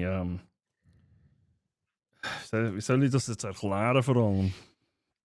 Ui. Sag mal so, ich bin sehr Fan von einem Triple X-Film gewesen. Vom Triple Riddick. X-Film. Nein, nein, nicht Riddick. Ah nein, das ist das andere, ja. Und ich glaube, das ist tatsächlich, nachdem ich eben den Crown Skull-Namen hatte, habe ich den Film gesehen und habe gedacht, hure geil. Und dann habe ich mich Xander genannt. Da bin ich der Mac Xander gewesen. Und es gibt tatsächlich heute noch Leute, die mich so nennen. Aus den alten Klicken. Den Namen habe ich hure lang gehabt. Das ist krass. Xander. Ja. Sanders Run Together. Nein, der ist dann erst nachher gekommen. Und so einen Namen, den ich viel an LAN-Partys benutze, wenn wir irgendwie so gehen CS zocken oder einfach irgendwie so Half-Life oder Battlefield und so Games, ist einfach der Bingo. Aber mit einem Ausrufezeichen anstatt einem I. Der Bingo. Oh. Das hat sich einfach irgendwie, keine Ahnung. Eine Zeit lang haben wir immer den haben wir, hat jeder den Witz mit, und den kenne ich wahrscheinlich auch viel, mit der Kant-Analbank oder die Anal-Isa und so Zeugs. Annalisa. Da haben wir immer, das ist unsere Warcraft 3 Session, das ist halt einfach ein Sammelsurium der analen Namen gewesen. Ich sag dir da. Hat keiner den gleichen gehabt und jeder irgendetwas wie du gleichen drin. Da hat es Kanalisa gegeben oder Cantanala, Anal-Isa oder... Kanalarbeiter. Ja, es ist schlimm gewesen im Fall. Oh, ich freue mich im Fall richtig auf die Lock and Load mit euch. Ey, voll. Es wird richtig kaputt. Wegen dem ersten XXX habe ich mich auch umbenannt auf Xemex. Xemex. Das ist so geil. Joggeli Boom. Der What the fuck? Joggeli-Bube. Ah, so gut. Alans haben sie meistens an die Wand. Das ist aber auch nicht schlecht. An die Wand. An die Wand gefahren. Zeitlang habe ich mir einen Namen geklaut. Dann nehme ich immer, wenn ich beim Plätsch irgendwie so Scribble oder so reingehe, heisst entweder Hodenherz oder Captain Camshot. Einfach zum einen Triggern.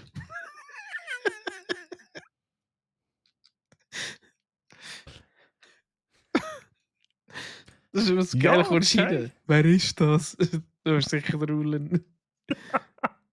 Oder ist das... Mo, das ist, glaub, bei dir habe ich das auch einmal gemacht. Plätsch. Yep, okay. Ich weiß, ich glaube, ist das beim Blatsch gewesen? Ich glaube auch, es sind so Puzzle gewesen. Und dann bin ich so am PC gekommen, ich glaube gerade heimgekommen, einen Stream aufgemacht und so, und dann habe ich gesehen, es sind Puzzle, dann habe ich auch drauf gedrückt, irgendeinen dummen Namen gegeben und einfach immer, nein, das war bei Troy glaube ich. Habe ich immer alle Puzzleteile probiert zu verstecken und zu verschieben und habe es wieder weggenommen oder habe alle aufs Gesicht gestellt und so und einfach drinnen. Ich mache das sonst eigentlich nie, aber ich weiß auch nicht, was mich dort geritten hat. Die ganze Zeit einfach nur am Trollen gewesen und wieder irgendwie einfach alles verschoben. Schau und jetzt. Jetzt kommt es raus. Das bist du gewesen. Und da habe ich einfach wirklich, ich bin voll am Schwitzen gewesen, so voll, eins, einfach immer aufs Gesicht gesetzt, einfach, dass man das Gesicht verdeckt, einfach immer so, da, und dann haben die Leute da verschrieben im Chat, wer ist das? Hör mal auf! Und ich die ganze Zeit also, ich habe wohl wie Eifer gehabt.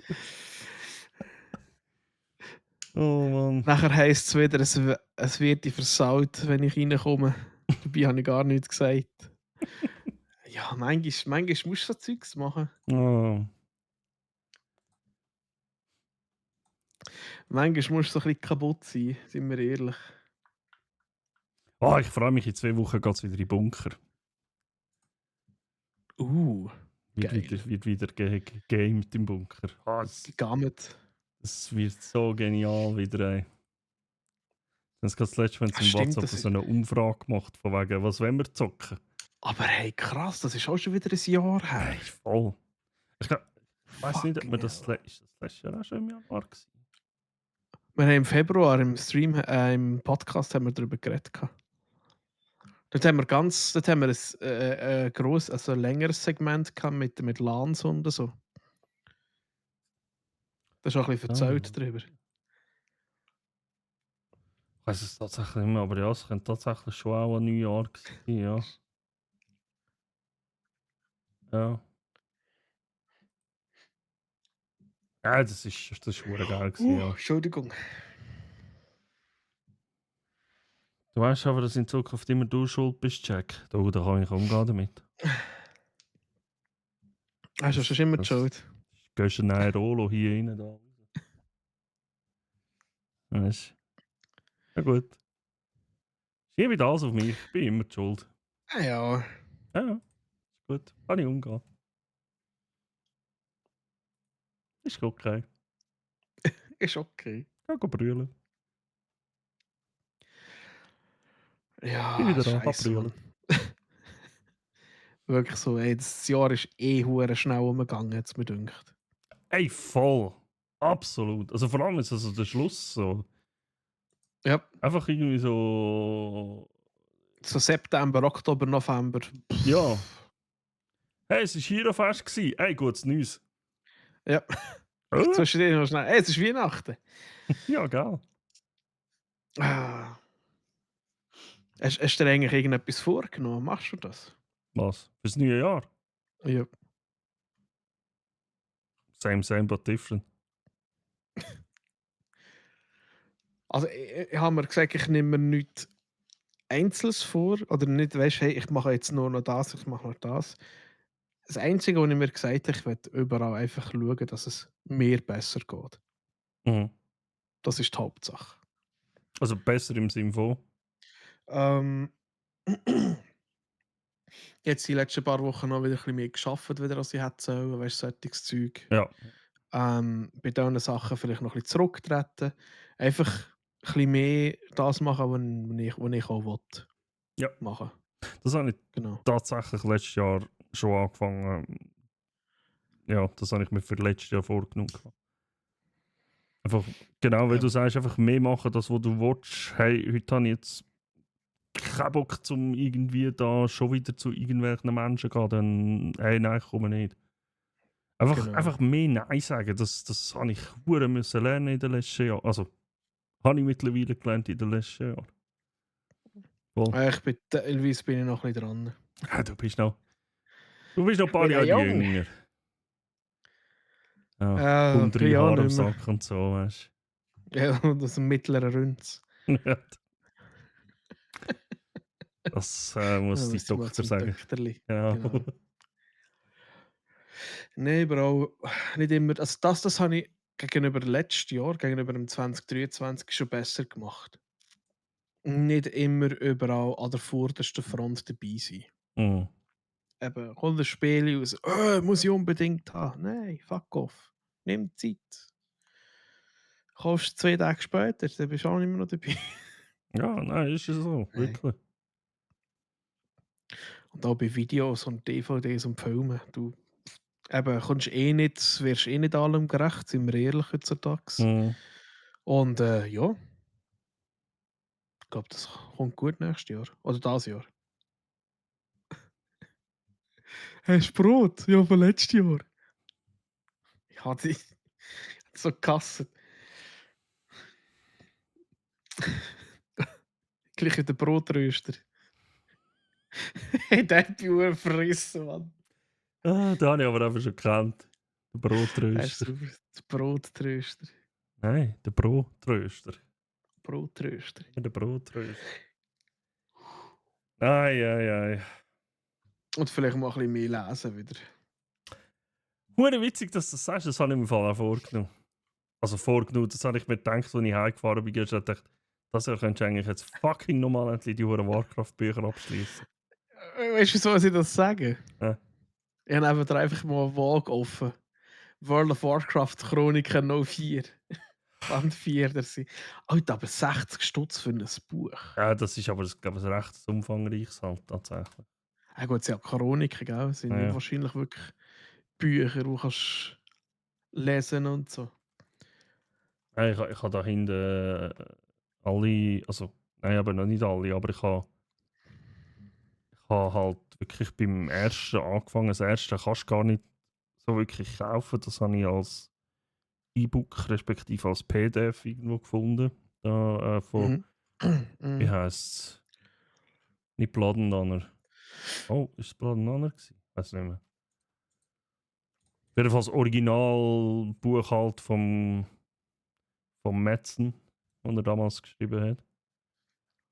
Und dann, ja, ist halt, sind ja wirklich die Bücher. Ich habe jetzt mit der Warcraft, nicht World of Warcraft Bücher, sondern die Warcraft Bücher, habe ich angefangen. Bin jetzt irgendwie, keine Ahnung, 3. Buch oder weiß es auch nicht.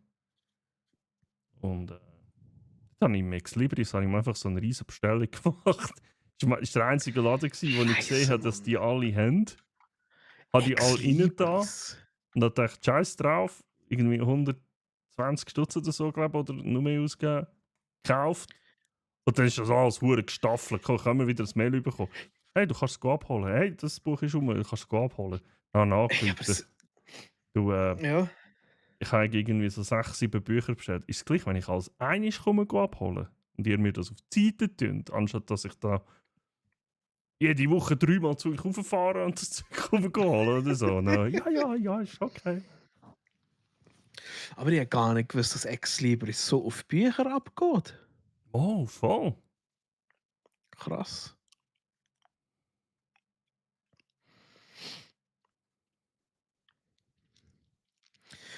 Mehr auf mich schauen, genau. Ulle und ich haben mir ziemlich das Gleiche vorgenommen. Mehr auf mich schauen und Sachen für mich machen. Ex-Libris ist ein Fluch. Scheiß Buden, ehrlich, zeigen immer lieferbar an, wenn sie es gar nicht haben. Das stimmt, ja, das ist ja so, absolut. Mir ist ja gestanden, lieferbar, dann habe ich es bestellt, dann hat es geheißen, werden besorgt nicht, aber der Kollege. Wer denn besorgt? Mhm.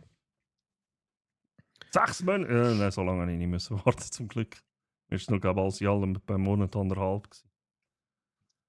Games, Hörbücher. Games haben so. Aber ja, das Landwirtschaftssimulator, ist... 25. Ja. 51 Stutz. Mehr auf sich selber schauen, Chat, es tut jetzt wieder so mega philanthropisch oder weiss ich was, aber ich bin mittlerweile 40 und ich habe das aber halt auch selber müssen lernen. Das ist wirklich etwas, da tun ihr euch nur gut. Und Ja. es tönt teilweise vielleicht auch egoistisch und ihr müsst auch damit rechnen, dass viele Leute das nicht werden verstehen. Ich habe schon Leute gehabt, die gesagt haben, hey, du machst nie mehr etwas mit uns und so, oder da und da und so und so. Und ich habe gesagt, du, Frag dich mal, warum? Nein. also einer Person habe ich das wirklich gesagt, aber da habe ich halt einfach gesagt, ja du, ich mache einfach das, wo ich Bock habe. Und wenn die Leute Ja. nicht mit dem können umgehen, ist das nicht mein Problem. Und das ist tatsächlich ein Satz im Fall, wo ich immer wieder an vielen Leuten, das ist ein Satz, den ihr euch selber mehr beibringen müsst. Nicht mein Problem. Ja. Irgendjemand ein Problem hat mit eurer Entscheidung, sei es jetzt Ausgang, sei es jetzt, nein, ich will jetzt nicht ins Kino oder nein, das will ich jetzt nicht machen. Und diese hat ein Problem damit, dann hat er ein Problem damit und nicht du. Ja. Das ist es so. Und das ist jetzt wirklich darum, dass vielleicht ist auch das darum das Jahr bei mir so hure schnell auch vorbei, weil ich habe einfach das gemacht, wo ich Bock hatte. Ich habe gestreamt. Ich habe fuck, das hat mir nachher auch Leute vorgehabt. Also vorgehabt ist jetzt ein bisschen böse gesagt, aber ich habe 2 Wochen Sommerferien gehabt, ich habe 2 Wochen Hardcore durchgesuchtet. Ja. Hardcore durchgesuchtet. Ich glaube, ich habe also jahrelang nicht mehr so viele Streams rausgehauen in 2 Wochen. Also, wenn ein Blöde. Und dann hat mir auch Leute gesagt, ja, bist du die ganzen 2 Wochen hast du nichts gemacht? Und ich, hey, ich habe fucking Ferien, ich kann doch machen, was ich will, verdammt nochmal. Ja. Muss doch dich nicht stören, ob ich jetzt da daheim bin. Ob ich habe lieber... Und das hat sich... Oh, jetzt komme ich voll in ein Ding rein, ey. Das hat sich halt, und ich greife das Thema zwar nicht gerne auf, aber das hat sich an Corona gezeigt, die Leute können verdammt normal nicht mehr mit sich selber etwas anfangen. Die müssen immer irgendwie... Stimmt. Ich muss in die Ferien, ich muss hier, ich muss da, ich muss hier nur zeigen, dass ich das noch kann. Aber mal so eine Woche allein etwas überlegen und unternehmen. Oder halt eben vielleicht Das einfach kann so daheim mal. Schaust einen Film, schaust eine Serie, einfach für dich. Das können hure viel nicht und das finde ich tragischer als alles andere. das ist wahr. Das ist die grösste Mental Health Issue meiner Meinung nach, die es in unserer Gesellschaft gibt. Vor allem das Schlimmste ist, es darf dann nicht langweilig sein. Ja, ey. Das Es darf ist dann nicht langweilig sein. der heutige Das ist so eine- Gesellschaft. das ist etwas, was ich weiß nicht, wer ihn kennt, der George Carlin. Das ist ein Komiker früher, also ein Stand-up-Comedian, ein Satire oder so. Der hat eben auch das gleiche Problem. Genau das, was du jetzt beschreibst, hat er eigentlich vor Jahren schon gesagt. Eben, den Leuten darf nicht mehr langweilig sein. Mhm. Dabei sagt er, dabei ist es auch mal geil, wenn es dir langweilig ist. Und ehrlich gesagt, muss ich auch sagen, manchmal kommen die geilsten Ideen, gerade weil es dir langweilig ist. Ja, voll. Langeweile, Hirn runterfahren, ist meistens auch eine Form von sich kreativ irgendetwas überlegen. Mhm. Also Langeweile, Leute, ist nicht unbedingt etwas Schlechtes. Weil, stell dir doch mal vor, ihr seid ein Kind, ein Jugendlicher, euch ist es langweilig. Was macht ihr? Ihr fängt davon überlegen, was könnt ihr eigentlich noch machen? Und genau dann fängt es irgendwie an, dass, keine Ahnung, irgendetwas vornimmst und nachher dann fährst du auf durchgehen mit irgendetwas. Und fährst du von malen, fährst du von dieses machen, fährst du von... Hinhocken und einfach sein. Ey, das mache ich im Fall öfter, dass es vielleicht der Anschein macht. Ich hocke vielmals einfach, mache ich mir einen Tee oder so, hocke bei meinem Sofa, nicht aufs Sofa, sondern dort in so eine Ecke rein. Das ist ich hocke eigentlich am Boden, weil dort habe ich so schön, weißt du, und ich kann Zeugs auflehnen. Und da bin ich einfach mal 10 Minuten einfach für mich. Mache nichts, trinke meinen Tee, chillen ein bisschen. Da muss man aber auch sagen, Männer haben dort einen kleinen Vorteil. Die Männer, und das ist jetzt tatsächlich, das ist jetzt nicht irgendwie gegen Frauen oder weißt du, das ist halt wirklich so erwiesen. Männer haben die Möglichkeit, nichts zu denken. Das tut jetzt so dumm, aber die Männer haben die Möglichkeit, einfach zu machen. Und darum, wenn eine Frau nachher kommt und sagt, hey, was überlegst du gerade? Oder was hast du gerade gedacht? Oder was denkst du gerade? Oder was studierst du? Und der Mann Nichts. sagt nichts, dann sagt er fucking Wahrheit. Da Es ist ist so. Aber eben, ich wollte gerade sagen, mein Schatz kann das auch. Also, bei den Frauen ist es einfach der tote Blick und bei uns ist es Nothing Box. Bei den Frauen ist es einfach dann, wenn halt einfach nichts rum ist. Wow. Und das Hirn ist einfach Das so war's voll, dass jetzt. es tiltet. Bin dann weg. Ich habe Angst, dass jetzt gerade kurz das Zimmer kommt stören. Meditieren. Aber Oh, recht Jenny. ist- Das habe ich ja schon lange nicht mehr gemacht. Das sollte ich auch wieder. Das habe ich eine Zeit lang gemacht. Das ist. Ich habe, aber ich schlafe immer ein. Ich Ja, kann das das ist- nicht. Vielleicht mal sonst ein bisschen mehr schlafen. Uiuiui, Nein. Jack, jetzt cancelt die 3, 2, 1. Wie fangen wir das Jahr Nein. 25 an? Zuerst mal Cancel Culture einführen hier in der Schweiz. Finde ich gut. Nein, tatsächlich. Ich bin halt so einer, ich weiß nicht, ob ich das vom Militär mitgenommen habe. Ich kann praktisch fast überall schlafen. Okay. Ich habe auch schon so viel zu tun gehabt im Geschäft, habe ich einfach auch mal schnell müssen sagen, so, jetzt muss schnell ein bisschen einfach easy und chillen. Da habe ich das hier gemacht. Das Geile ist dann noch, es hat geregnet und dann hat es schön ein bisschen so gegen die Scheibe hingebratscht ja. und Kopfhörer weg, Sitz einen hinten und ich bin eingepennt für 10 Minuten. Es ist einfach so ein also es würde mein Kopf neu starten, er hat einfach lang. Aber ich finde das eigentlich auch gar nicht schlimm. Ja, Tatsächlich, es ist aber es eigentlich nicht der Sinn von Meditieren. ja, das weiß ich, ja. Also, das ist. Das weiß ich schon. Sitzend urlen und nicht anlehnen, das funktioniert auch nicht. Ja, genau. Stimmt. Habe ich von dir gelernt, einfach hinhocken und sein, ja. Ja, davon kommt ja das Burnout, weil sich die Leute heute nicht mehr mit sich selber beschäftigen. Ja, voll. Glaube ich so. Also, ist ein Grund. Es gibt viele Gründe für Burnouts. Ja. Aber ja, absolut. Aber tatsächlich in sich reingehen und sich selber hören. Also, ich muss ehrlich gesagt sagen, für mich ist Meditieren mehr, ich gehe laufen. Das kann Die voll Musik in den meditativ Ohren. sein. Ja. Und dann einfach weg. Mhm. Nein, ich habe es tatsächlich. Das- Wie ein Blinzeln. Was? Nein, ich habe nicht geschlafen. Eine Stunde. Wow. Ich habe nur stundenweise blinzelt. Ist er schon tot? Nein, er hat vor einer halben Stunde blinzelt. Oh. Ja, okay. Nein, aber es gibt viele verschiedene Arten von Meditieren. Das kannst du mit Musik machen, das kannst du ohne Musik. Ich habe tatsächlich, eine Zeit lang habe ich das so ein bisschen gemacht am Morgen, wenn ich aufgestanden bin, einfach zum irgendwie... Ich weiß gar nicht mehr genau, warum. Es war, glaube ich, einfach zum Probieren wach werden. Also ich habe dann gemerkt, das funktioniert bei mir nicht, weil ich bin halt einfach kein Morgenmensch. Aber einfach auch mal zum ein bisschen oben runterkommen, wenn ich gemerkt habe, ey, jetzt bist du wieder völlig du denkst wieder an 100 gleiche Sachen und machst nicht das, was du eigentlich hättest wollen oder sollst oder weiss ich was. Einfach mal anhocken. Und dann habe ich mir so eine Playlist gehabt, wo so ganz leise, ganz leicht, so japanische Flöte. So ganz gechillte Musik, wirklich einfach ganz sachte. Und das habe ich dann irgendwie im Hintergrund noch laufen und bin einfach dort gehockt.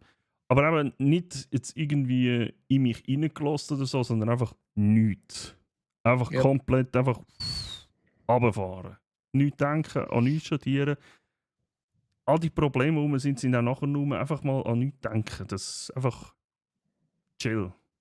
Und damit hat mir das eigentlich, also ich kann das müssen lernen, aber das hat Uhr gebracht. Ich habe mal einem Vorgesetzten von mir gesagt, aber dort, das war wirklich, da haben wir so viel Stress gehabt in der Bude und da ist wirklich alle 5 Minuten etwas fragen und ich gesagt, Alter, es steht in meinen Tickets in der Liste das. Und dann waren wir kurz, hatten wir, glaube 5 Minuten später mit einer anderen Bude hatten wir eine Sitzung gehabt. Und dann ist er mir irgendeinen Scheiß gefragt und ich gesagt, so, jetzt musst du einfach abfahren, ich gehe jetzt eine Viertelstunde laufen, sonst haut er eins auf die Schnorre. Ey, wirklich. Und dann schaut er mich so an, das war auch so eine 2 Meter Hühner und du weißt, ich bin nicht der Grosse. Und er hat gesagt, ja, gang nur. Er hat nur Angst gehabt. Oh, so gut. Ich habe ihm nachher gesagt, schau, ich habe es nicht böse gemeint, aber du hast mich jetzt so auf die Palme gebracht. Und wenn ich jetzt so in die Sitzung hineingegangen wäre und der mir nur irgendeine dumme Frage gestellt hat, sorry, ich wäre gerade auf die Barrikaden rauf. Ja, das Das hat er dann auch die verstanden. Situation, ey. Hey, Renegade, Du- wird da noch Brunch? Sorry, wenn ich gerade... Mach nur. Gibt das dann wieder mal eine 2 Stunden 30 Folge? Also ich Nein, das ist ein live Ulender Kampfzwerg. sehe jetzt da 3 Ja. Stunden 56 auf der Uhr, also...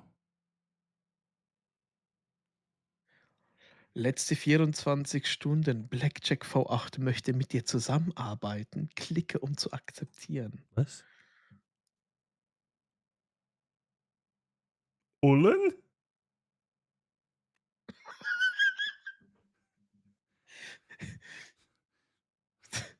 Ich weiß nicht, was passiert ist. Was genau hast du das? Das ist ja einfach weg gewesen. Klicke, um zu akzeptieren. Weg. Finde ich gut. Hey, Renegade, auch dir geht's nice. Hoffe, hast einen guten Rutsch gehabt. Und ja, also die Folge, einfach nur mal für alle, die wird es nicht auf Spotify geben.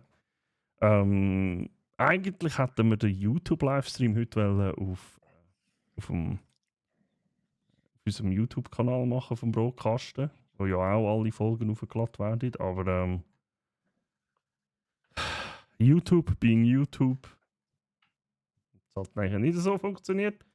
Aber es wird aufgenommen, es wird im Nachhinein wird es dann dort aufladen. Also, dass man es dann dort kann nachschauen, wenn man will.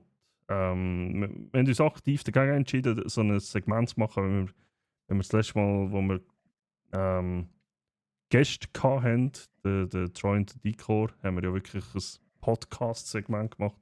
Dann haben wir gesagt, nein, machen wir das mal nicht. Wir machen das ganz easy, so wie wir es letztes Jahr eigentlich gemacht haben. Mhm. Und das ist auch gut. Wir haben das Open Mic, also Chat, wenn ihr irgendwie, glaube ganz oben im Chat schaut oder irgendwo taucht etwas auf, anklingeln, aktiviert oder weiss ich was. Also wenn jemand wirklich Lust hat, darf er gerne reinkommen, mit Kamera, ohne Kamera, das ist eigentlich freigestellt. Und mitdiskutieren, mitquatschen. Ist kein Muss, wir können uns da auch allein unterhalten. Ich glaube, das schaffen wir gerade noch so. Wir können uns selber beschäftigen. Nein, Nein, aber tatsächlich ist es wirklich etwas, wo ich sage, ich bin froh, kann ich mich selber beschäftigen. Ja. Und wenn es nur mit etwas Kleinem ist. so eine halbe Stunde lang, weil es gibt doch so die Diorino-Schocke. Und die sind ja in so Alufolien eingewickelt. Mhm. So die Alufolie einfach abziehen und dann glatt streichen, damit es schön sauber ist. Das Und ist so. ja, kein Löchchen reinmachen. Nein, da kannst du gerade fortschießen. Genau. Da kannst du gerade Gut. fortschießen. Gut, reden wir vom Gleichen, finde ich gut. Aber das sind so Sachen, das kann ich easy machen. Du kannst mir auch einfach irgendetwas geben. Eben, da, ich habe jetzt das hier in der Hand. Das ist von meinem alten Mikrofon. Immer drauf spielen. Immer drum spielen. Aber.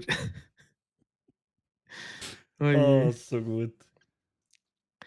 Warte schnell, was hat der Plätsch geschrieben? Mein Chef ist nach dem Telefon aufgestanden, hat den Pettkübel quer durchs Büro geschüttet, geschrien, «Lasst es liegen!» und ist eine Runde gelaufen, kommt zurück, räumt alles auf, hockt hier und sagt, «Ja, jetzt ist alles wieder gut» und arbeitet weiter. Also das Büro in einer Nutshell. Weil wir andere, was? Weil wir andere haben einfach weitergeschafft. Ja, das ist schon gut. So gut. Willst du mir die Nene bringen, Schatz? Würdest du mir vielleicht auch was zu trinken bringen? Haben wir heute schon über Baldur's Habe ich Gate noch geredet? Eistee? Nein, über Baldur's Gate haben wir tatsächlich noch nicht geredet. Hast du jetzt Baldur's Great gesagt? Du hast Baldur's Great gesagt, das finde ich gut. Ich sage einfach immer, weil es einfach grossartig ist, das Spiel. Ist es einfach Baldur's Great. Ich weiß es gerade gar nicht mehr. Kann sein. Eistee gerne. Aber Baldur's Great, fucking Batch 8, ja. Da hat ein paar Sachen drin, wo wir auch gesagt haben, Ich spiele nicht mehr weiter, gell? nein, haben wir abgesagt. Es tut mir so leid. Ja, ja, also wir haben dann nachher dann auch gesagt, weil eben für uns zwei ist so. Vor allem, sind wir ehrlich, ich habe eigentlich keine Lust gehabt, dass jetzt jemand noch die Charakter spielt. Ja, das verstehe ich, klar. Ich habe irgendwann, wenn sie dann mal vielleicht aufhören mit dem kompletten Gepatche und wieder neue Subclasses reinbringen. 8 Stück zum Beispiel. Ja. Das ist jetzt nicht 12. Also sind es 12? Ich weiß nicht, 12. Nein, es sind glaube 12, ja, es sind 12. 12 neue Subklassen. Ich habe das Ding, die Geschichte vom Dark Urge habe ich immer noch offen. Ja, ich eben auch. Und das gibt für mich irgendwann mal, habe ich gesagt, es gibt für mich irgendwann mal einen Solo-Run. Mhm. Dankeschön. Ich komme jetzt noch etwas über, was meine Mami gestern gemacht hat. Das Küssi. Mit einer Katze. Schau mal, die kleinen Beinchen. Und das Geilste ist, da kannst du einfach so nehmen. Ja! Das ist jetzt ein bisschen doof. Okay, ich wollte sagen. Aber gestern bei meinem Bruder konnte ich das schön hin tun. Und dann hast du das Küssi eigentlich gerade so schön gehabt, die Wand hinten hinter dem Sofa. Das war super gewesen. So gut. Die Nene. Ja, lass jetzt einfach da. Boah, mir wäre es viel zu warm, jetzt so eine Küssin auf dem Schoss. Nein, das ist nicht auf der Schoß. Nein.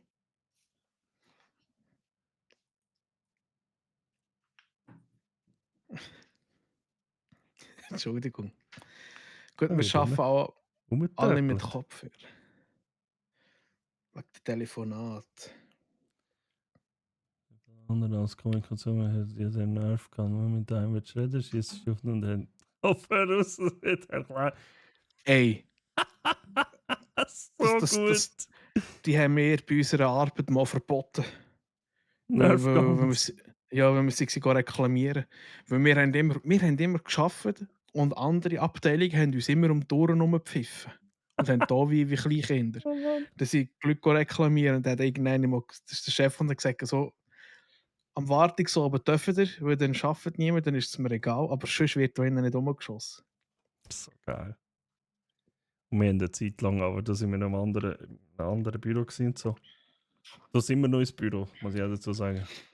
Haben wir haben immer so Day-Deal angeschaut und da hat es öfters mal gegeben, dass im Day-Deal irgendwie ein Scheissdreck verkauft worden ist. Plötzlich hat es halt wieder geheißen, hey, Day-Deal hat heute so Mini-Drohnen.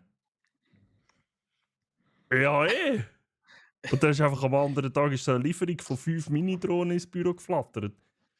Und dann hast du auch gewusst, ja gut, jetzt am nächsten Tag wird nur noch über die Drohne kommuniziert. Dann hast du wieder gehört, hast Kopfhörer drin gehabt.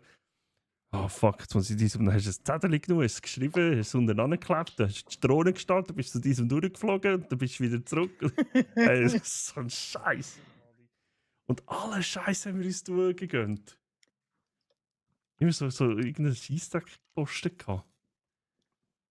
Ja, der Deal gibt es aber manchmal schon verdammt viel Scheissdreck. Ja. Gehört, Troy. Ist er- Ich soll schnell meine Brille putzen. Ich kann schnell den lachenden Jack anschauen.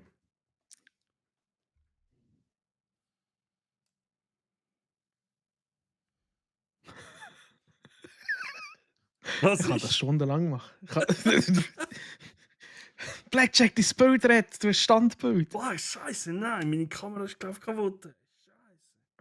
Muss ich schauen, ey. Wenn wir schon von dummem Scheiß reden.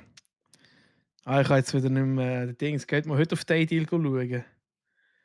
24 mal KX an 30 Gramm Ah, ja, das After habe ich Sport, gesehen. After Party. Zur Regeneration nach dem Sport oder Feiern.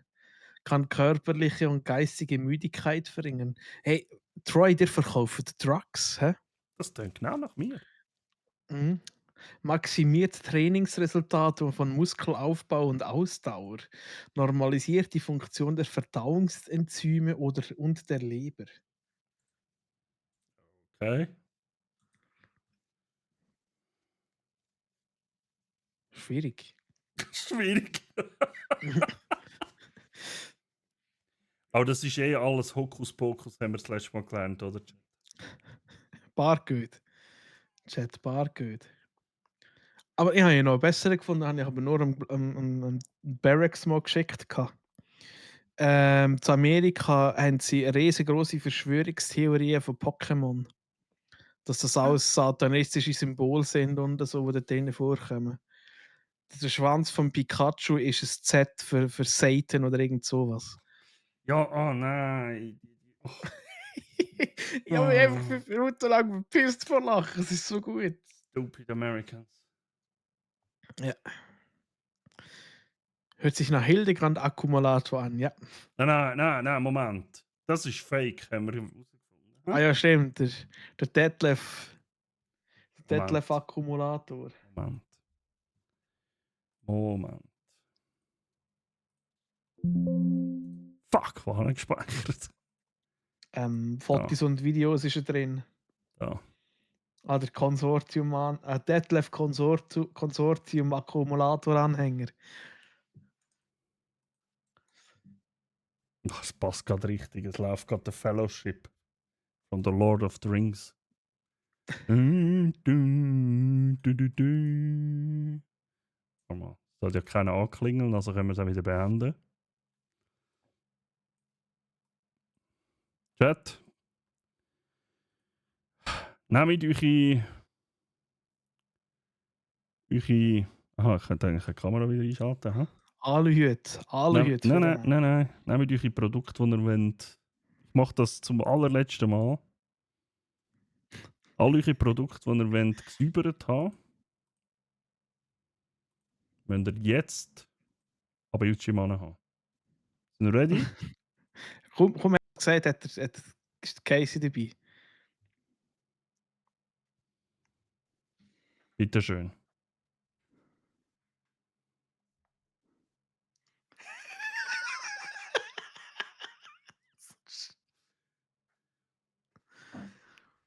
Mein Eistee muss ich nur. Ich habe nämlich gemerkt, der schmeckt nicht so gut.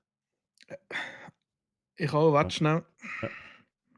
Also, wichtig ist, der Barcode ja nicht durchstreichen und einfach mal einen Bildschirm haben. Genau. Ich habe hier noch ein Höllochkräpfchen, das muss ich auch noch, es hat auch einen Barcode drauf. Ui, das ist sogar nicht so lang gültig. Für sicherlich 5 Minuten. Moment, ich habe hier noch Fasnachtsküchli, muss ich auch noch schnell.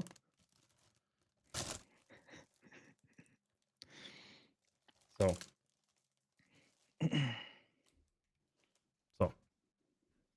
Und um eure Kinder vor bösen Träumen zu schützen, Könnt ihr es auch noch vor dem Bildschirm durchhaben?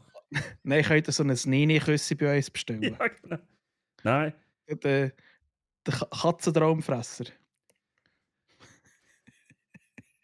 Katzentraumfresser. What the fuck? Der Katzentraumfresser. Ah, nein, das ist Aber nicht für was- eure Kinder, sondern für eure Büsi, damit die gut schlafen. Ich muss jetzt sagen, wir arbeiten daran, das Produkt rauszubringen. Vor allem auch nachher mit dem, was der Barracks das letzte Mal schon vorgeschlagen hat, mit dem Aufladestein. Es funktioniert jetzt nachher geht's- nur mit dem. Dann muss ich meine meine Aufladesteine wieder gleich. Kann man die auch zurückschicken, damit du nachher Nein. dann für ein gewisses Entgelt wieder kannst aufladen? Nein, die sind einfach, die funktionieren einfach nur begrenzte Zeit. Dann brauchst du wieder einen Okay, neuen. okay.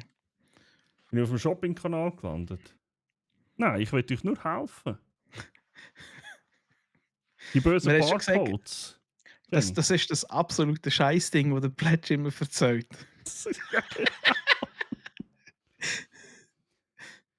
Wir arbeiten an einem Prozess, wo dich vierteljährlich eichen lassen. Ja. Mike Shiva Next Generation. Wir haben das letzte Mal so ein Video geschaut, wo es halt um Barcode-Verschwörung und dass die schlechte Energie und weiss ich was und all der Scheissdreck. Das sind keine Strichgüter, das sind Antennen. Genau. Das sind Antennen. Und schlechte Schwingungen und so und die eigenen persönlichen Magnetfeld und so. Blackjack, Ja. wenn wir es schnell testen. Mach's mal schnell zu. Das Bild. Einfach das Bild schnell zumachen. Also ja, ich mach schnell. Oder das Eingabe einfach beenden. minimieren. So.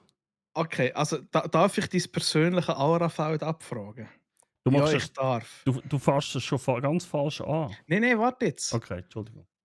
Ja, du darfst. Okay. Bis dahin und dann ist es zu. He?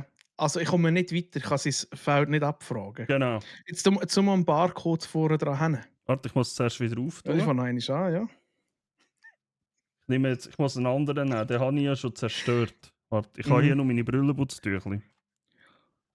Hier, seht ihr Chat, hier der Beweis, die sind auch mit einem Barcode und ich habe ihn nicht durchgestrichen und so. Moment. Scheiße, das Key jetzt raus. Seht ihr, schon schlechtes Karma? Sind das die schlechten Schwingungen? So, Moment. Bist du ready? Ja, Also, jetzt habe ich darf es. Ich habe es jetzt voran gehabt. mhm. Also ich darf jetzt, sollte jetzt eigentlich nicht näher dran kommen, wo alles, was einem kleiner macht, ist nie gut. He? Also, Ja.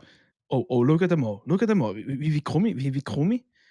Leck, ich komme fast bis zum Blackjack Ja, führen. krass. Ja, krass. Ah, schaut mal, schaut mal. Das ist einfach der, das ist Jetzt der macht er Beweis. langsam zu. Das ist der Beweis. Das ist der Beweis. Oh Gott. Ah. Der Beweis. Mehr brauche ich da nicht. Übrigens. Hey, Casey. Genauso von Hand gefertigt, für Scheiße befunden und trotzdem zum vierfachen Preis verkauft. Das Scheißding. Korrekt. Nein, das Video, das ist. Es ist einfach beängstigend, finde ich. Hat mich ein bisschen gebrochen, ein bisschen. Nein, das ist eine flache Scheibe. Nein, das stimmt nicht. Es ist das Gleiche, wie die Amerikaner auf die Straße rausgehen und sagen, ihre Vögel sind Drohnen. Ja. Und, sie hocken nur auf der Stromseile, weil sie Das sich sich da aufladen. Genau. Und du siehst einfach eine Meute von Leuten, die Vögel ausbauen. Die einfach über ihre Köpfe wegfliegen. Das ist einfach der Moment, wo ich mich frage, bruh. Ich frage mich aber nicht mehr. Aber sind wir ehrlich, solange sie nur so Zeug sagen und niemandem schaden, sollen sie doch machen, was sie wollen. Solange sie der Menschheit nicht schaden. Bruh. 5G-Antennen haben Corona verbreitet. Burn them down. Ja? Ist das falsch, Karls? Hätten wir keine 5G-Antennen, hätten die Leute nicht können telefonieren miteinander und hätten sich nicht können verabreden. Nicht können anstecken, kann ich sagen. Ja. Durch das, dass sie sich nicht hätten können verabreden, hätten sie sich nicht können anstecken. Also wäre es daheim geblieben. Fix. Völlig legitim. Du Plätsch. Was hast du da geschrieben? Bist du eigentlich auf das Wahnsinn? Uns so einen Barcode schicken? Das ist 666, das ist Devil's Possession. Hä? Mhm. Also, wenn der laut vorliest, ist komplett, wenn du stirbst, kommst du direkt vor ihn hin. Und dann geht es los, aber ohne Spucki. Das ist wie so Es brennt einfach. das ist wie so bei den Lemmings, die Cheatcodes, wo du direkt in ein Level reinkommst. Da kommst du einfach direkt zu der Hölle. Fertig. Ja. Direkt in den Käfig vom Teufel. Ohne Umwege. Er fragt dich auch nicht, was du gerne hast und was Nein. nicht. Das ist einfach fix. Das ist einfach Du bist einfach durch. Ja. Schwierig. Nein, du, es gibt's. Also wie bei der Monopoly. Ja, ohne Monopoly ist auch vom Umwege in Teufel. den Knast. Knast. Ich habe gestern Mono- erfahren, im ja. Fall, heutzutage spielt man Monopoly nicht mehr mit Geld, sondern hast eine Kreditkarte. Ich habe das auch nicht gewusst. Ich habe es jetzt zwar noch nicht Okay. gesehen, aber meine Schwester hat gestern erzählt. Sie haben, habe ich so gemacht, eigentlich hätten wir mal ein Monopoly spielen. Das, ja, warum nicht? Und nachher haben sie irgendwie gesagt, ja, bei unserem Monopoly ist eine Kreditkarte, musst du nicht einmal mit Geld. Ich so, what the fuck? Was? Ich bin im Fall ehrlich, wir haben nie ein Monopoly gehabt bei uns daheim. Was? Wir haben immer nur das Gegenstück gehabt, das Matchspiel. Aha. Da Aber ist es darum gegangen, dass die Scouts so schnell wie möglich ausgibst. da haben die ja nie einen richtigen Krieg gehabt. Da. Nein. Doch. Kein Monopoly-Krieg ist kein richtiger Krieg. Ist einfach Also Fakt. es hat einen Geldschein gegeben, der war irgendwie 3,14 Millionen wert. Gewesen. Und den hast du nur bekommen, wenn du geheißen hast, Alfred E. Neumann. Und auf ein bestimmtes Feld gekommen bist. Und der ist so. Ja, genau. Der hast aber so Karten bekommen, wo drauf gestanden ist, sei ein Stein. What the fuck? Das Spiel war so kaputt. Gewesen. Die Karte ist ja lange mit Monopoly geht, nur wenn man eine Liste hat, wie viel man noch schuldet. Das weiß ich aber nicht, wie das funktioniert dann. Aber ich habe es selber auch noch nicht gespielt mit Kreditkarte oder so, keine Ahnung. Risiko. Ich habe gelernt, dass mein Götti-Bub Risiko gespielt hat. Schon. Und dann hat er aber gestern gemeint, er spielt es nie mehr, weil die Mami gewinnt immer. Ich muss sagen, ja. Kann ich mir gut vorstellen. Wäre mal auch etwas, was man machen könnte, also wirklich so ein Brettspiel oben, ein Hey. Twitch-Event. Gang auf Steam. Latte Risiko, aber. Was ist jetzt? Ja, wahrscheinlich habe ich es Virtual Tabletop drinnen oder so. Ja, es gibt. Also es hat zeitlang ist Risiko gratis auf Steam gewesen. Ich finde gerade nichts tatsächlich. Mal da.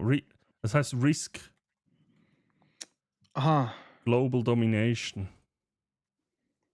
Ja, da. Oh, mal hinzufügen. Ist gratis, aber es gibt 80 Stutz DLCs oder so. 125. Es ist schon wenn's- abgeschrieben. Ja, genau. Sind gerade abgeschrieben. Premium Global Fantasy Pack. Conquest Europe Pack. The fucking hell. Mein Götti-Mädchen hat mit mir Schach gespielt. Sie ist 7. Und du hast verloren, Casey.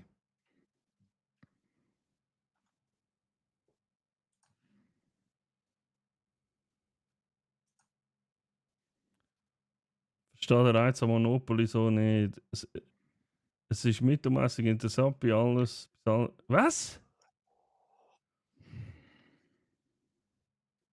Bis alles vergeben ist. Aber dann ist eigentlich klar, wer gewinnt. Aber das Spiel geht gefühlt in 6 Stunden. Ich habe ein einziges Mal Monopoly fertig gespielt und es ist immer noch in den Top 10 von den Most Wasted Lifetime Moments. Wow. Ich muss unbedingt mal Hitster. Was ist das? Hitster kaufen? Das ist mir empfohlen worden. Hitster kann ich jetzt auch nicht. Mark Uwe und das Känguru spielen gemeinsam ein neues Känguru-Film. Wir haben das Chance, wir finden unsere es sieht nicht ein für den Bonus, der öffentliche Person gesagt. Das ist Schlossallee, er hebt die von der Sonne auf die Bank. Wow. Hey Grizzly. Hey Grizzly, hey, übrigens, merci vielmals für die Offline-Follow. Danke vielmals. Knapp gewonnen. Also wer sie? Casey. Oder was? Soll er verstehen meine Finger? Ja, ich bin irgendwie gerade so each, bin ich gerade irgendwie verwirrt gewesen.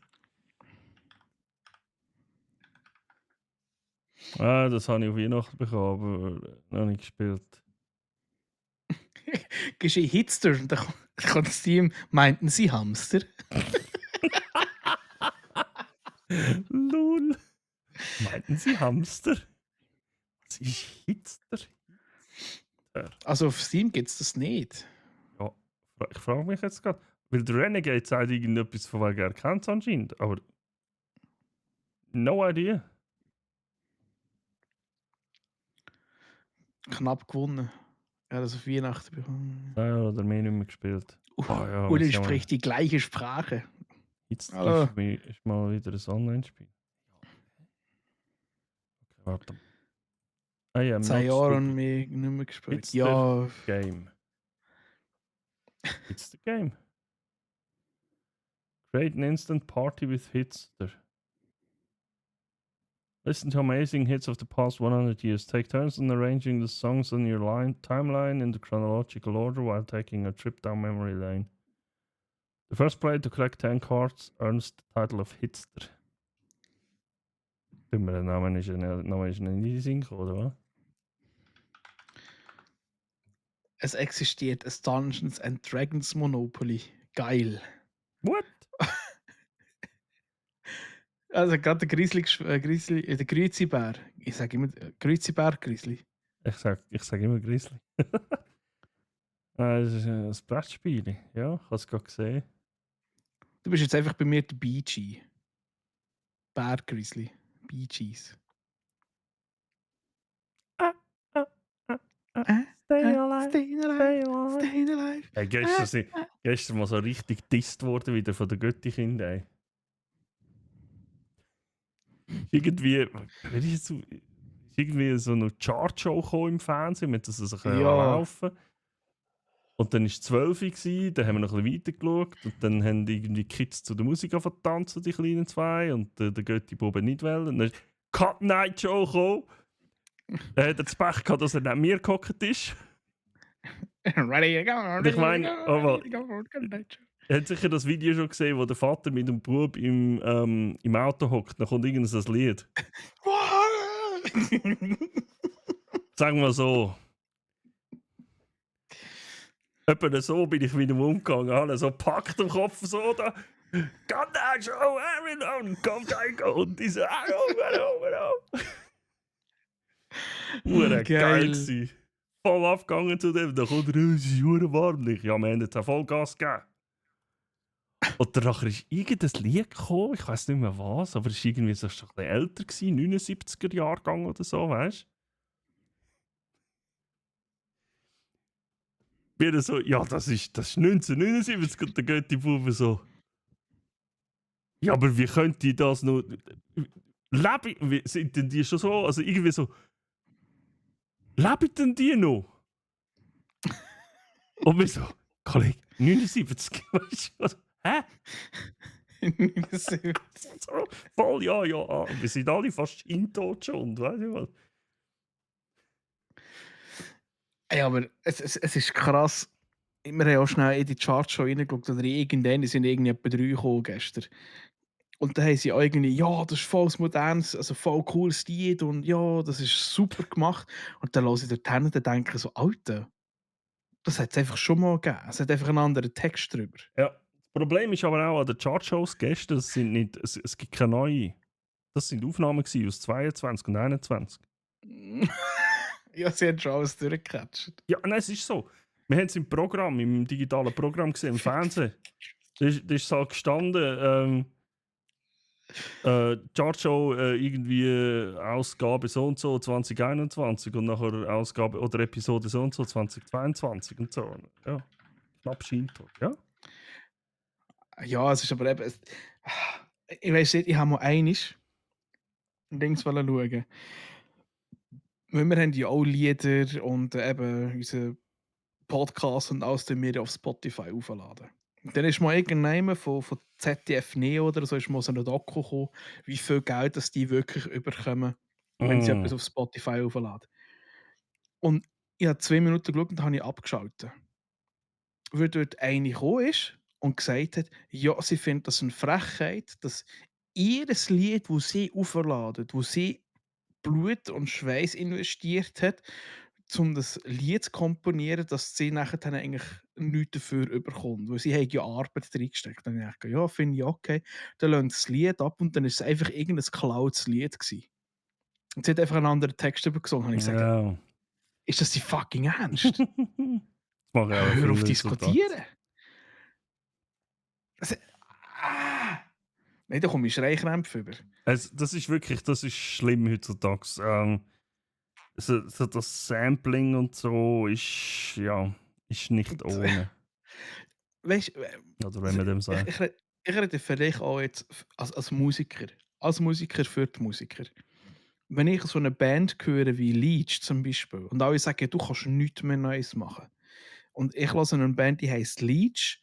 Und wenn du in die Sparte hineingehst, sage ich mir immer noch, du hast schon viel, wo immer gleich tönt. Aber wenn die Horizont mal erweitert ist, wir haben vielleicht einfach mal wirklich den Ansatz von Musik einfach mal verstanden. Mhm. Und es ist krass, was du eigentlich noch kannst erstellen, aber alle klauen nur noch, weil es halt einfach einfach ist. Ja, da hättest du einen Schlagerboom schauen. Oh. Ich habe den hohen Fernseher eingeschaltet, da kommt der Drecks-Schlagerboom. Dann habe ich weitergeschaltet, da kommt... Das finde ich halt auch krass. Das war der Pain gestern. 100'000 Sender, aber irgendwie auf der Hälfte kommt genau der gleiche Schlagerboom-Scheiß. Es läuft halt Punkt genau die gleiche Scheiß-Sendung. Darum haben wir nachher den Jackass 3D geschaut. Ich habe es beim Umschalten habe ich auch gesehen, Jackass, da bin ich kurz drauf gewesen. Also meine Schwester und der Rest angeschaut, da habe ich gedacht, wenn die Kinder noch wach sind, nicht. Den Spotify jetzt offiziell nichts mehr bekommst, erst ab 1000 Plays noch etwas. Meine Alter wäre so lange an die grosse Unverdacht fair, oder? Ja. Das ist schon schade, dass Spotify. Ja. Also eben, grundsätzlich bin ich dafür, es ist schade, dass du nicht mehr so viel überkommst. Oder praktisch gar nichts von dem. Ja. Vor allem, wenn du es selber machst. Aber ich finde es der Hund, dass du nachher dann sagst, hey, ich habe selber etwas gemacht und einfach 90% davon ist geklaut. Ja. Sorry, du kommst einfach von mir einfach noch Schutti Fritten über. Ja, voll. Entschuldigung. Anfang, kennt ihr das Leben des Brian? Ja. Hat er gewusst, Ja. dass die Szene, wo es um einen Schwanz aus Longus geht, der Typ von der Wache spielt und nur gesagt worden ist, ja, darfst nicht lachen. Ja. Das sind, glaube ich, irgendwelche Typen, die sie von der Straße geholt haben. Das ist so geil, wenn du denen zuschaust. Die können nicht mehr. Der eine im Hintergrund, siehst du sogar, der putzt shit, der ist am Lachen. Es gibt viele Künstler mit Liedern, die einfach Copy-Paste sind oder die schon lange nicht mehr das Zeug selber schreiben, sondern Songwriter. Ja. Hey, ich habe nichts gegen Songwriter. Wenn du als Künstler Lieder bringst, die einer für dich geschrieben hat, hey, warum nicht? Ist ja bös gesagt das gleiche wie bei den Filmen. Sonst müsstest du eigentlich verlangen, dass jeder Schauspieler seine Rolle selber schreibt. Das kannst du ja nicht machen. Also mit dem habe ich mit Songwriter oder so habe ich überhaupt kein Problem. Tatsächlich. Das Problem damit, wenn Künstler nachher grossartig tun und sagen, ja, das ist mein Ding und also wenn es offen zugeht, du ja, ich mache selber Sachen, aber ich habe auch Songwriter für mich. Ja, okay. Hälfte ist gut, 70% ist Lager. Ja, schon. Das hat sich gestern wirklich so angefühlt. Bei mir wird Schlager einfach zu wenig geschlägelt. Das wäre eigentlich wirklich, wenn es mal wirklich das wäre, was geht, einfach so, einfach so eine Uhrenprügelerei. Aber es war doch, glaube ich, gestern, ein Schlagerboom und dann ist da die wie heisst sie da? Die Unlimited Charge Show gibt es ja da. Nein. Aber wir haben eingeschaltet, dann ist Schlagerboom gekommen und dann ist dort irgendeine Künstlerin auftreten, wo ich gedacht habe, Schlager? Das finde ich auch immer geil. Also, Wenn das was ist das für Schlager? Hey? Ich finde das auch immer geil, wenn sie so bei so Chart-Shows einfach bringen sie ja nachher dann die Videos und da hocken dort irgend so 4 Typen oder 4 Frauen oder was auch immer. Und die reden, ja, weißt du, das ist zu dieser und dieser Zeit gewesen und du hockst vor dem Fernsehen und denkst, ja, wer ist das? Ja, das so. Keine Ahnung. Das habe ich aber gestern auch mal. Da haben sie immer die, genau, also, da kommt das Lied und dann haben sie die Personen, die es dann irgendwie so voranstellen oder höcken und die, ja, das kenne ich noch, das Lied, das sind wir alle gerne Und im du so, Disco und so. Who the hell ist das? who the hell is that? Das habe ich gestern aber auch gehabt. Ich habe mal sagen, du, was sind das für Personen? Ich kenne die gar nicht. Der einzige, den ich kennt habe, ist der wie heisst der Joey Kelly gewesen. Und nebendran habe ich gesehen, ist sein Sohn, weil er halt fast gleich ausgesehen hat. Stimmt, offizielle Merch. Und nicht bei TNT bestellt oder Spreadshirt. Oder bei Temu. Und Kinder hörst du aus dem T-Shirt schreien. Ja. Genau, weil bei der CD bleibt der Großteil auch bei der Plattenfirma und weiteren Player. Ja. Ich habe immer geschaut, zum Beispiel, wenn ich an Konzert gegangen bin, und darum habe ich eigentlich immer auch kleine Konzerte bevorzugt, dass ich dort, wenn ich dort bin, dort an den Merchstand etwas kaufe. Weil dann ist die Chance Komm mal eher grad grösser. Wie jetzt? Das ist die Chance eher grösser, dass das irgendwie noch bei der Band hängen bleibt, weil das halt ihr eigenes Ding ist, was sie dann halt mitnehmen und so. Darum gehe ich aber auch nicht gerne an Konzerte, zum Beispiel ins Hallenstadion oder so. Das macht mir erstens viel zu viele Leute. Ich mag nicht zwischen so vielen Idioten reinstehen, das habe ich nicht gern.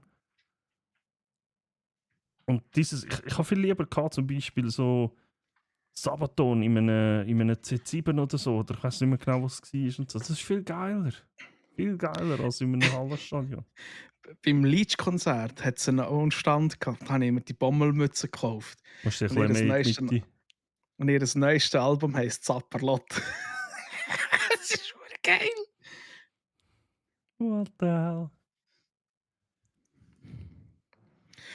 Ja, eben. Das Beste am Radio habe ich aber Philipp Meloni gefunden. Sonntagmorgen aus der Skiferie heimfahren. Also das los ist pure Nostalgie. Ah ja, bin nie der Radioloser gewesen, das war mir immer zu Mainstream gewesen. Es ist einfach Musik gelaufen, die ich nicht hören konnte. Darum lasse ich einmal Kanal K. Nein, ich muss sagen, Kanal K ist so ein bisschen, ich glaube auch aus Zürich, aber da kommt auch möglicher Scheiß. Also wirklich von Underground, also kannst du Glück haben und sie bringen irgendwie den ganzen Tag Rock und dann noch guten Rock. Also ich habe dort auch schon 2, 3 Lieder gehört und immer haben müssen sagen, hey, das tut verdammt geil, aber du kannst auch wirklich völlige Cheesy einlängen. Okay. Aber die dann glaube ich auch Schweizer so ein bisschen unterstützen oder Oh nein, oh nein, Kanal. also wirklich, ich habe ihn bei mir drin, ich lasse ihn einmal einfach durch, weil manchmal hat so mega chilliges Zeugs drin, so ein bisschen zum Zuhören. Ja. Muss ich jetzt zugeben, ich habe wieder auf ein Radio hören. Aber tatsächlich nur am Morgen. Entschuldigung. Hat etwas explodiert oder jemand am Sterben oder so. Vielleicht. Ja, okay. Ich höre tatsächlich nur am Morgen Radio. Und zwar habe ich meinen Wecker so eingestellt, dass wenn ich meinen Wecker deaktiviere, dann macht er seine Abläufe, startet mein PC und weiss ich was und lädt Radio DRS3 an. Weil, das regt mich dann irgendwann so auf, das scheiß Radio-Zeug, dass ich aufstehe. Einfach nur aus dem Grund. Das ist mega unsympathisch, dass sie Brief sind. Ich kenne jemanden, der sie kennt. Ja, das kennen wir auch. Jeder ist die Geringste. Ja, das passiert doch bei vielen. Noch geiler ist, wenn bei der Chartshow Leute dabei sind, die absolut noch Ahnung haben. Da rege ich mich auf. Was lässt die ein? Ja, da haben wir noch den Fritz Hubacher, Kanalisationsmeister. Zürich Hinterland. Herzlich willkommen bei der Chart Show. Was meinst du zu dieser Musik?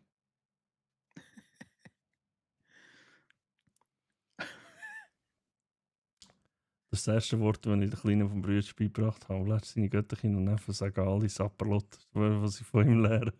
Das ist aber auch geil. Lieber das, wenn der andere Wörter. Ja, Huan. Was? Juan. Vorname Sohn. Huanson. Juanson. Ja, genau. Sehr crazy zum Teil. Ich kann mit Der Radio nichts mehr Der anfangen. Bleibler, der Bildungsplätsch. Der Bleibler. Der Bilbler Beutlin. Okay, Zeit, meine Lunge zu killen. Habt noch ein Hue. Was? Habt noch ein Hube. Wo lesest du das? Der Grizzly? Nach dem Bliblen? Okay, Zeit, um meine Lunge zu killen. Haben den Hülbe. Ein Hülbe Hinnich. Weißt du nicht, was ein Hülbe Hinnich ist? Diese, nicht Deutsch. Was haben den Hülbe? Das ist ein schöner Abend. Schon, Alter, mit schon halb 5. What the fuck? Ja, haben den Hülbe Hinnich. Lunge killen, wieder rauchen, wieder die Raucher, weißt du? Unglaublich. Ja, als Teenie mal einen Wecker gehabt, der davon gefahren ist, wo er los ist. Er hat 4 Tage überlebt, am 5. Tag ist er durch das offene Fenster rausgeflogen, wo ich ihn dann endlich verwünscht habe. Das Und habe dann ist er davon gefahren und du hast ihn nie mehr gefunden. ich aber im Fall auch mal gedacht. So einen Scheißwecker sollte ich eigentlich auch haben. Es gibt die, die da so Kugeln wegspickt und dann musst du sie auflesen und draufstellen, dass er wieder abschaltet. Aber ich glaube... schon mal... Ja? Sorry? Erzähl, Ich glaube, ich hätte einfach schon irgendwie nach dem ersten Morgen irgendwie Güssel gerührt. Hast du schon mal vom Nintendo-Wecker gehört? Der die mit Nintendo-Tönen weckt, oder was? Ja, aber das ist mega krass. Da stehst du eigentlich neben das Bett auf und dann musst du, glaube der Alarm auch, genau. Und dann musst du hinstehen und dann musst du hinlegen. Und er checkt dann, ob du liegst, ob du sitzt oder ob du stehst. Wenn du wieder abliegst, fährt er wieder an. Das ist mega krass eigentlich. Also grundsätzlich, ich fände es hure beängstigend, wenn ich so einen Wecker bei mir daheim hätte. Aber ich finde eigentlich, dass das kannst, finde ich hure geil. Das ist krass, das ist wirklich heftig, ja.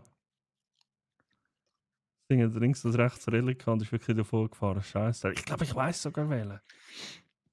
Kann man Hilben essen? Hilbe hin, Hilbi. Hölbi. Diese Chat Deutsch, hä? Dampflokführungswecker, what the fuck? Ja! Das war meine. Fuck! Ja. Dann wissen wir jetzt, wer der eine ist. Ja. Ja, als Kind irgendjemand hat es eine Uhr gegeben, wo ein Zug drauf war. Und da hast du auf einen Knopf drücken und dann ist der Zug einmal um die Uhr herumgefahren. Und du hast auch als Wecker stellen. Es war verdammt laut. Ja, der war immer in einem Laden. Und ich bin immer zu diesem Laden hin und ich war so Fan von Zugfahren und habe immer gefragt, ja, kannst du schnell den Zug fahren? Die haben das gemacht und sie haben mir dann mal zur Weihnachten geschenkt oder zum Geburtstag. Oh.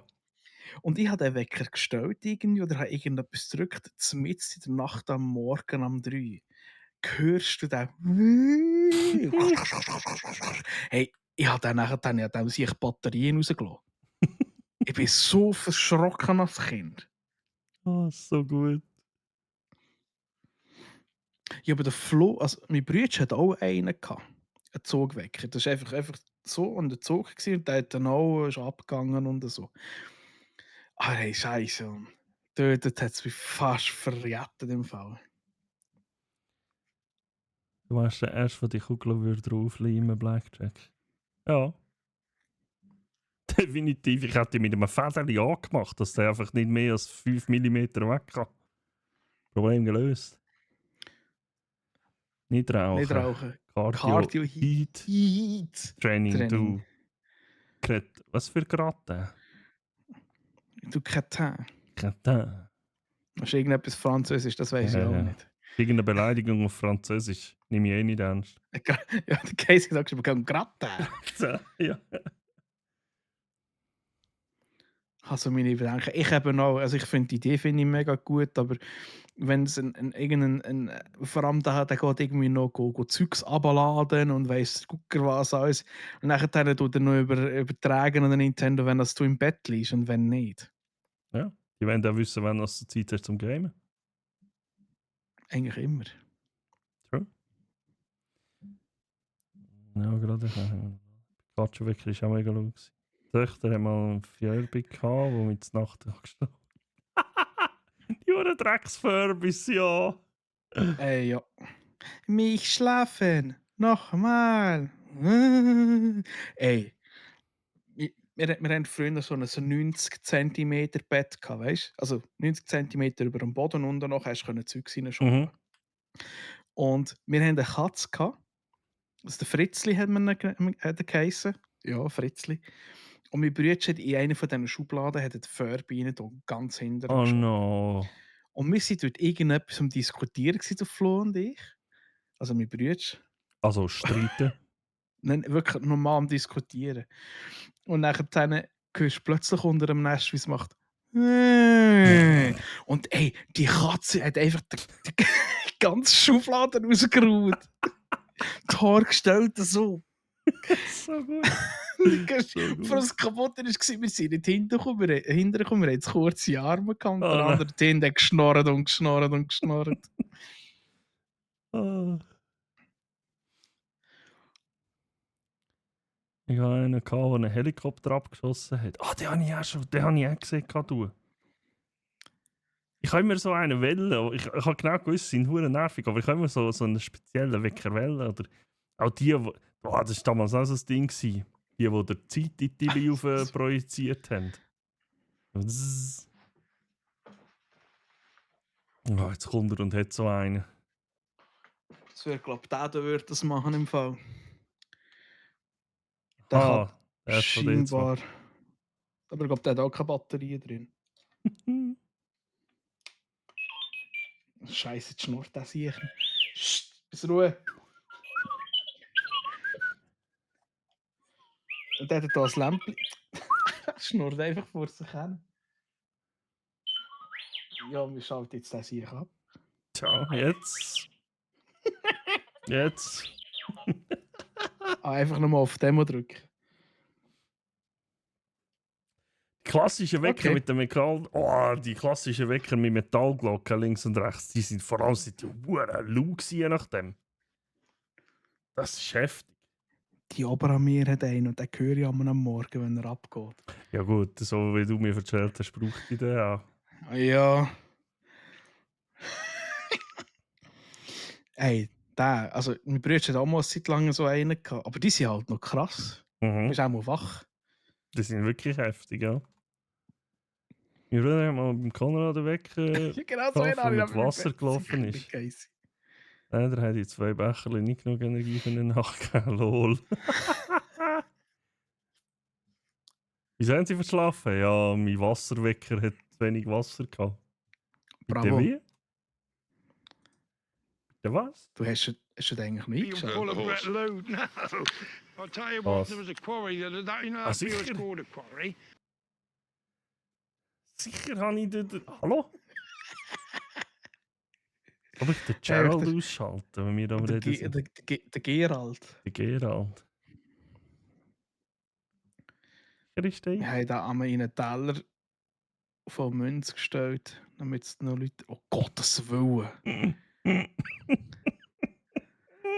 Himmel, Herrgott. Tod am Morgen, ey. Ja, aber es gibt so viel. Eigentlich gibt es so viele geile Gadgets, aber. Das Geld ist mir auch ein bisschen schade dafür. Aber ich habe mir schon lange gesagt, ich brauche wieder mal einen anständigen Wecker. Weil der vom Handy, der weiß nicht, den höre ich einfach nicht mehr. Darum, ich wechsle ihn immer wieder mal. Wenn ich irgendwie merke, okay, jetzt ist wieder Zeit. Ja. Genau. Dann wieder, aber auch darum habe ich jetzt irgendwie das mit dem Radio, das finde ich gut. Weil der Scheissdreck, der dort alle gelaufen, ob man nicht lange hat, dann ist Schalte um. Was ich auch schon hatte, vor allem jetzt, als ich das letzte Mal krank war im Fall. Dann ist der Radio angelaufen und dann im Delirium und Halbschlaf habe ich nachher von dem Scheissdreck geträumt, was sie dort das ist also so in meinen Halbschlaftraum hineingespült worden, was sie dort erzählt haben, in den Nachrichten und all der Scheiß im Fall. Fucking hell! Also die Herren, es hat mich gefreut, euch für ein Jahr zu sehen. Haben den gäfigen Hinech. Ja, so eher. Baldur's, damit ich zurück bin, wie bin, wenn Baldur's Gate runtergeladen ist. Guter Mann. Warte mal. Kannst du mal erzählen, wie es war? Und dann sagt das Geld ist schade für Gadgets. Kennen die ein bisschen anders und dann sagen nur Hero oder Fantasy. Das stimmt überhaupt nicht. Ich kaufe mir nicht immer alles. Hä? Das habe ich bekommen. Ich habe tatsächlich nichts rum. Und die ganzen Star Wars-Karten hier drin, die sind auch nicht für nichts. Hä? Was haben wir vorhin gelernt? Macht, wenn ihr wollt. Das Geld kommt Genau. nicht ins Grab. Aber meine Nene schon. Mit der wird begraben werden.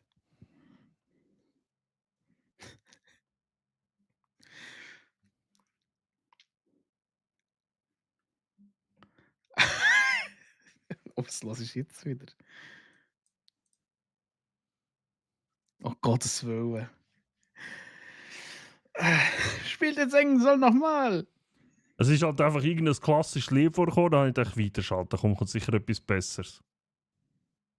Das ist besser. Wenn der Ulle und ich zusammen wohin gehen, habe ich dann Taschen voll Zeug, ja. Wenn ich irgendjemandem hänge und sage, das wäre schon nicht geil. Und nachher dann kauft er sich weil ich es nicht gekauft. Und dann so, oh, jetzt muss ich es kaufen. Ich hatte mal einen Huhnwecker von McDonalds, da kann man so schön. Oh, der ist geil. Der hure Wecker, wo du einfach kannst an die Wand rühren, damit er abschaltet. Der ist super.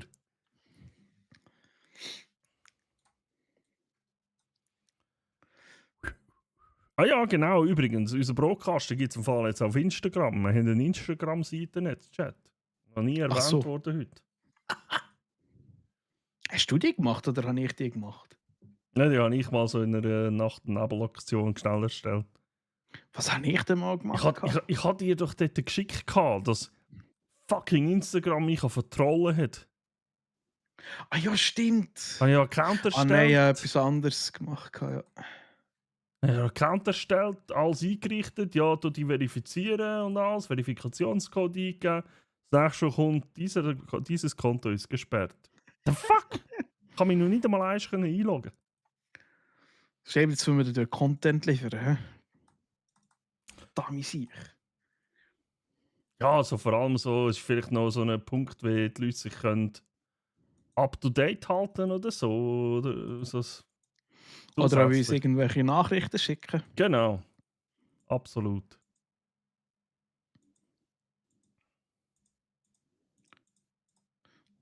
Also, da könnt ihr jetzt einfach den Instagram aufmachen, nachher dann auf die Suche gehen, Brotkasten eingeben. Mache ich jetzt Oder die nämlich klicken einfach auf einen Link, der im Chat gepostet worden ist. Es geht ein bisschen einfacher. auch folgen. Wir haben schon 5 Follower. Sag jetzt nicht, du folgst jetzt Affig. Ullen. Der Ullenbullen folgt, der Blackjack folgt, der Blatch folgt, das wäre simpel. Shane. Und irgendein bin ich oder bin ich es nicht. Ah, das ist der Titz von der Lock and Load. Der ist auch voll ins D&D abgedingst. Ja, man sieht jetzt, er macht, glaube ich, selber Würfel. Kann das sein? Das weiß ich im Fall nicht, ob das sein Ding ist. Tatsächlich. Muss er mal fragen. Also, er tut dem mal Würfel fötteln. Ja. Er hat auch so einen Mystery Dyson Kick oder weiß ich was. Ich muss auch mal fragen, ob das sein Zeug ist. Ich weiß es nicht. Im Fall. Wenn du willst, können wir auch den Lock and Load das D&D machen, so das kurze, so eine Stunde.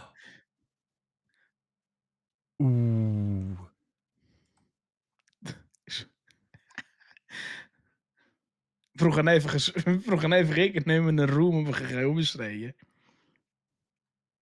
Ja, wir haben ja dort eine Halle, also ich verstehe das Problem nicht.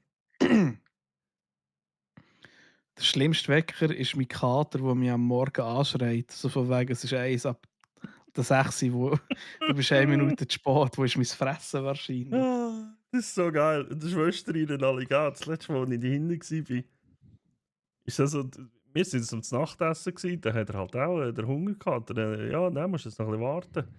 Und da ist ihm dann die Kleine ist ihm zu Nacht also hat es ihm zu fressen gegeben. Die Katzen, ich liebe die Käfer, ja wirklich. Das sind so richtige Seelentiere von mir. Die Das sehen sind Arschlöcher. absolut. Die sehen fressen und dann ist da oben einfach so ein Schalter umgekippt.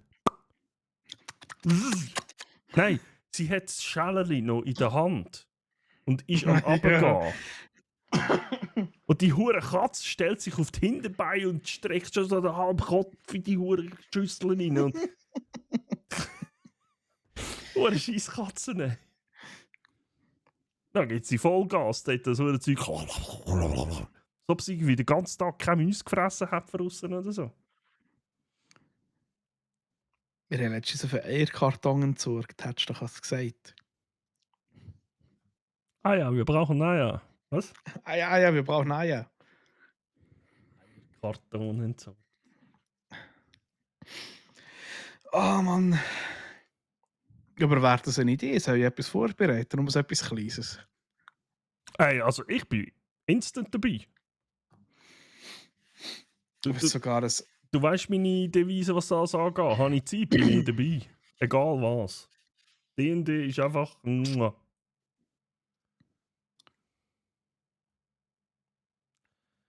Ciao zusammen, ein gutes Neues an, grosses Kenia, Rafiki, gross zurück.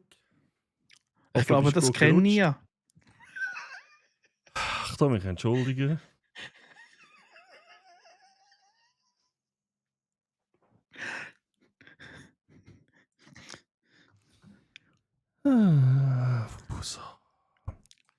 Es tut Hoffe, mir du hast einen leid. guten Rutsch gehabt, Rafiki. I hope so. Muss mir noch irgendeine Geschichte überlegen dafür dann. Ist der Shane eigentlich auch dort? Ich weiß, ich glaube, er hat mal gesagt, er hat den Junior an dem Wochenende dort. Dem her. Mal schauen. Teilnehmer. Dann haben wir einfach noch den Berex mit. Der findet das sicherlich lustig. Ja, würde ich auch sagen. Er hat sich angemeldet, aber hat nicht eingezahlt bisher. Also ich weiß nicht.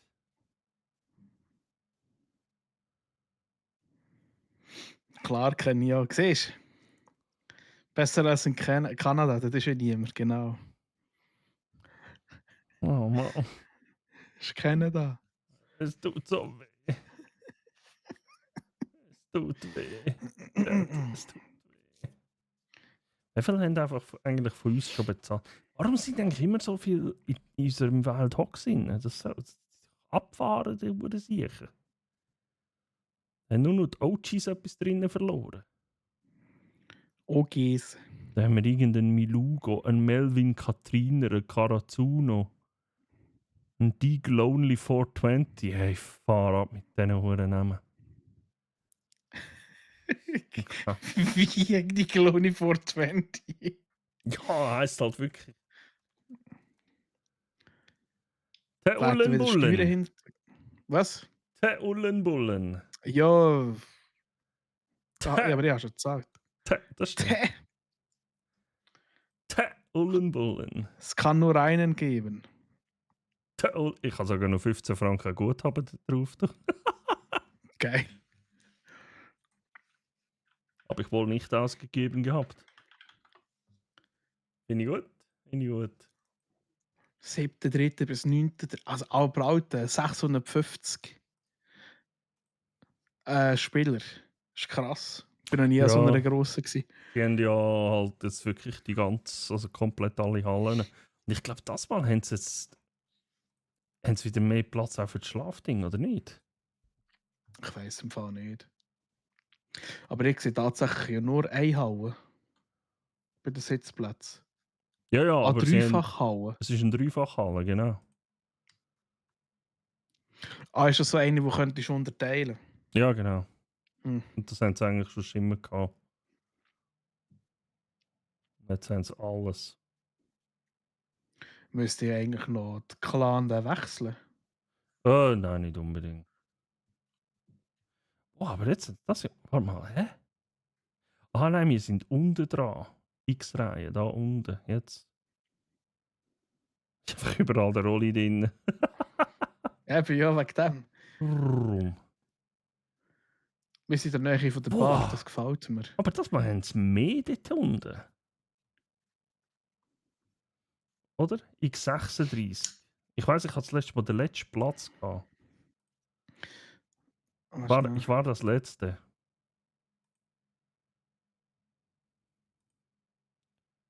Wo kann ich das schon wieder nachschauen? Aus welchem Ecke bist du daheim in der Schweiz? Ich bin zwischen Solothurn und Olten daheim. Ja, mir geht es ähnlich. Ich so alle 23 Monate mal in der Schweiz bin, lebe aber in Kenia. An Diani Beach. Nein, ich bin auch so zwischen Solothurn und Olothurn, habe ich wollen sagen. Olten und Solothurn. Solten und Solothurn. Ziemlich genau, etwa so. Tür, Wand. Sind wir dann oben oder sind wir unten? Und der Reihe X. Also, nein, ist das irgendwann oben drauf oder ist das auch einfach gerade unten dran? Ah, nein, Also das, in ist, der Halle das nicht. ist oben drauf. Okay, Wir können auf die Plebs schauen. geil. Ich weiß nicht mehr, welches Sitzplatz das ich hatte das letzte Mal. Ich glaube, er hat 36 gesehen, aber nur so nach mehr aus. Was ist denn die Odyssey LAN? Weiß nicht. Das Es ist auch irgendwie auch von denen. mittlerweile auch mit sehr vielen anderen LAN-Partys und zusammen halt, so dass sie. Ich glaube, Die ich wäre im auch. April. Habe ich auch gerade gehabt. Wo ist die? Weiß nicht. Beringen. Wo ist Beringen? Dort nach Zürich, nach dem 8000er. Ja, das ist ja halb im Deutschen oben schier. Grenze fast. Schaffhausen, direkt neben Schaffhausen. Ja, als ob ich dort auf eine LAN-Party gehe. Nein, da kann ich nicht hin. Gehe ich höchstens zum Schauen, wie schön es bei mir daheim ist wieder. Du bist so ein dummer Sieg. Du bist so ein... Das andere ist in Sursee. Ach so, Leute. So Leute. Ja, kommt der Casey eigentlich auch? Wohin? Lock and Load? Weiß nicht. Casey. Ich habe es fast vermutet, oder die würde mich verwundern, wenn fast mein Nachbar wärst. Ja, kommt näher, ist sehr näher. So was? Ah nein, ich habe keine Zeit. Ja, das sind immer die Besten. Was hast du gefragt? Ah nein, ich habe eh keine Zeit. An einer LAN-Party. Sursee, da bin ich gerade mal hure böse abgestürzt. Ja, ne, weil das ist so einer von meinen besten Kollegen. Den kenne ich schon seit Ewigkeiten und ich weiß nicht, was wir zwei für einen Fleck haben. Aber jedes Mal, wenn wir zusammen sagen, hey, komm, wir gehen nur in den Ausgang, das hartet einfach immer völlig aus. Es ist so schlimm. Haben wir auch gesagt, ja, weisst du, nach der Hochzeit, wir möchten einfach wieder mal ein bisschen mehr mit den Leuten so ein bisschen zu tun haben und so. Und ja, easy, kommen wir mal vorbei. Hey, völlig ein Absturz. Das war fucking kaputt. Wenn ich wieder mal ein bisschen mehr mit den Leuten zu tun habe, ja. Ja. Und wir haben, weißt du, sind kurz Nachtessen gemütlich und dann haben wir gesagt, ja, was machen wir noch? Ja, komm, wir gehen noch eins ziehen und dann ist fertig gewesen.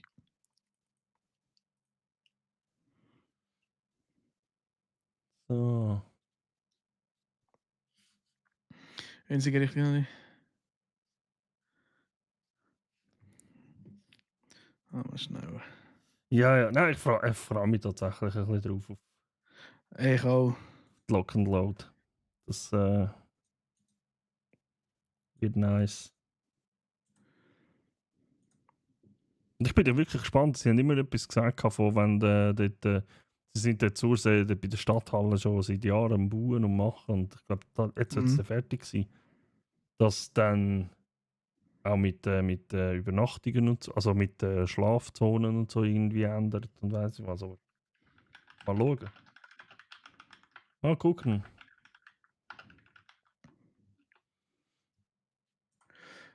We will see. Ja. Sie. VIP ist jetzt nur über direkte. Ein Parkplatz kostet etwa 8 Franken für 24 Stunden. Ja. Es hätte da so ein Parkhaus oder so, hat es auch noch tatsächlich Ja. dran. Grosser Sleep-Zone, 600 Quadratmeter. Bei 600 Leuten ist das nicht viel. Nein, definitiv nicht. Das ist nicht einmal 1 Quadratmeter pro Person. Das ist wenig. Wir haben zum Glück immer bei der, also ich weiß nicht, ist der Sitzplan auf? Ja, wahrscheinlich kannst du irgendwie hinten dran schlafen oder so. Ja, also wenn du sagst, Reihe X, ganz unten, ganz rechts, dort der Platz 36, dort ist keine Wand, sondern dort geht es eigentlich noch weiter. Und dort, wo Duschen steht, das sind eigentlich wie so Tribünen. Aber du kannst dort nachher mit einer Stege runter ins Untergeschoss wieder. Und dort unten sind die Umkleidekabinen, Duschen und weiss ich Ja, was. dann ist es ähnlich wie bei uns in der Mehrzweckhalle. Also dort, wo ich es kenne. Und wir haben halt einfach unser Zeug, unser Pennen und so haben wir halt immer dort hinter der Tribüne hat es halt auch noch einen Gang oben. Haben wir halt immer dort aufgestellt. Ganz, Dann kann ich halt ins Auto schlafen, wenn nicht das erste Mal. Kollege, im Januar ist das dann vielleicht ein bisschen kalt. Das ist ja nicht im Januar, das ist im März. Ja, im März ist es auch noch nicht 30 Grad draussen. Bro, ja, an der einen Party im November, wo es geschneit hat, habe ich auch im Auto geschlafen. Da bist du aber besoffen gewesen. Nein, definitiv nicht. Okay. Aber ich habe dort. Ich hatte dort den Militärschlafsack dabei gehabt und Bettdecke. Und ich habe geschwitzt wie ein Mohren.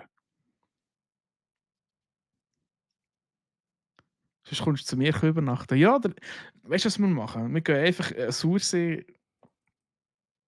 Wir gehen einfach noch auf See und schnell das Cordon Bleu reinpfeifen. Richtig. Und nachher gehen wir dort irgendwie schlafen. Es gäbe aber auch im Fall Source. Ich muss mal schauen, wie es das Restaurant heißt. Es gibt im Fall ein super gutes Restaurant mit Cordon Bleus. Das sind wir auch mal, wo wir an der Lock and Load waren, haben wir, unsere erste Amtshandlung war, alles aufstellen und zuerst mal das Cordon Bleu reinziehen. Das weiss ich noch. Du weißt, nein, mir macht das im Fall wirklich nichts aus. So. Ja, schon viel schlecht. Also weißt du, wenn mir einer kommt und sagt, ja, und so im Auto innen schlafen. Kollegen, ich habe schon zumindest im Winter im Boden müssen schlafen. Also, ja, etwas ums Auto tun. Gerade im Fett. Habe ich Cordon Bleu gehört? Ja, Siri, hast du? Hey, Siri, wie geht's? Der Siri, Mann. Du bist So, aber jetzt nicht kann ich das Apple VOD auch wieder wegrühren. Der Oberboss oder in der Pip.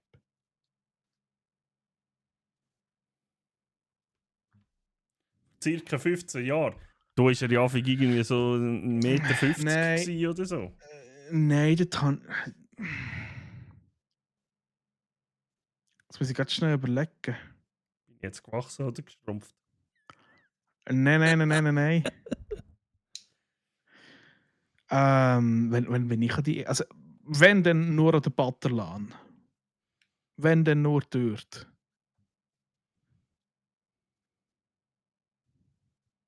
Das größer als 50 Käse, ich weiß Wer ich? Eigentlich bin ich ein Kampfzwerg. Zwerge sind nicht grösser als 1,60. Gemäss DMD-Lore. Ja, aber darum hat er ja gesagt, ob grösser bist als 1,50. Ja, das bin ich. Glück gehabt.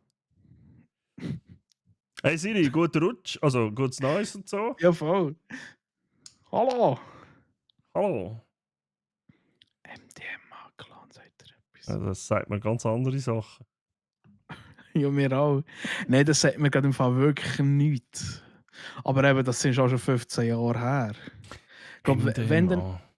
wenn, dann ist das wirklich die erste LAN-Party, die ich gesehen habe, das war die Butterlane gewesen. Und das ist auch die einzige, wo ich eigentlich gegangen bin. Die nächste, wo ich dann nicht von Butterlane war, ist tatsächlich die Netgame gewesen. Wo ich mit dem Barracks und mit dem Siri war.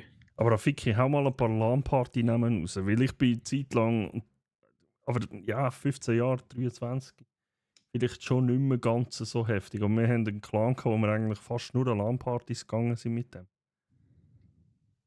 Vor allem so halt, also eine, wo wir immer gegangen sind, im St. Gallen-Gebiet, Control Alt Delete zum Beispiel und so Sachen. Haben aber unsere eigene auch gehabt, hier in der Innerschweiz. Und «Hoi Tami!» Hey Tommy! Tami Siech. Entschuldigung. Wegen Muss der ich- Tami? das ist- Schreibe ich nicht mehr Tommy sich im Fall. Ist kein Und jedes- Scheiß. Und jedes Mal, wenn ich die Lisi sagt immer Tam-Tam. Mhm. Und da habe ich immer Lust auf Tam-Tam. Mhm. Ja, wegen der Tommy. Tommy schreibe ich in der Chatzahlung nur noch «Delisier nochmal». Teli Siech. Kopf, anstatt Kopf, sondern «Delisier nochmal». Tam-Tam. Schreibt auch Dami. Schreibt auch Tami. Nein. Man sagt es scharf «T». Heißt auch «T». Ami. Tö. Wie Sirizio TV. Schier. Der Sirizenmann. Sind ihr gut gerutscht, ihr zwei? Litz und Tam-Tam. Sondern dass der Siri schon wach ist, hat sich doch sicher wieder eine. Wow. Der Bursch ist noch jung. Der darf noch. Wir müssen schauen, dass wir. Wir müssen schauen, dass wir an der Luck and Low nicht zu laut sind, wenn wir eine Party Animals spielen oder so. Wegen Ey, dort, wo wir an der Lärmt Butterlane einer? sind. Hä? lärmt einen ein bisschen. Wenn wir Party Animals spielen, ja. Ey, wir sind, glaube die Leute sind dort in diesem Raum drin, der Siri, der Barracks und ich. Oh, kein Problem. Der Siri wäre auch noch so ein Kandidat. Mit dem Siri-Lockdown-Protokoll spielen. Gottes Willen. Eskalation pur. Ein bisschen eins im Tee gehabt. Ich habe auch nur 3 Stunden geschlafen und gehe heute arbeiten. Ich werde alt. Tatsächlich, ich finde es so eine dumme Irrtum, dass man das Gefühl hat, man muss 8 Stunden am Stück schlafen. Ganz verschieden. Ja, ich brauche nur 6. Also, was ich das letzte Mal Respektive nach gehört habe, 6 Stunden. brauchst du noch Ja. weniger. An der Netgame. Ich go morgen, weiss auch nicht, ich habe glaube eine Nacht durchgemacht und nachher die zweite Nacht habe ich nachher gesagt. Ja, genau, der Ruhe schlaft 3 Stunden mit dem Kopf auf dem Tisch. Aber Das kann ich nicht, heute auch nicht mehr. an der Netgame ist es wirklich auch so gewesen, irgendwie am zweiten Abend. Also am ersten Abend habe ich wirklich dann auf dem Tisch irgendwie so schnell eine Stunde oder eine halbe Stunde geschlafen. Oder 3. Oder 3. Nachher dann in der zweiten Nacht habe ich gesagt, so, ich gehe jetzt mal schnell auf einfach durchschlafen. 4 Stunden bin ich wieder da und alle so, ja, voll easy. Ey, ich bin auf, ich bin nach 4 Stunden aufgestanden, bin wieder ab und alle so, what the fuck? Das hat auch mit der Barracks irgendwie das letzte Mal gesagt. Irgendwie sind wir auch gerade auf Schlafen gekommen oder so. Oder irgendetwas. Ja. Und nachher der andere. Der Holland, der ist auch irgendwie so, der geht schlafen, dann kommt er wieder und voll fit und wieder parat. Aber er hat 4 Stunden pennt, mehr nicht. Also, was? Ja, ne, bei mir ist es wirklich so, ich kann das nicht nicht mehr steuern. Bei mir ist einfach so 6 Stunden. Also im normalen Zustand ist einfach 6 Stunden. Dann bin ich wach und dann muss ich etwas machen. Dann ist es meistens so, dann werde ich gegen oben ein bisschen müde und dann gehe ich eben so schnell eine Viertelstunde so ein Powernap machen und das lenkt mir dann eigentlich bis nach dem 12 Uhr. Das ist so crazy. Und das andere ist auch, was ich gemerkt habe, ist, wenn ich mehr als 6 Stunden schlafe am Stück, dann bin ich hure müde, dann bin ich richtig kaputt. Okay. Ja, das habe ich so, wenn ich mehr als 10 Stunden tue. Ja. Dann Nicht. kann es sein, dass ich so völlig. Netgame ist so lustig. Ja, du willst eh wieder nur auf einen Kaffee rausgehen. Und nicht wo wir an der Tankstelle sind, dass wir Kaffee rauslassen und dann hast du irgendwie 3 verschiedene Kaffeedeckel gehabt. Und irgendwie der kleiner Grund, dass es mir einfach reingeht. Und sie hat es einfach vertatscht vor Lachen der Bergs und die haben sich nicht mehr erhalten.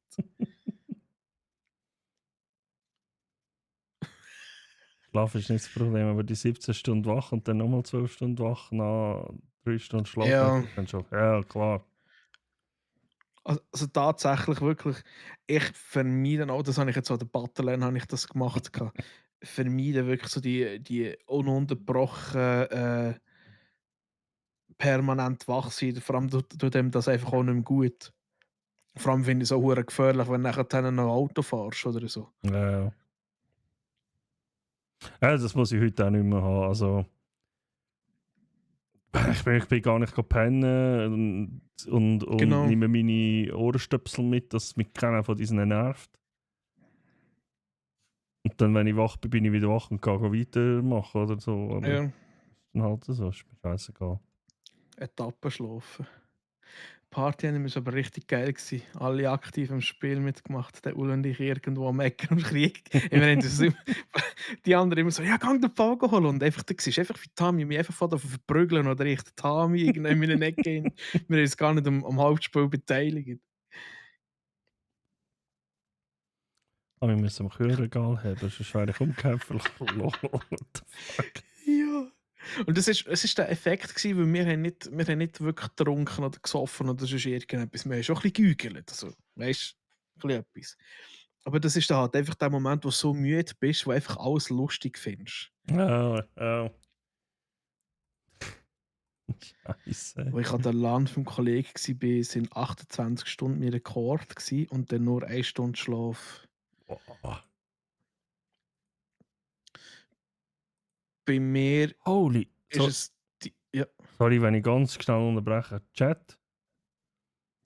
Alle sofort die Epic Games Launcher und hol durch Kingdom Come Deliverance. Ah, gut, das habe ich schon. Gratis. So, kannst weiter. Entschuldigung. So gesehen. Ich glaube, meine ist bei der ersten Battleline, aber da bin ich wirklich noch frisch dabei und so haben wir dort permanent eigentlich, das ist dann irgendwie in der Nacht irgendwie 6 oder 7 Red Bull reingepfiffen habe. What the hell? Sehr lang war sehr schlimm mit Red Bull und so. Ich habe vor einer Woche oder so wieder mal Bock auf eins. Ich habe nichts rum gehabt. Ich habe das Zeug eigentlich nicht mehr im Haus.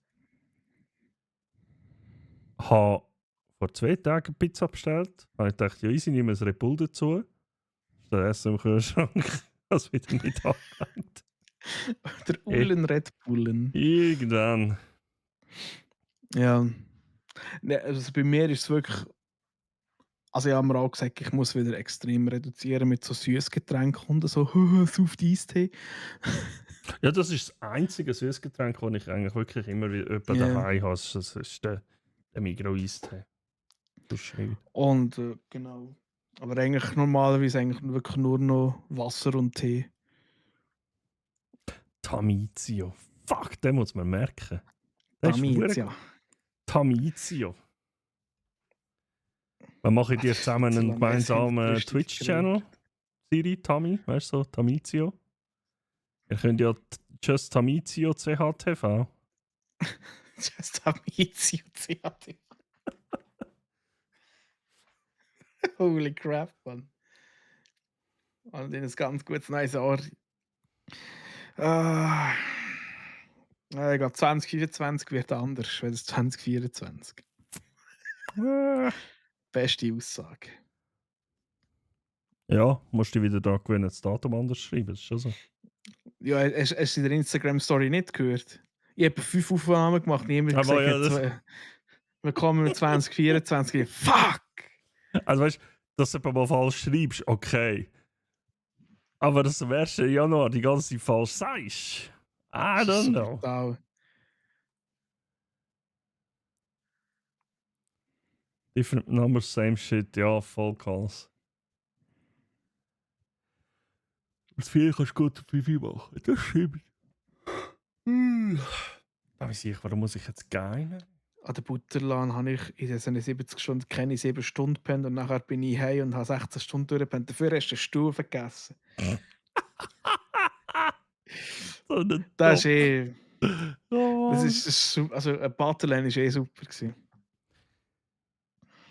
Jetzt gibt es dann wieder ich glaube, einen VIP-Laden, nur für geladene Gäste. Habe ich letztes Mal 200 Stutz gezahlt, aber dafür hast du alle Mahlzeiten drin und je nachdem, also haben wir auch, dort hat es Bier gegeben, weil einfach hast du können holen, so viel wie es hat. mhm. Ja, das mache ich da. Also ich weiß nicht, ob sie das noch machen, aber das mache ich ein paar von der WoW-Gilde. So einer, der Merne hat das alle auch. Haben sie alle so eine LAN-Party gehabt, wo sie irgendwie das Wochenende irgendwie einfach alle zusammen dort sind. Jeder gibt irgendwie so und so viel Geld und dann wird dort gefressen und gesoffen, bis es einfach nicht mehr rum ist.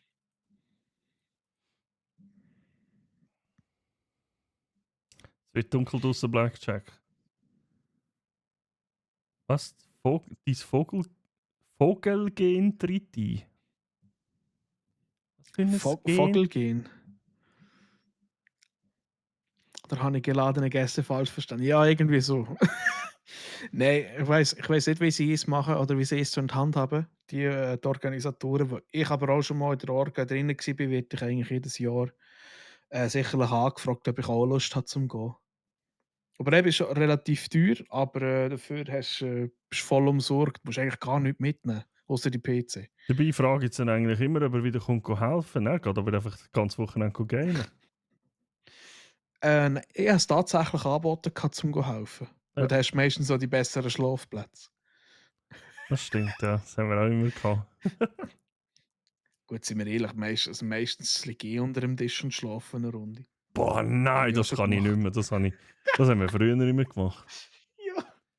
Nein, das habe ich aufgehört. Hey, bei uns ist Ja, halt, immer wieder so kaputt. bei uns ist halt so gewesen, wenn du unter dem Tisch gepennt hast, musst du damit rechnen, dass du misshandelt worden bist. Das war einfach das Schicksal von denen. Du bist halt am Morgen Okay. aufgewacht und dann hast du vielleicht, also ich habe das letzte Mal im Barracks ein Foto gezeigt, das ich einfach gefunden habe. Das war halt wirklich einer der gewesen. Also, da hast du vielleicht mal ein Schinkli auf dem Gesicht gehabt. Also, so, weißt du, so ein Schinken, So ein Toastschinken-Ding. Skotto-Schinkli, Ja, ja. genau. Dann muss natürlich noch ein bisschen Senf dazu. Oder vielleicht ein bisschen Senf um die Ohren rum. Wow. Dann haben wir auch noch Wow, eine Scheiße. Pizzaschachtel. Weil du musst ja auch irgendwie. Fixes Musst ja- Auto geschlafen. musst ja, Alter. musst auch irgendwie können. Also, du musst ja auch abgedeckt werden. Also, weißt du, musst ja nicht frieren. Dann haben wir halt Pizzaschachteln genommen. Ob die Pizza noch drin war, war uns alle egal gewesen. Wenn du so eine schöne Pose am Boden eingenommen hast. Ich sag mal so, wir haben viel Red Bull und Getränke und alles getrunken. Irgendwohin hast du mit diesen Fläschchen und Döschen auch müssen. Also manchmal hat das, also es hat eine Person halt immer gegeben, der hat immer so einfach, ohne Schlafsack, ohne nichts, ist der einfach am Boden gelegen und pennt. Und der Ja, ist meistens gut, nein, auch das einfach mache ich nicht. knallhart dicht gewesen. Und, also der hat halt einfach manchmal eine halbe Küche auf seinem Gesicht verteilt bekommen irgendwie. Also, grusig. Also heute machen wir das nicht mehr, das war damals, vor irgendwie, keine Ahnung, 20 Jahren oder so fast. Das war irgendwie einfach die Gefahr gewesen, wenn du bei uns in der Nähe am Boden gepennt hast. Hast du rechnen, dass du vielleicht nicht so aufwachst, wenn du eingeschlafen bist.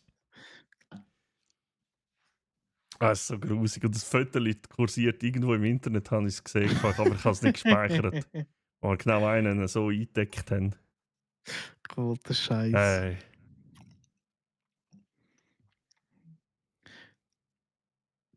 Schreibt Tammy. Klar, es ist immer noch der gleiche Shit und nur eine neue Jahreszahl, aber irgendwie würde ich trotzdem gerne das letzte Jahr durchgehen und schauen, was ich erreicht habe und was nicht. Was will ich im neuen Jahr erreichen und umsetzen? Halt neue Ziele setzen. Das ist sicherlich cool, wenn man das kann. Mhm. Eben, wir haben es vorher auch gehabt, wir haben gesagt, eigentlich das einzige Ziel, das ich habe, ist ein bisschen mehr zu mir schauen. Ob jetzt das damit zu tun hat, eben vielleicht ein bisschen gesünder mal essen oder anders essen, eben auf Süßigkeiten verzichten oder einfach etwas, was mir gut tut. Oder eben vielleicht anders arbeiten, ein bisschen mehr gamen. Gordon Bleu tun auch gut. Ja, das ist aber auch keine Süßigkeiten. Gordon Bleu Je ist bei mir nachdem. die mit Ananas drinnen nicht, nein. Die sind nicht gut. Das wollte ich damit sagen. Glück gehabt. Ich kann ja Ananas nicht fressen. Ich habe eine natürliche Abneigung gegenüber Ananas. Du bist so der geborene Messias. Mhm. Du bist unser Erlöser. Der Anti-Ananas. Wie heisst er? Nicht der der Antinas. Der Antinas. Der Der Antinas. Ulle ist jetzt unser Antinas. Gell, dann penne ich nächstes Mal auch unter dem Tisch. Ja, aber Siri, heute machen wir das nicht mehr. Ja. Also mehr Casey da nicht im Leben. Ja, zum Beispiel auch noch ein bisschen mehr um die Leute kümmern, die ich kenne. Das ist etwas, wo mir ein bisschen das Gefühl hat, das habe ich das ein bisschen zu wenig gemacht. Ein bisschen mehr um die Leute kümmern. Also, wo nicht einfach so, hey, wir treffen sich einmal, eben so an einem Hero Fest, sondern wirklich mal ein bisschen mehr mit den Leuten machen. Weil ich habe es jetzt auch gesehen, das, was wir gemacht haben, dort das Gordon Bleu essen. Also muss jetzt nicht jedes Mal das sein. Aber kann man ja mal machen. Aber eben so etwas mal ein bisschen öfters machen mit diesen Leuten oder sonst auch ein bisschen etwas machen. Ja, ich weiss, wir können auch sonst einfach mal Gordon Bleu essen. Und ich gehöre jetzt auch auch noch in einen anderen Kreis rein. He? Zu den Erfreuer gehöre ich jetzt auch. Erfreuer. Der Erfreuer-Sekte. Und Siri, du musst mir das Bild unbedingt schicken, wo du uns gefüttert hast beim Stuhlschlafen. Mein Ziel für 20 Klimawärme, was ich vor allem Ziel, um zum 24.12. mit Techno-Pässe-Tour fahren zu können. Das könnte schwierig werden. 24 ist, also ich kann schon Pass fahren mit meinem Auto. Ich kann auch, einfach nicht so schnell. Also ja, schnell bin ich auch nicht, aber mit dem Range Rover komme ich sehr weit um. Also ich komme wahrscheinlich mehr um als du mit dem Lotus K. Das, Also, ja. das ist nicht das Problem. Ah, das ist ein Lotus. Ich kann schon gut Pass fahren. Ich habe vor ein paar Stunden gelurkt, da habt ihr von Film und Serien geredet, habe ich gedacht, hey, ich will das Jahr eine Liste machen, wo ich alles ausschreibe, wo ich geschaut habe an Serien und Film oder Spiel, wo ich gespielt habe. Hey, das mache ich im Fall. Also ich habe mal angefangen, dann habe ich wieder aufgehört. Und die Liste ist unendlich gewesen, ich habe sie immer vergessen zu schreiben. Aber ja, also... Das ist tatsächlich... Ja, erzähl weiter. Nein, ich wollte nichts mehr sagen. Das ist mir grad... Stimmt doch gar nicht, du hast etwas angefangen. Ich weiß es aber nicht mehr. Bitte frag nicht weiter, es ist mir peinlich. Oh Mann.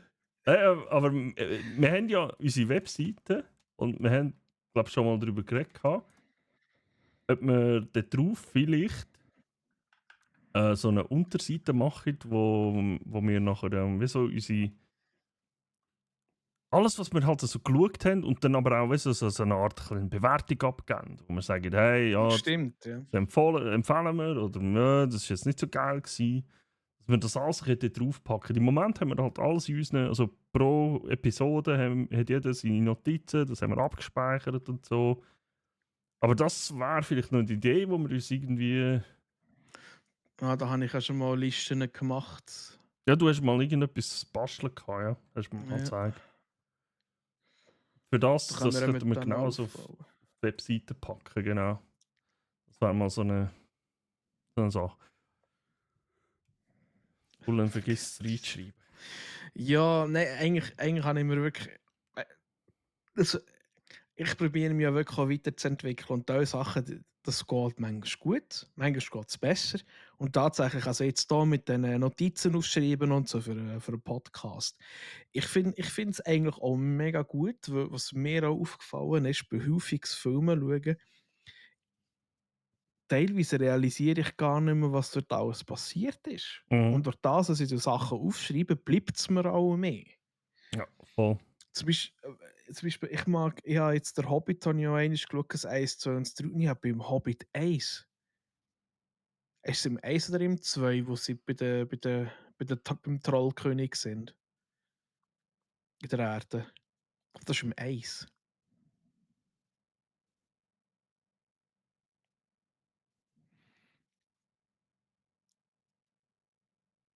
Machen wir den ersten ist der erste Unterbruch? Ähm,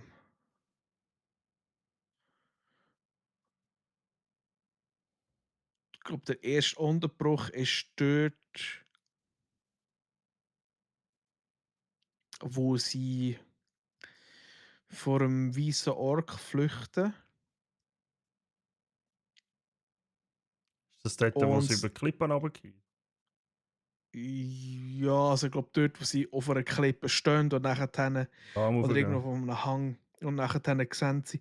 Ich glaube, der Wald kommt erst im zweiten Teil. Das ist im zweiten Teil. Ja, weil dann kommen sie ja nachher dann auch zu den Elfen.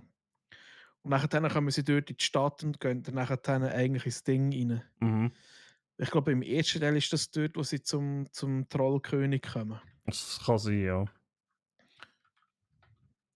Trollkönig Hobbit. Oder ja, Goblins sind es sogar. Im Nebelgebirge.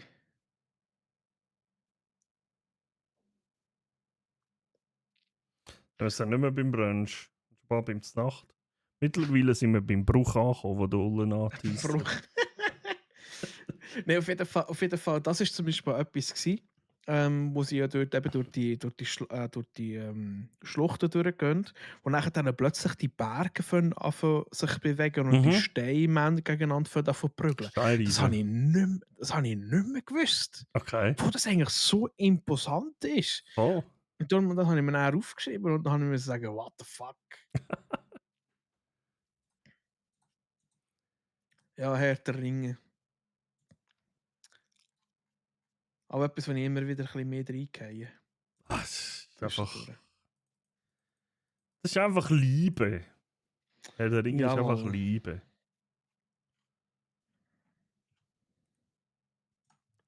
Ich muss ja wieder mal schauen, aber da muss ich wieder alles chronologisch und richtig und von vorne bis hinten. Ja, ich frage jetzt mal raus, hat irgendjemand von euch The War of the Rohirrim gesehen? Ja, gute Frage, ja. Weil ich habe mir ehrlich gesagt, weil es für mich so ein bisschen gemischte Gefühle ist, weil es ein Anime ist. Wollte ich da ins Kino schauen oder nicht? Da habe ich mir gesagt, hey, ich glaube, ich schaue den lieber daheim, wenn er da kommt. Wäre ich nicht krank gewesen, wäre ich schauen. Also, der ist einer gefragt, ob wir dort am Montag ob wir schauen wollen und ich wäre eigentlich gegangen, aber ich bin krank. That's the problem.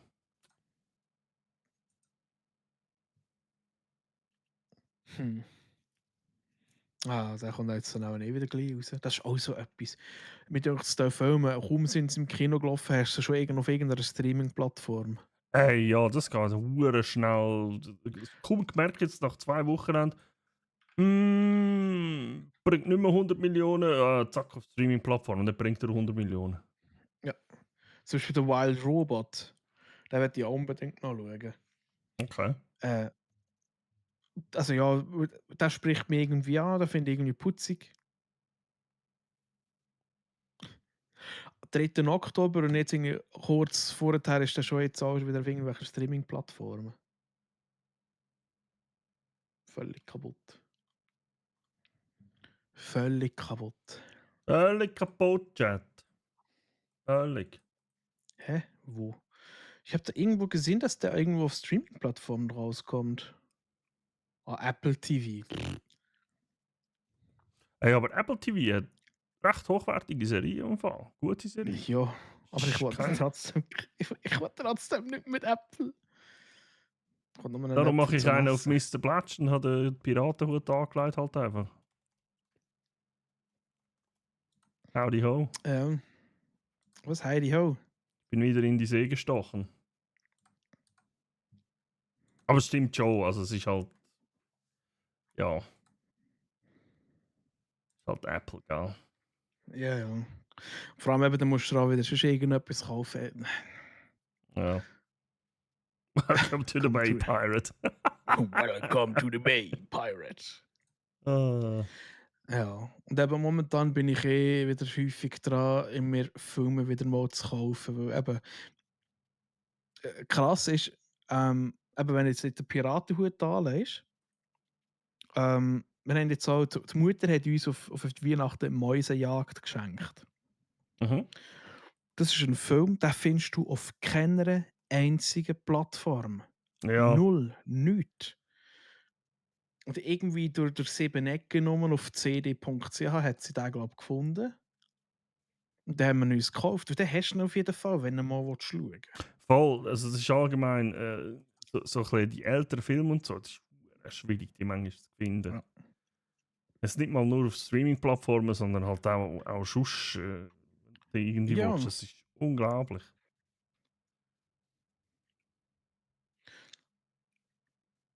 Gott segne VPN. Ja, das hilft nicht immer tatsächlich. Eben, jetzt, wie gesagt, Mäusejagd habe ich, glaube auf keiner einzigen Plattform gefunden.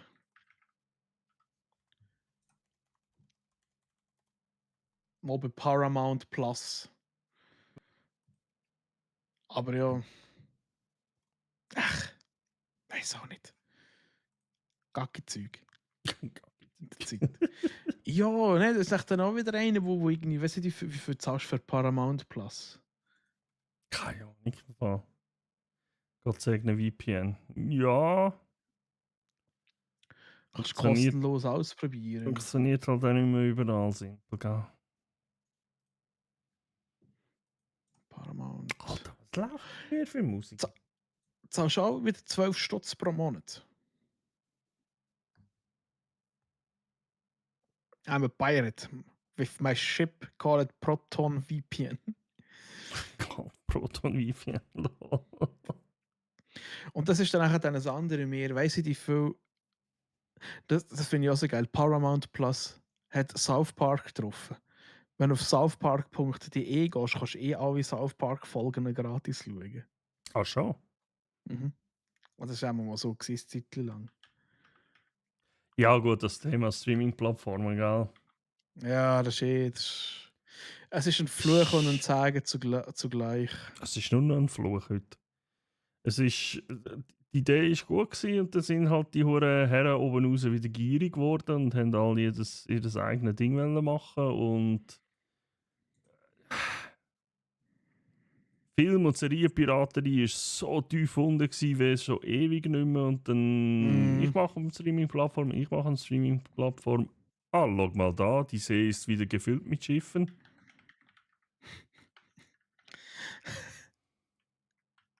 Ja, es ist wirklich so. Du hast genau gesehen. Streaming-Plattformen, Piraterie. Je mehr Streaming-Plattformen es gibt, desto mehr Piraterie gibt es. Es ist halt einfach so.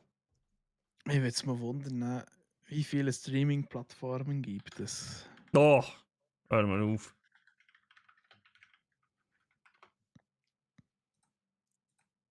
Ja, genau, Platsch. Absolut. Es ist einfach. Es ist nur. Netflix könnte so viel kosten, wie es heute kostet, wenn es nicht nur 30 andere Plattformen gäbe. Ja. Hat keiner ein Problem mit dem. Durch das, dass du aber irgendwie 30 verschiedene Plattformen hast und das andere Schlimme ist noch, die Hälfte von der einen Serie musst du da schauen, weil nachher ist sie irgendwie von dem, die haben kein Geld mehr ausgegeben, dann haben sie den anderen gekauft, dann musst du die andere Hälfte bei diesem schauen, musst dann auch noch Geld ausgeben. Es ist einfach... wieder weich. Das ist schon kaputt. Er hat so ein beliebtester Video-on-Demand-Anbieter in Deutschland, einfach nur Deutschland. Amazon Prime, Netflix, Disney, YouTube Premium, Apple TV, Datsun, Magneto TV, Google Play Store, Sky Go, was auch immer WoW ist oder Wow, iTunes, PlayStation Video, Microsoft Store gibt es ja auch noch, Chili, Rakuten TV, Maxdome, bla bla bla. Und da steht noch Sonstige. Das ist nicht alles, das ist riesig. Mhm. Ja, und dort musst du dann noch dazu rechnen. Sky zum Beispiel hat viele andere Plattformen integriert in Deutschland und Europa. Wie Peacock, Paramount und so weiter. Das ist viele andere Plattformen integriert. Ja. Das ist auch eben nicht als Sky und Wow, Disney Plus, Paramount Plus, Apple TV, Join, RTL. Das ist kaputt. Ja, Ja. Eben RTL hat ja zum Beispiel auch seinen eigenen Streaming-Anbieter. Six hat ja auch sein eigenes Abo. Ja. Kacke. I do not understand. Nein, ich auch Macht- nicht. Vor allem, dass sie es nicht einsehen, dass sie sich halt durch das wieder selber kaputt machen. Also es ist... Ja, sie schießen sich einfach gegenseitig ins Bein. Ja, Und vor allem, du hörst halt immer wie mehr, dass alle Leute sagen, vor allem, es wird ja alles immer teurer. Ja. Disney ist teurer geworden, Netflix ist teurer geworden, aber eben, weil sie sich gegenseitig auch die Kunden wegfressen. absolut. Sie schießen sich in mehreren Seiten ins Bein. Es ist...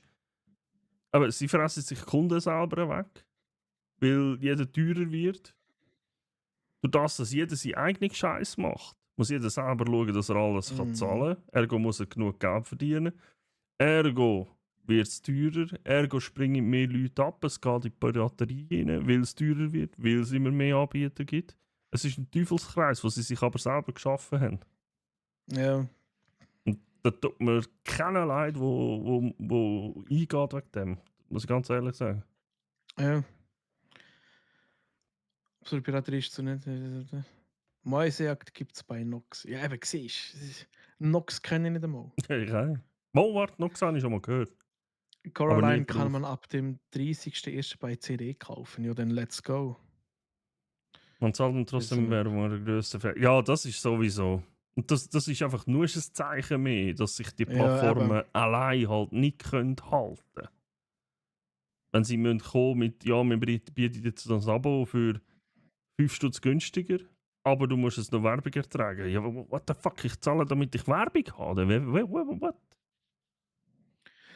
Ja, genau, eine Plattform. Für alles andere hieß sie wieder Zegel, wenn es muss sein. Ich würde es gerne anders machen, aber sorry. Mhm. Das ist abartig mittlerweile. Ja. Hey, ich bin voll dabei. Also Netflix, was in der Schweiz so richtig gekommen ist, was halt schon noch kein Anbieter schon rum hat, so wirklich. Ja. Hier, Das war please, der fucking Burner. hat mein Geld, ich habe das grösste Abo geholt, damit ich auf gute Qualität kann schauen kann. Hey, sofort dabei.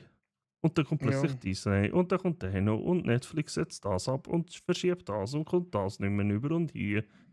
Und jetzt muss ich sagen, hey, ja, fuck you, ich habe schon seit 2 Jahren kein Netflix mehr jetzt. Also, und ich vermisse es Ja, nicht.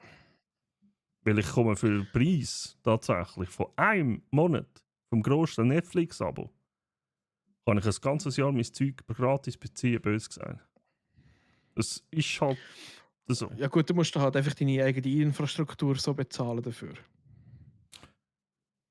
Ja, natürlich, ja, klar. Ja, Super, also aber- weißt du, ich sage es jetzt mal so, für einen Normalsterblichen oder für einen, der sich jetzt Die sind nicht gefickt. unbedingt noch... Böse Ja. gesagt.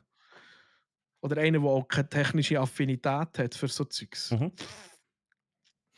Eben, darum habe ich mir gesagt, ich kaufe mir irgendwann wieder mal einen schönen Blu-ray-Player und nachher fange ich wieder an von DVD sammeln, weil mir bringt das mehr im Moment. Ja, da wirst du aber früher oder später halt immer mehr in ein Problem hineinlaufen, dass die neuen Sachen nicht mehr auf dem Medium rauskommen. Ja. Ist leider so. Und die Alten Aber bis- bleiben auf dem alten Medium. Aber bis dann kann ich mir sicher dann ein NAS posten. Super. Ja, aber dass wirklich dann alles komplett wegkommt, weiß ich nicht. Da glaube ich noch nicht dran. Doch. Oder ich glaube nicht dran, dass es mehr noch gross wird bereichen. Doch. Also, Bereichen ist jetzt dahingestellt, aber Also, du wirst es noch erleben. Ja. Weil es ist mit der Ja, VHS wahrscheinlich so schon. gewesen, es ist mit der DVD so gewesen und es wird mit der Blu-ray genau gleich ablaufen. ja, Ich meine, da gibt es halt keinen Games an. Brotkasten mehr. Schau Games an. Wie schnell ist es gegangen, bis PCs kein CD-Laufwerk mehr haben eigentlich heutzutage? Ja, und nachher hast du so einen Anbieter wie Nintendo, wo ich einfach muss sagen, fick die, ich kaufe immer noch die physische Form, weil sie einfach 20 Stutz günstiger ist, wenn der online Ja gut, das ist wieder ein anderes Thema, ja. Ja, Aber aber ja. ich weiß schon, was du meinst. Oder Disney und Amazon. Ich habe Amazon und ich gönne mir noch das YouTube Premium tatsächlich. Ja, also ich habe jetzt, wir haben momentan Amazon, Netflix und Disney. Aber Aber eben, wir haben da schon, ja. jetzt mal, Aber das sind ja, ja auch schon Amazon irgendwie und- fast 100 Stutz im Monat, die du anleihst, nur schon für die 3. Im Moment noch nicht. Weil ich habe so ein Spezialangebot von Swisscom bekommen, was es noch ein bisschen günstiger kann okay. brauchen im Moment. Ja, ja. Wegen dem habe ich es auch genommen, weil ich habe nachher dann auch gesagt, wenn das abgelaufen ist, dann irgendeiner muss weg. Mhm. Ja. Das ist eben, also da gebe ich dir recht. Und eben bevor ich dann Prime muss weg, ja eben. Ich sage, Netflix muss weg. Das ist dann unser Problem. Also ich Wenn- hab mir die Entscheidung halt auch gehabt, Prime oder Netflix, und ich habe Netflix in den Wind geschossen, weil Amazon kann ich immer noch gerne mal irgendetwas schauen, kostet massiv weniger und ich kann immer noch irgendwo ein Twitch-Abo dort anlassen. Das kommt halt auch noch, das rechne ich halt für mich jetzt auch noch dazu, weil ich halt viel Zeit auf der Twitch-Plattform verbringe. Dann machen wir einen Deal, dann schmeißen wir Disney. Schmeißen wir Disney. Schmeißt einfach alles. Fertig. Du, der Brunch geht heute aber auch schon lang. Ey, wir haben noch 20 Minuten, bis wir letztes Jahr, glaube ich, knacken oder so. Ja, das stimmt. Wie lange haben wir das letztes Jahr gehabt? Ich glaube auch genug. Alter, das ist viel. 6, stimmt, das ist krass. Look, what the fuck triggert denn, ey? Ich als Marvel- und Star Wars-Sympathisant habe jetzt Zeitli Disney Plus gehabt. Dann ist es alles teuer geworden und ich bin immer frustrierter. Was mich halt am meisten aufregt, ist, ich habe Disney und tatsächlich, ich fände es mega cool, wenn du wirklich so ein Family-Abo kannst nehmen. Weißt du, du kannst sagen, hey, ich zahle im Jahr 100, statt 120, 150. Dafür kannst du 3 Haushalte mitfüllen. Dann hättest du 3, die einfach 50 Stutz zahlen. Minimum, das wäre völlig easy. Aber Mhm. das geht ja auch nicht. Run. Der Avalon.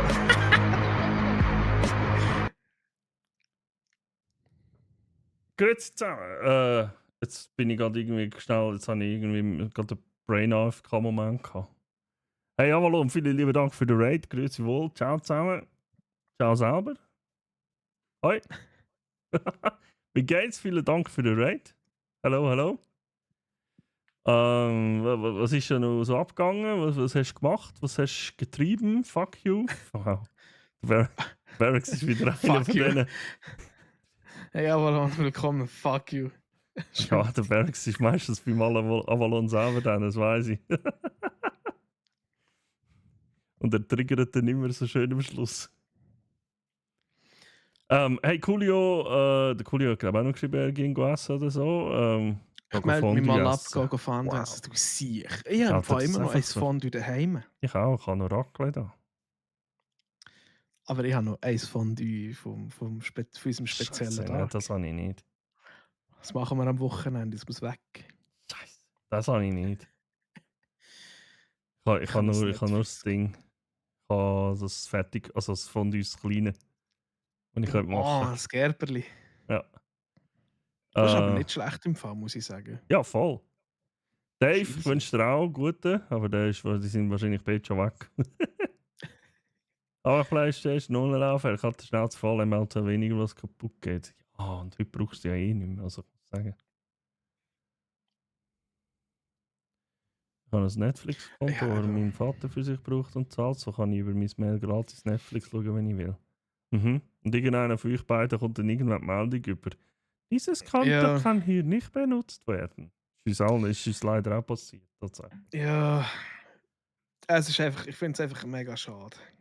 Ja. Darum, ich habe mal die Idee gefunden, geil gefunden von Microsoft, vor allem beim Xbox Game Pass, dass du einen Familie-Account kannst haben, dann kannst du einfach irgendwelchen 5 Leuten kannst du einfach den Account sharen. Ist aber bis jetzt noch nicht gekommen, Ja. glaube Aber also Ja. was haben wir? Warte schnell da.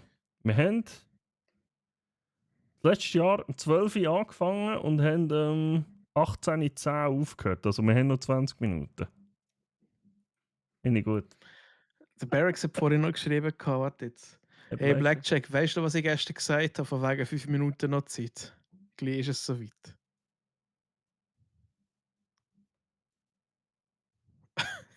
Nein, von wegen 5 Frage Minuten über noch Frage. Zeit.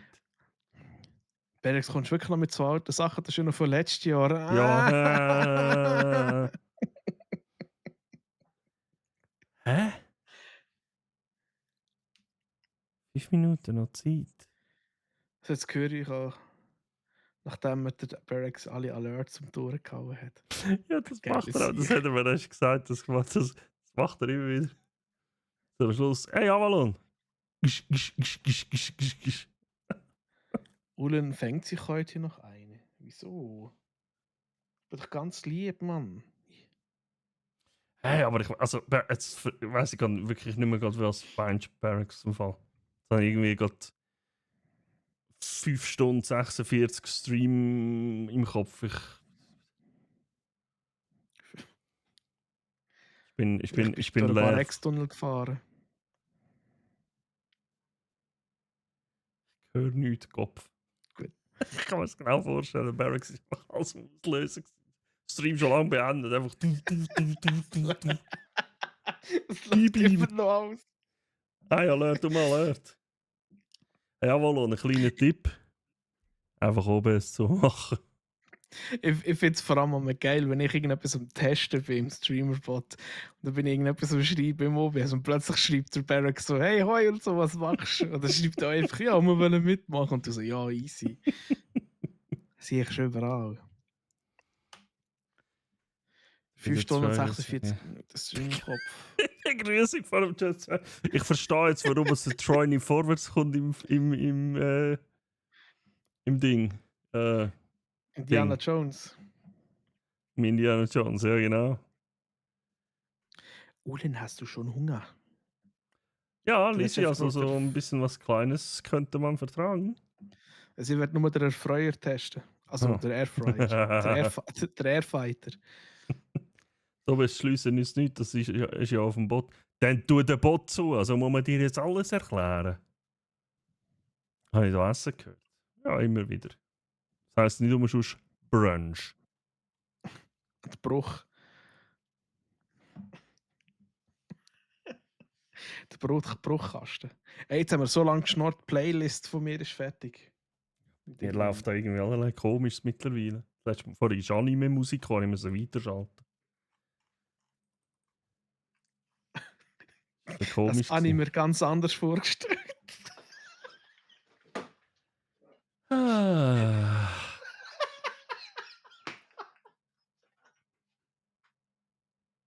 Ich freue mich. Wie hat dieser gesagt bei Fast and Furious? Ich freue mich, dass es dir gefällt. Ich habe Angst. Aber schuld. Weißt du, was man. Ich habe etwas ganz Spontanes. Warte mal schnell, ja. Lass deine scheiß Dad-Jokes. Was deine Scheiß, was? Dad Jokes. Seit Lisi. Ja, Seit sag Lisi. sie. Oh. Oh, Achtung. Ich weiß nicht, was passiert mit dem.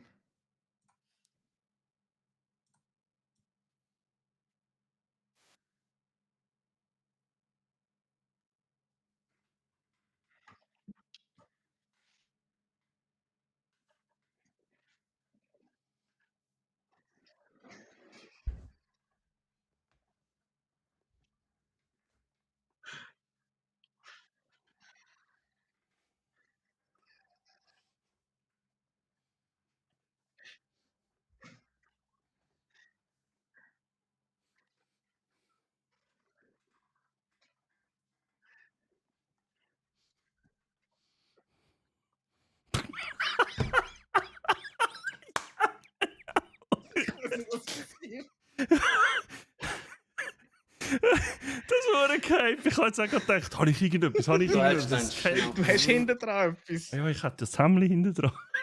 So gut. Du sagst mir, ich I like a beer on a hot day. Der Yeah. I do like a beer on a Yeah. hot day. Indulge with these boys. then. Indulge See what I me. mean? Ah. Superman-Doku.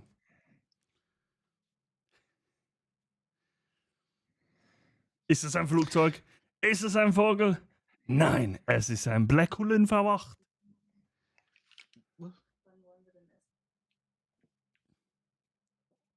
Keine Ahnung.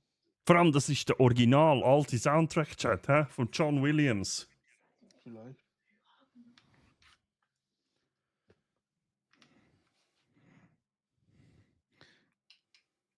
Ich weiß nicht, wer er anbetet, ich höre es nicht. Einmal. Ich bete immer nur der einzige Wahre an.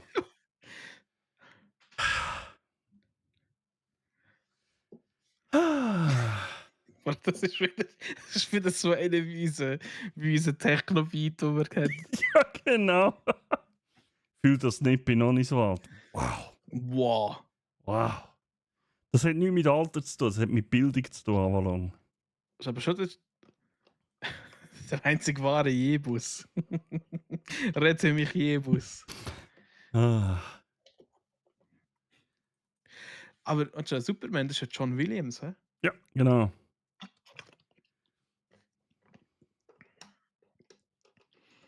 Ullen, Jack, U-L-K, Ulknudel. Ulknudel von 8.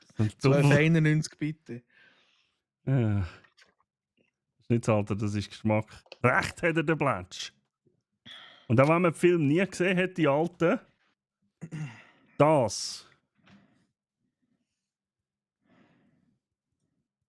muss man einfach.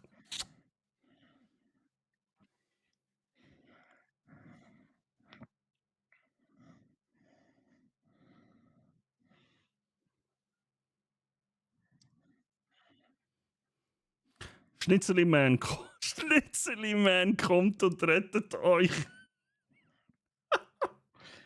Schnitzeli-Man. Ich kann jetzt so froh sein, dass ich jetzt irgendwie nebendran noch irgendwie Memes machen kann. So gut bin ich nicht.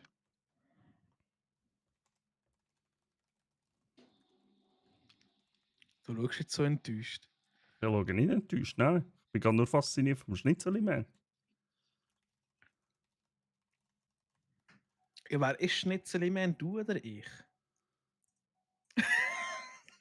Weiss nicht. Schnitzeli-Man und der Gordon Boy.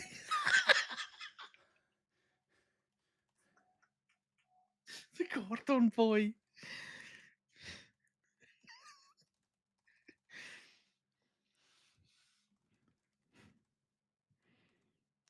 Super Schnitzels.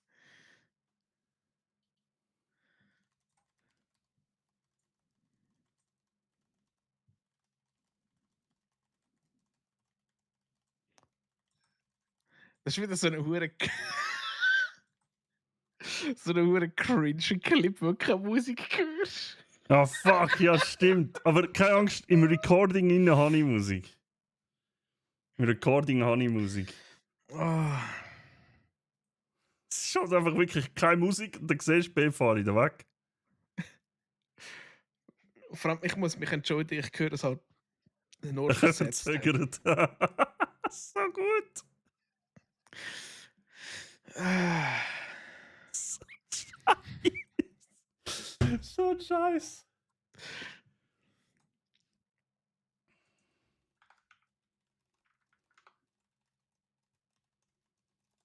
Das ist so gut. Oh Mann, super Schnitzels. Ja genau, es kommt ein Schnitzel geflogen. Oh fuck, ey. What the fuck? Siri, wie geil ist denn der bitte?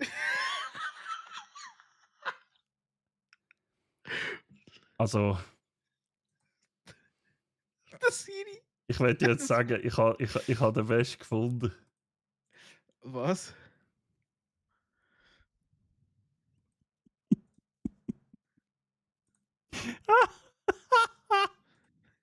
Oh, jetzt, was kommt jetzt? Schau, Bildschirm teilen.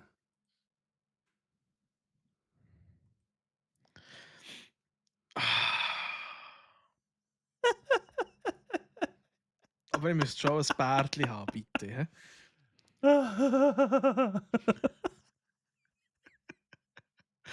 Vor allem, was macht der fliegende Käse? Ich habe keine Ahnung. Ich habe nur einfach gesagt, erstell mir ein Foto des fiktiven Superhelden genannt Schnitzelman und seines Sidekicks Gordon Boy. Schnitzelman angelehnt an Wiener Schnitzel und Cordon Boy angelehnt an Cordon Bleu. Aber ja, Schnitzelschmann. es steht bei. Schnitzelschmann. Okay, warte mal, der erste ist fast besser. Der erste, den er gemacht hat, ist fast der bessere. Warte mal. Ich jetzt das schnell beenden. Da schnell den Bildschirm teilen. Die Wolfring Klaus Pfannenwender, ja, das ist schon geil.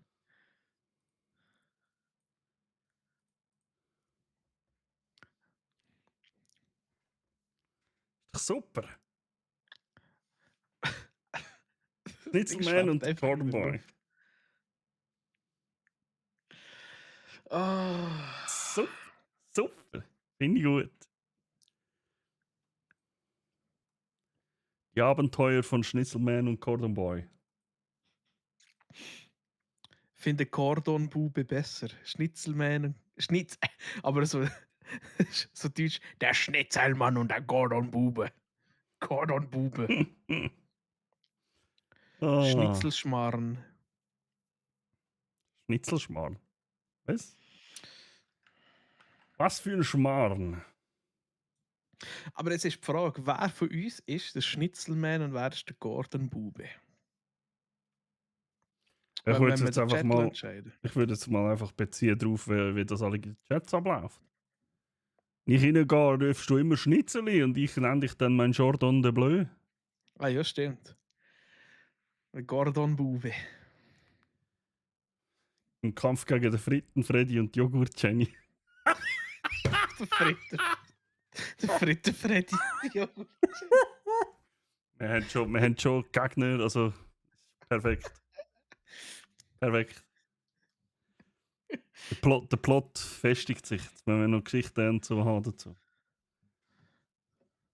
Ja, ich weiß, auf dem einen Foto stand Schnitzelschmarrn. Ich weiß. Er ist halt KI, der ist dann nicht so clever manchmal. Der Fritter-Freddy. Fritten Freddy und Joghurt Jenny. So gut. Vor allem Comedy-Freddy als Ja, Fritter-Freddy. Der Fritten Freddy, aber weißt du, Joghurt und Jenny, da müssen wir schon mit JJ. Der Fritten Freddy und Joghurt Jolanda. Wenn schon. Finde ich gut. Der Oberbösewicht, der Kebabkar. Und dann gibt es den Clark Quentin. Das ist unser Gadget-Lieferant. Der Clark Quentin. Ja. Ketchup Kevin ist unser... Der Gulasch-Gary. Der Gulasch-Gary. Der Kebab-Kurs. Der Ketchup Kevin. Nein, das ist der Curry Calls. Curry Calls. Der Curry Calls. Der Schinken Jenny. Der Mayo. Der Gurke Georg.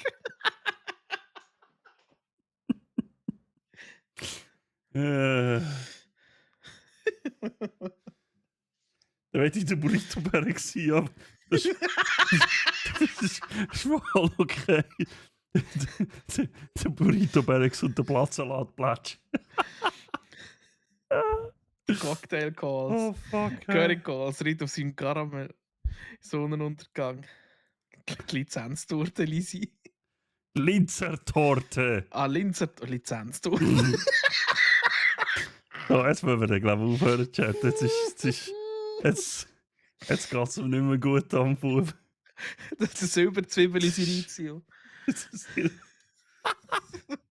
Der Sellerie-Siri. Und Tam Tam Tammy. Ey, Scheiße, Mann. Der Lauch-Lukas. Der Salsitz-Siri, ja genau. Das aussieht. Der Schinkenschock. Der Schinkenschock. Schinkenschock. Oh, fuck, ey. Kann Muskelkater. Tortentreu, ja. Silberzwiebel in Siri. Oder der Tortellini-Treu. Der Trüffeltreu. Der Trüffel. Ja, genau. Ah. Jetzt hat man nur noch ein Game aus. Ey, ohne Scheiß, wir müssen irgendwo eine Firma aufmachen, wo wir einfach nur so Scheiß umsetzen und irgendwie Games daraus machen. Der Cannelloni-Calls. Also weißt du, ich habe mir das Muschelmutti. Ja. Ich habe mir das auch wirklich gerade überlegt, ob ich irgendwie all das aufschreiben soll. Aber so der Schnitzelman und der Gordon Boy gegen Fritte Freddy und Joghurt Yolanda. Schreibe ich auf und lasse vom ChatGPT einen kompletten Comic stellen. Ah, wieso nicht? Also mal den Text. Die Mozzarella-Mutti. Mozzarella-Mutti. Der Gorgonzola-Calls. Oh Mann. Das tut nach einem Battle Royale. Ja, Battle Royale. Okay. So wie Overwatch. Was ja kein Battle Oh. Royale ist. Ja, stimmt. Und man macht Der ein Ding, Radiesli die- Renegade. Der Radiesli Rönne.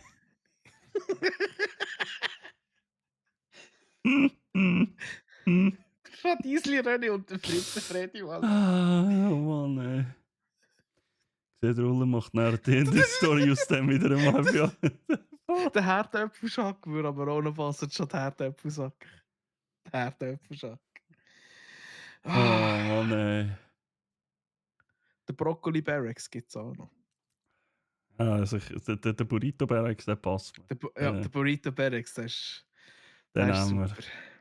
Nehmen wir. Scheiße, Mann. Und das alles nur wegen einem Lied. Mhm.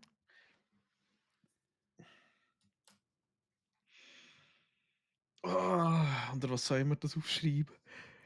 Maroni Michel könnte man auch noch irgendwie drinnen nehmen. Das Maroni Michel. Der Auflaufullen. Der Auflaufullen.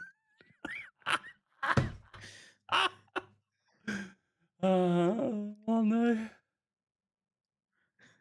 Der Rackler-Rudi. Der Rackler-Rudi. Wow, wie sie auf der Suche nach einem Vermicell-Vreni, der verführt worden ist. Oh fucking hell. Das wäre wie Selfredi. Eitli, aber... Oder du könntest einfach sagen, wer Michel. Vermicell ist für... Wer Michel für. Ja. Der Zatikenziri. Brathärtöpfel. Nein, das ist viel zu viel Zeugs drin. Brathärtöpfel Bounce Calls. Der Burrito Barracks und. Ja. Bitte lassen Sie den Blumenpferd. Meine kommt das hier Familie. einfach aus dem Nichts. Ja, der hat doch wieder irgendwie sein Ding, der hat doch wahrscheinlich in seinem Chatterin oder Chatterin noch Bert drin und dann kommt plötzlich Bert, wird wieder angepinkt. Hackfleisch, Harald. Und das ist der Bretzeli-Bert. Ah, Triabo, hey, wie geht's? Grüß wohl. Der Das geht's Neues. Prinzenbär. Kann nicht. Das, was der Blackjack sagt, siehst du. Ah. Ist immer so 50-50 Chance, dass du den Bert kannst beschwören. Indem du einfach Bert in den Chat reinschreibst. Manchmal klappt es, manchmal nicht. Musst 3 Mal hintereinander Bert schreiben. dann Ja, kommt- genau. Ganz gut. Und euch, hey, uns auch langsam drehen wir am Rad an. Ja. Der Speckcheck. Ja!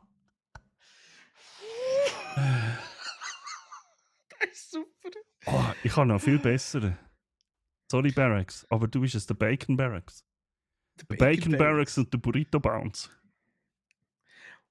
Das sind aber auch nicht schlecht. Das sind unsere Assistenten. Das sind die Helfer vom anderen Ecken. Heidi Beeri. Der Frittenfreddy hat man ja, der ist super. Freddy, das ist super. Frittenfreddy und Joghurt Jolanda. Ja. Hey Bert, geht's dir schon besser? Hast du dich ein bisschen erholt? Bist du gut ausgerutscht? Sushi Uschi! Ja, genau! Falls ihr müsst, der Trüffeltreu und der Bacon Barracks das Wärmestellen entführt haben. Stimmt, Das können wir auch so machen. Ja? stimmt. Der Uludakulen. Okay, jetzt, Karls, jetzt musst du zurückschreiben. Jetzt musst du zurückschreiben. Hä? Jetzt musst du zurückschreiben. Hä? Jetzt artet es aus. Also ich habe es mal definiert unter Food Heroes. Oder ganz einfach Foodos. Aber ja, wir sind noch nicht super fit. Aber da wie ist es euch so? Sehr gut. Müde. Kaputt. Ja. Langsam.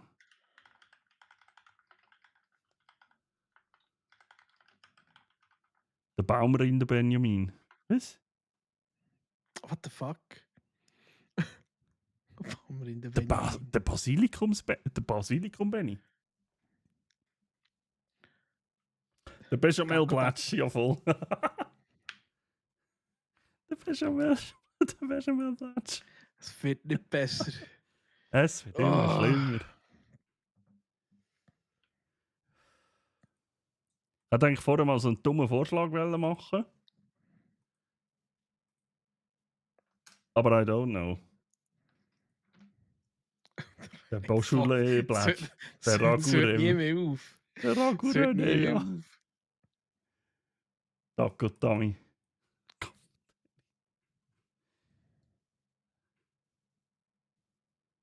Gib mir einen Namen, den ich nicht mal schreiben kann, Mann. Der Bohnenblätsch. Der Beaujolais, der Bohnenplatsch. Der Bohnenblätsch. Ja! Der Bohnenplatsch. Machst du Musik, kannst du furzen.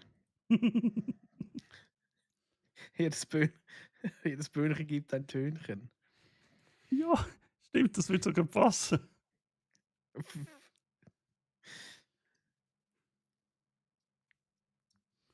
Nein, ich habe vorhin eine Idee Der gehabt. Pornoblätsch verstanden. Der Pornoblätsch. Jeder wie er will. Aber eigentlich könnten wir so hure spontan. Weißt du das machen? Na, Falls sich vielleicht irgendwie ein paar Leute finden. Rund die Dale und Dawson Station über sie Preis zocken. oh shit.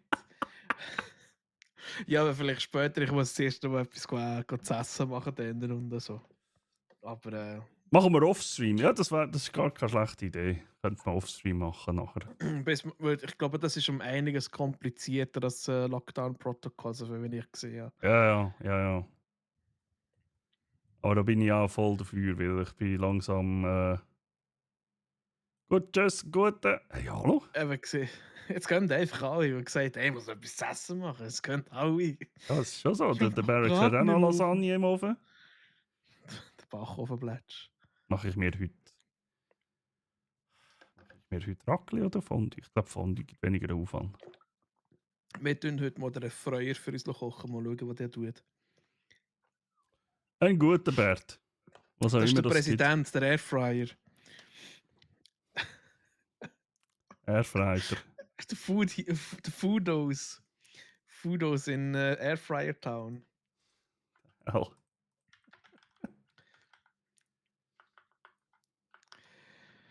Ah, Mann. So. Sind wir fertig? Ich glaube, wir haben es gesehen. Oder wie Wir haben sieht's 2 Minuten aus? länger als das letzte Mal, oder? Ja, aber darum. Nein, wir haben, glaube ich, schon länger. Das stimmt, Also ja. Zeit her, wenn wir angefangen haben. Ja, aber um 10 Eigentlich. wir haben ein bisschen später angefangen. Ich weiß tatsächlich.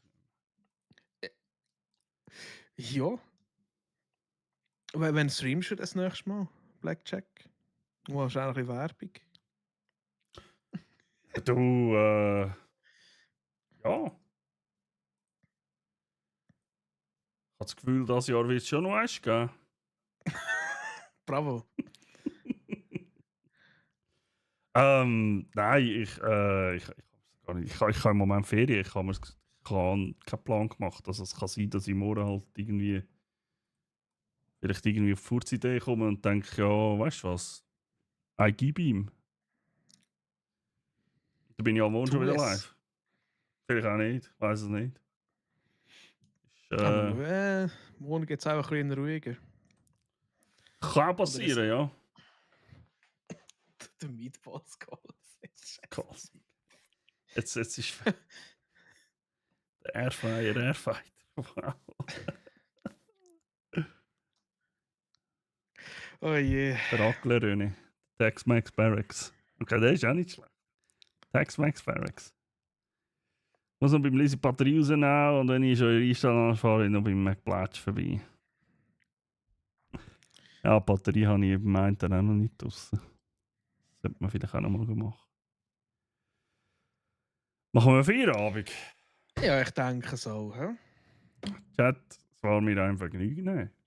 Mir auch. Es war cool. An dir Rollen danke. Es war ein Danke dir fürs absolutes Machen da und Vergnügen. Wie gesagt, der Podcast oder da die 6 Stunden oder 5 oder was auch immer das mittlerweile sind, das werden wir nicht auf Spotify aufladen. Aber das wird wahrscheinlich morgen oder in den nächsten Tagen auf unserem YouTube-Kanal vom Broadcasten, wo auch unser Podcast drauf ist, ja. Da Google Podcasts abgeschaltet hat. Und das alles über YouTube machen will, warum auch immer. Werden wir es auf jeden Fall dort aufladen, dass ihr das euch dann könnt nachlesen, wenn ihr wollt. Und wenn nicht, dann müsst ihr nicht. nachher hören. Der nächste Podcast wird es Ende oder respektive halt auch wieder was wäre das Februar. jetzt? Was wäre das? Der 3. Februar in dem Fall. Richtig, 3. Ist Februar. der, genau. Und wer es noch nicht macht, geht jetzt auf Spotify, geht überall, geht auf broadcaster.ch, dort findet ihr alle unsere Links, alles drum und dran. Geht da rein. Wir freuen uns natürlich über jeden, der da. Shit, jetzt habe ich eine weiße Seite aufgemacht. Fuck. Jesus. Wenn da, wir probieren vielleicht das Jahr halt ein bisschen, also, wenn es nicht einfach so 0-15 einfach so weiterziehen, wie wir es gemacht haben, sondern wir probieren es natürlich auch irgendwie ein bisschen zu verbessern oder so. Vorschläge und so sind immer willkommen. Und dann werden wir mal schauen. Genau, der Bot meint auch gerade, Instagram haben wir jetzt auch, by the way. Sie. Danke, Lisi. Auch dort kommen immer die News, wir werden jetzt immer posten dort drauf, wenn eine neue Folge kommt und so. Und vielleicht auch so ein bisschen News-Schnittchen oder so jetzt in Zukunft. Ja. Genau. Also nicht, vielleicht gibt es noch irgendwann schon andere Projekte, wo wir dafür mitwirken. Ja, absolut. Und vielleicht werden wir auch ein bisschen, wir haben es das Jahr einig gemacht mit dem Troy und mit dem Decor, wo wir erst Gäste dabei hatten. Dort haben wir es auch live gemacht. Vielleicht machen wir es auch halt einfach so, einen Podcast, wie es schon wir machen, aber halt auch mit Gästen. Ist tatsächlich auch nicht ausgeschlossen. Das ist alles ein Ding der Möglichkeit. Von dem her können wir auch das machen. Und eigentlich möchte ich noch abschließend Ich glaube, für uns beide werde ich noch sagen, danke vielmals für eure Unterstützung, dass ihr Ja. die immer wieder gelost habt. Auch nicht nur so 2-3 Minuten, sondern gemäss unseren Statistiken noch voll haben. Ja, aber sowas Die von. ganzen 1,5 bis 2,5 Stunden. Und auch danke auch dort immer wieder für die Rückmeldung, für ja, eure Content, den ihr geschrieben habt und so. Danke vielmals für die Werbung auf Instagram, die ihr gemacht habt. Danke vielmals für immer auch die schönen Rückmeldungen, die ihr an uns gemacht habt. Mhm. Ja. Und ja, ich glaube, das muss ich gar nicht sagen. Danke noch Blackjack, dass du das mit mir machst. So. Ja, Dann danke müssen wir wirklich ein bisschen gleichfalls. umschleimen. Danke gleichfalls. Ich freue mich wirklich, dass wir das so durchziehen. Also, dass wir das halt wirklich das schon ein Jahr machen. Auch wenn es, Ja. ich meine, es ist nur eins im Monat, es sind nur 12 Folgen, aber ich finde das trotzdem etwas Cooles, wenn man sagt, hey, wir machen jetzt ein Jahr. Das ist ein Achievement, finde ich. Mhm. Find ich Schön, wie cool. ihr es zusammen macht. Ja, Schreibt Jenny. als Gast hat Kann er man noch nicht genug gehabt die letzte Woche. Ich bin froh, habe ich ein Jahr. Wir müssen sie ja zum Glück nicht persönlich sehen, die Leute. Ja. Und eben, stay tuned, würde ich meinen. Genau. So, ich wünsche euch allen einen guten. Ja. Willst du noch jemanden raiden, oder? Ja, aber ich weiß gerade nicht wer.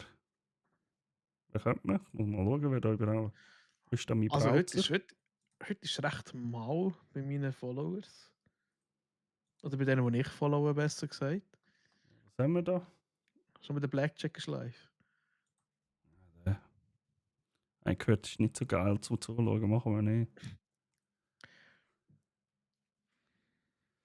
Wo gehen wir hin?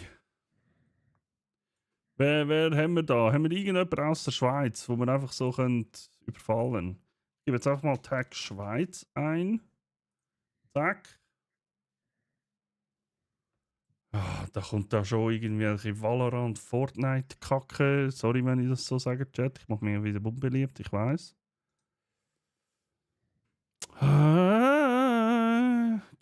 Fox wäre jemand aus der CH. Streamt die gerade? Ja, die ist gerade live. Gerade live, dort, hä? Sehe ich da auch gerade?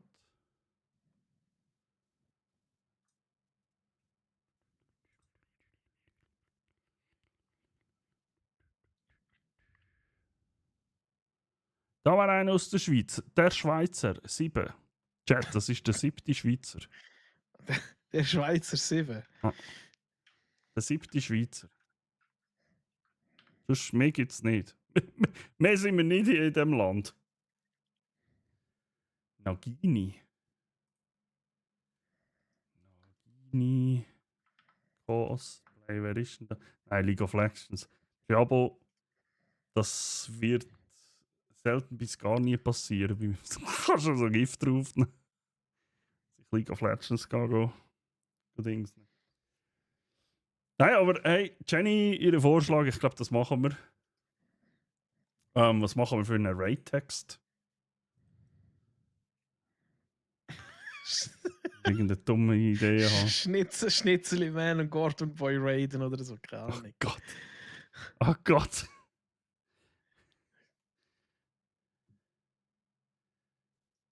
Schnitzelblöd sind da, ne? Aber der Schnitzelman und der Gordon Boy. Genau. Der unbedingt Schinken schreiben müsst ihr. Warum? Barracks? Okay. Schnitzelman und Gordon Boy. Raid. Wir bringen etwas. Schinken. Muss ich es genau so schreiben, Barracks? Das ist genau so Schinken. Ja, das ist genau so Schinken. Schink.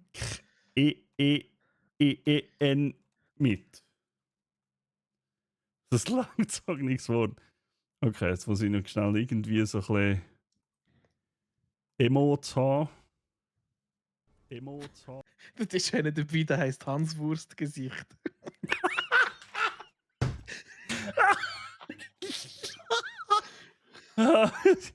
Dann bitte keine anderen Leute auslachen. Hanswurst. Ich kann nicht mehr. Ich frisse einen Besen, ey. Der Hanswurst-Gesicht. Ich liebe einfach so random Dudes, die einfach so einen geilen Namen haben. Wir bringen etwas Schinken mit. Machen wir da noch irgendwie? Haben wir noch irgend. Machen wir noch Stance-Emote? Stans. Gerald Emotes. Ja, weiß auch nicht. Gibt es kein Schinken-Emote, das allgemeins? Schinken. Schreib mal Ham. Ham. Ja, kommt alles noch vom Troy Hammer an. Ja. Und es gibt ein Hamburger Better Twitch TV Emote. Und mit Schinken tun wir winken. Schinken, Das ist vom Dave.